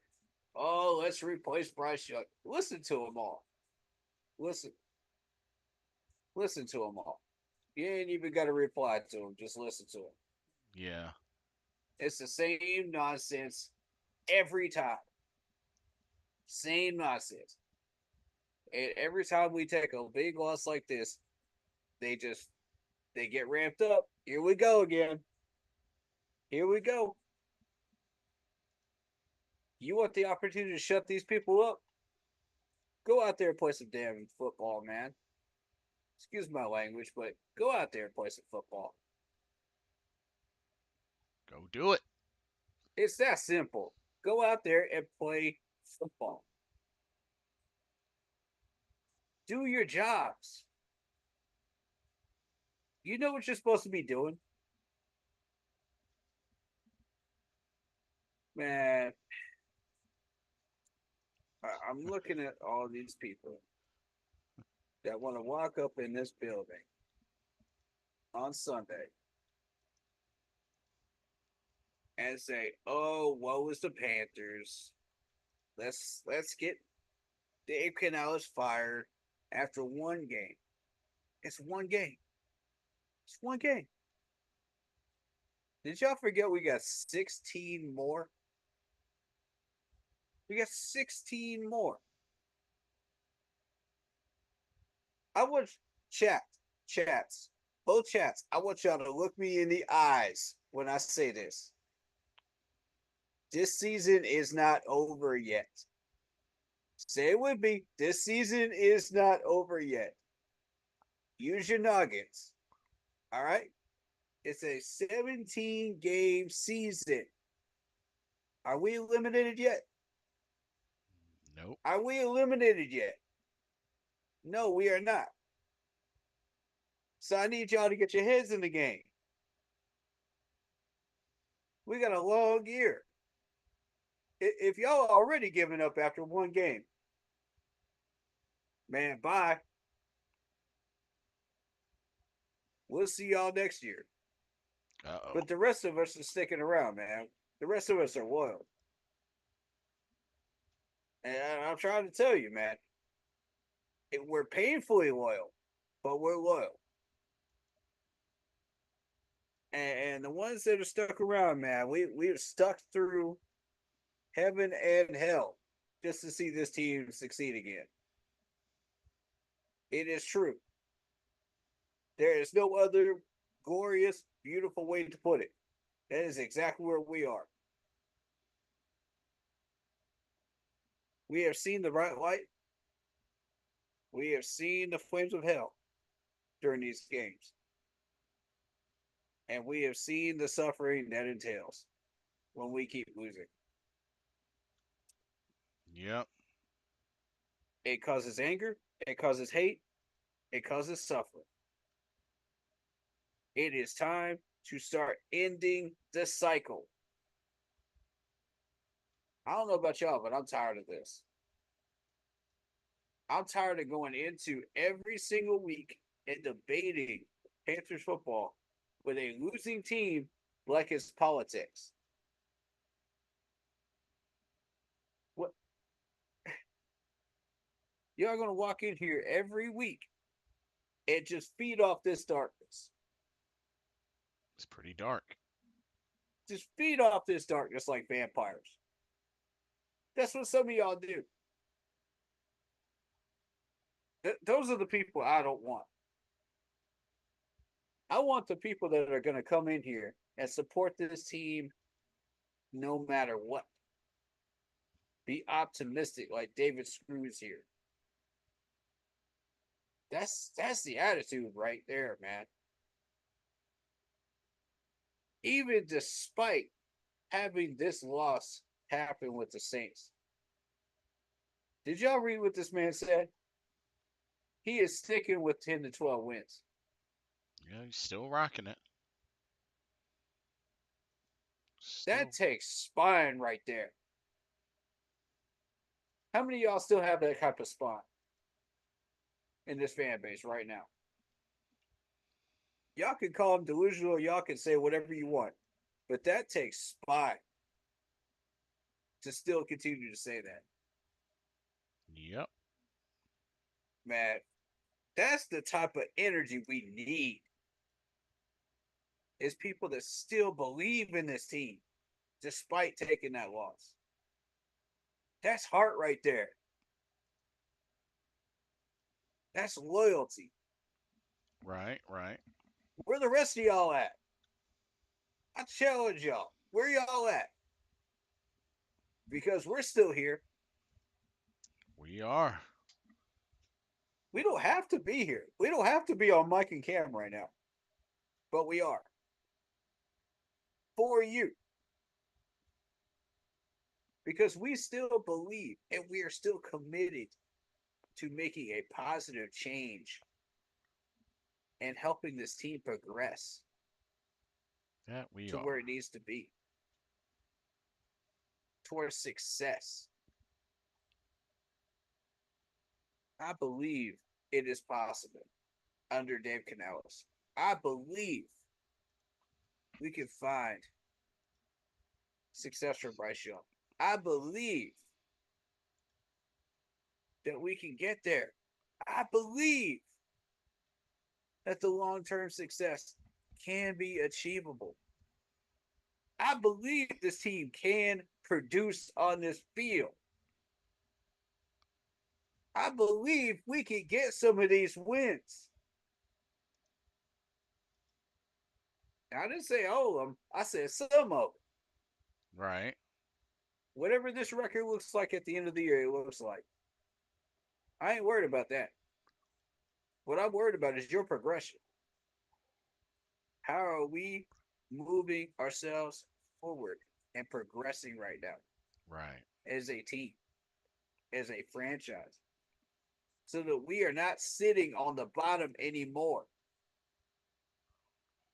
Do y'all remember we were the worst team in 4 different sports last year?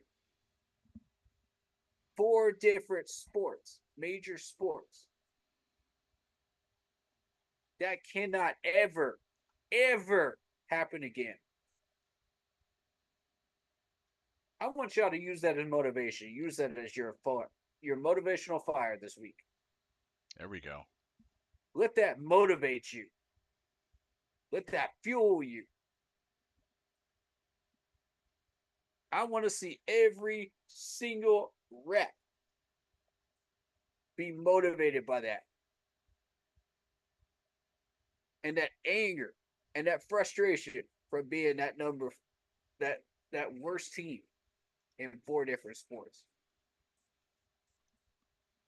I want that to sink in. Sink in. And don't let it despair you. Let it piss you off. Feed into that. And I want to see every single play that you make during this Chargers game count towards something.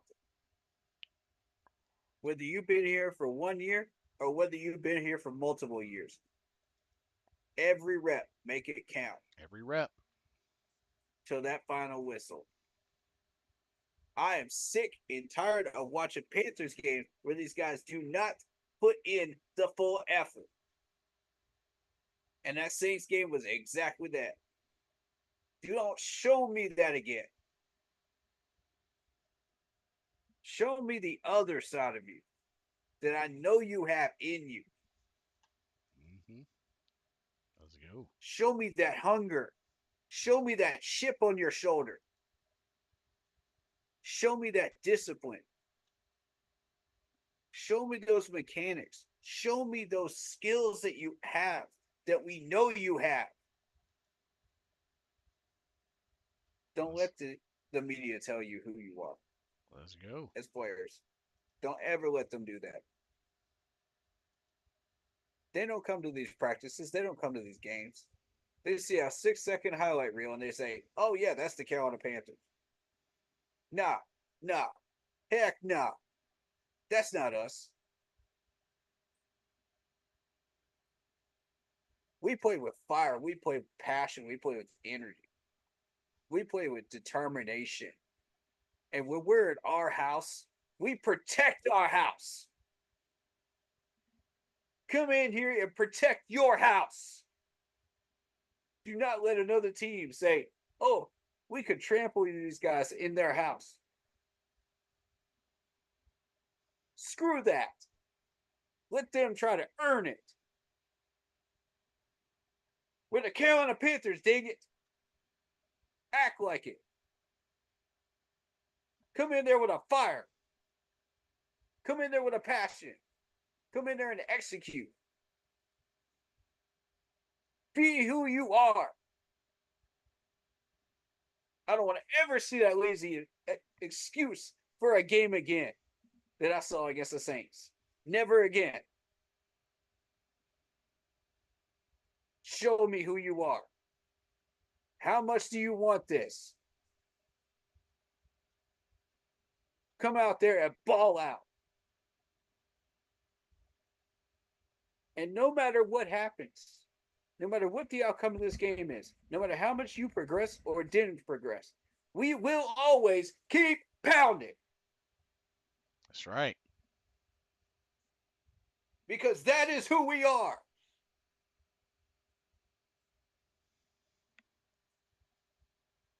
What's you have the floor? Okay.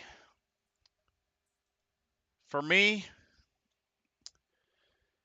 Carolina Panthers, y'all better do yourselves a favor. Don't lose at Boa this Sunday.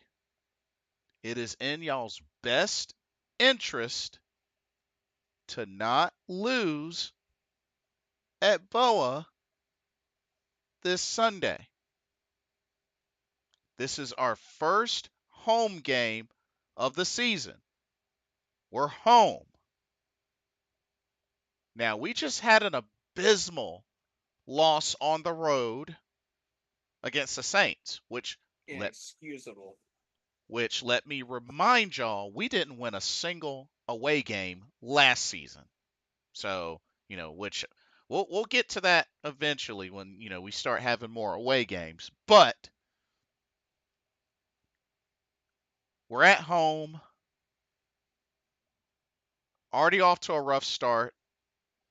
Do you really want your home crowd, your fans of the Carolinas, come up to Charlotte with hope, with new life for y'all to lose? I dare y'all to. I double, triple, dog dare y'all to. Mess around and lose this game.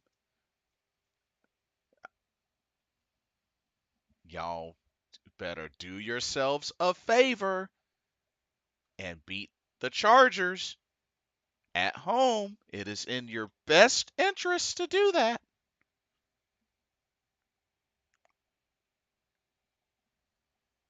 We've beaten these guys before. We have the series record against these guys. Now is not the time to be a doormat, to be walked over. Oh, but everything's all over. Derek Brown is out for the season. And sucks that it happened. We had something like that happen before, handful of years ago. And what happened? Yep. We went to a freaking Super Bowl. Now, Preach. now, Carolina, I say this every time. How bad do you want it? How bad do you want it?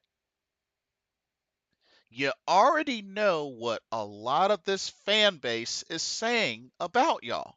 You know it. You hear it. You hear it more times than you really want to hear it, but you hear it a lot. Mm-hmm. So what are y'all gonna do about it? Are y'all are, Mm-hmm. are y'all just gonna keep hearing it and just be like, oh, that's the norm. That's just the norm. We suck. That's the norm. Taylor, we're talking to you. When are y'all gonna do something about it? If you're tired of hearing it, do something about it. Facts. David Tepper, you're tired of the mediocrity. You're tired of seeing the same old song and dance. what the heck are you going to do about it? If you care enough, what are you going to do about it? Man, don't ask Tepper to do something about it, man. I'm just saying, like, just everybody's got to do their part in order for this to all pan out into success, and then build on that. uh, You know, folks want to say, "Oh man, I'm tired of seeing the Niners and the Chiefs always in the playoffs and the Super Bowl." Well, do something about it. Change that. facts. Change that. Oh, I'm tired of Dak Prescott. I mean, the Cowboys make the playoffs and Dak Prescott this and that. Do something about it. We can't even get there. Amen. All that hate and all that bashing towards it, we can't even get Yes, sir. there. And we're literally talking about somebody that's been able to consistently get there. We can't even get there consistently. Facts. We have no room to complain. The last time we even poked our heads in there was 7 years ago. Mm-hmm. It's like, come on, yeah, come on now, Carolina. Starting to look like a mirage. Like, how much are y'all gonna keep increasing the gap? Just little by little, you're just increasing the gap. Dave Canales, listen, I know it hurts. Shake that loss off. Shake it off now. Mm-hmm. Refocus. Yes, this was your first game. Look, shake it off. It's over. It's out of the way. It's over. You can't go Mm-hmm. back and change that. One of my main questions is how are you going to handle adversity and how are you going to bounce back from the bad to the good? I'm sure I will get my answer this Sunday. But Dave Canales, what is it going to be a positive answer or is it going to be a negative? Because while there may not be any final decisions even after this game, little bit by little bit, it's going to add up. Whether it's positive or negative, it's going to add up. And you're building your resume more as a head coach. We're here. We got your back. That's why I'm emphasizing shake that loss off. We want to Refo- see you succeed, man. yeah, shake that loss off. Get refocused and go into Bank of America revamped and lead your team to victory We need redemption. badly. And as far as the Saints, we'll get them in the rematch. We'll get them in the rematch Mm-hmm. because we they got a receipt coming. Now I know the Chargers are scary, and like I said, more and more it seems like folks are picking against y'all. Change our minds. Mm-hmm. Don't say it. Do it. Don't say what you're capable of doing. Do it. Facts.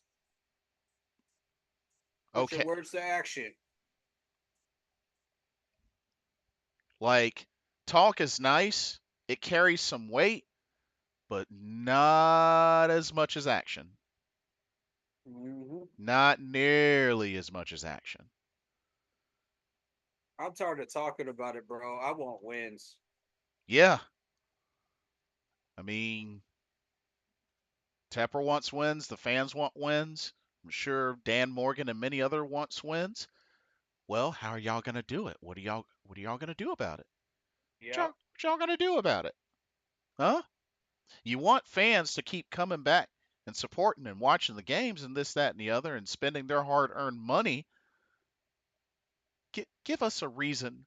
Give us a reason to not doubt or question or regret coming to a Bank of America Carolina Panthers home game. Give us a reason to pay $180 for the cheap seats, or $700 for the sideline seats. Give us a reason.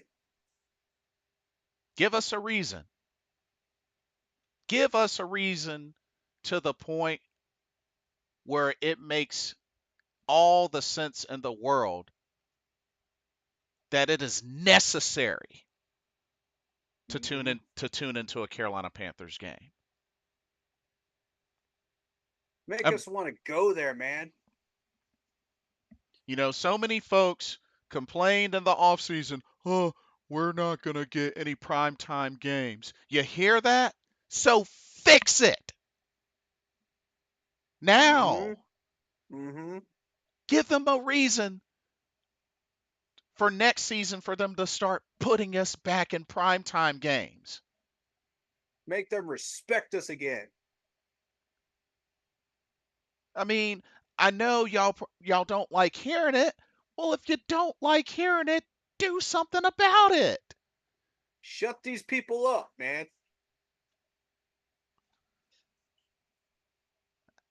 Grow a spine and shut these people up. I mean, Janet Jackson has a hit song, What Have You Done For Me Lately? Just saying. That's what the NFL is. And we're talking about somebody that happens to be one of the, best recording artists in existence. Mm-hmm. Just saying. Mm-hmm. Carolina, it is in y'all's best interest to win this Sunday. Don't disappoint us. Don't disappoint the Keep Pounding Nation and all the greats that have been here, that have either gone on, no longer here, retired, all of the above. Don't disappoint us like that again. It is in y'all's best interest to win this Sunday. And I triple dog dare y'all to have anywhere near of the performance y'all had this past Sunday. I dare y'all. I dare y'all.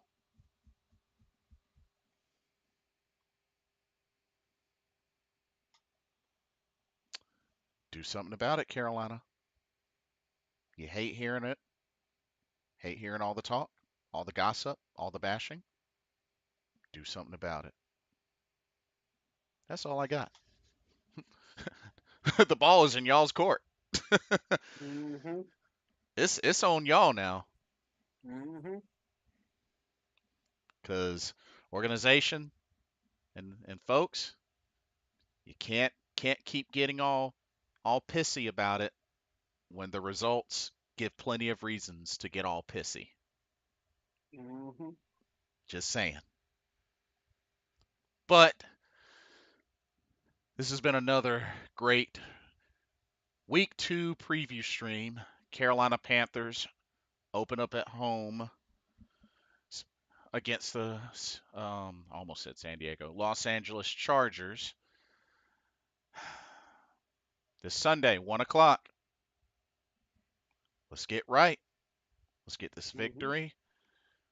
Let's get Dave Canales his first victory as head coach. Let's get this team on the right track and let's start chugging along that right track, Mm-hmm. going in the right direction. Mm-hmm. Let's get back on schedule. Let's do it. Corey, fire off your socials.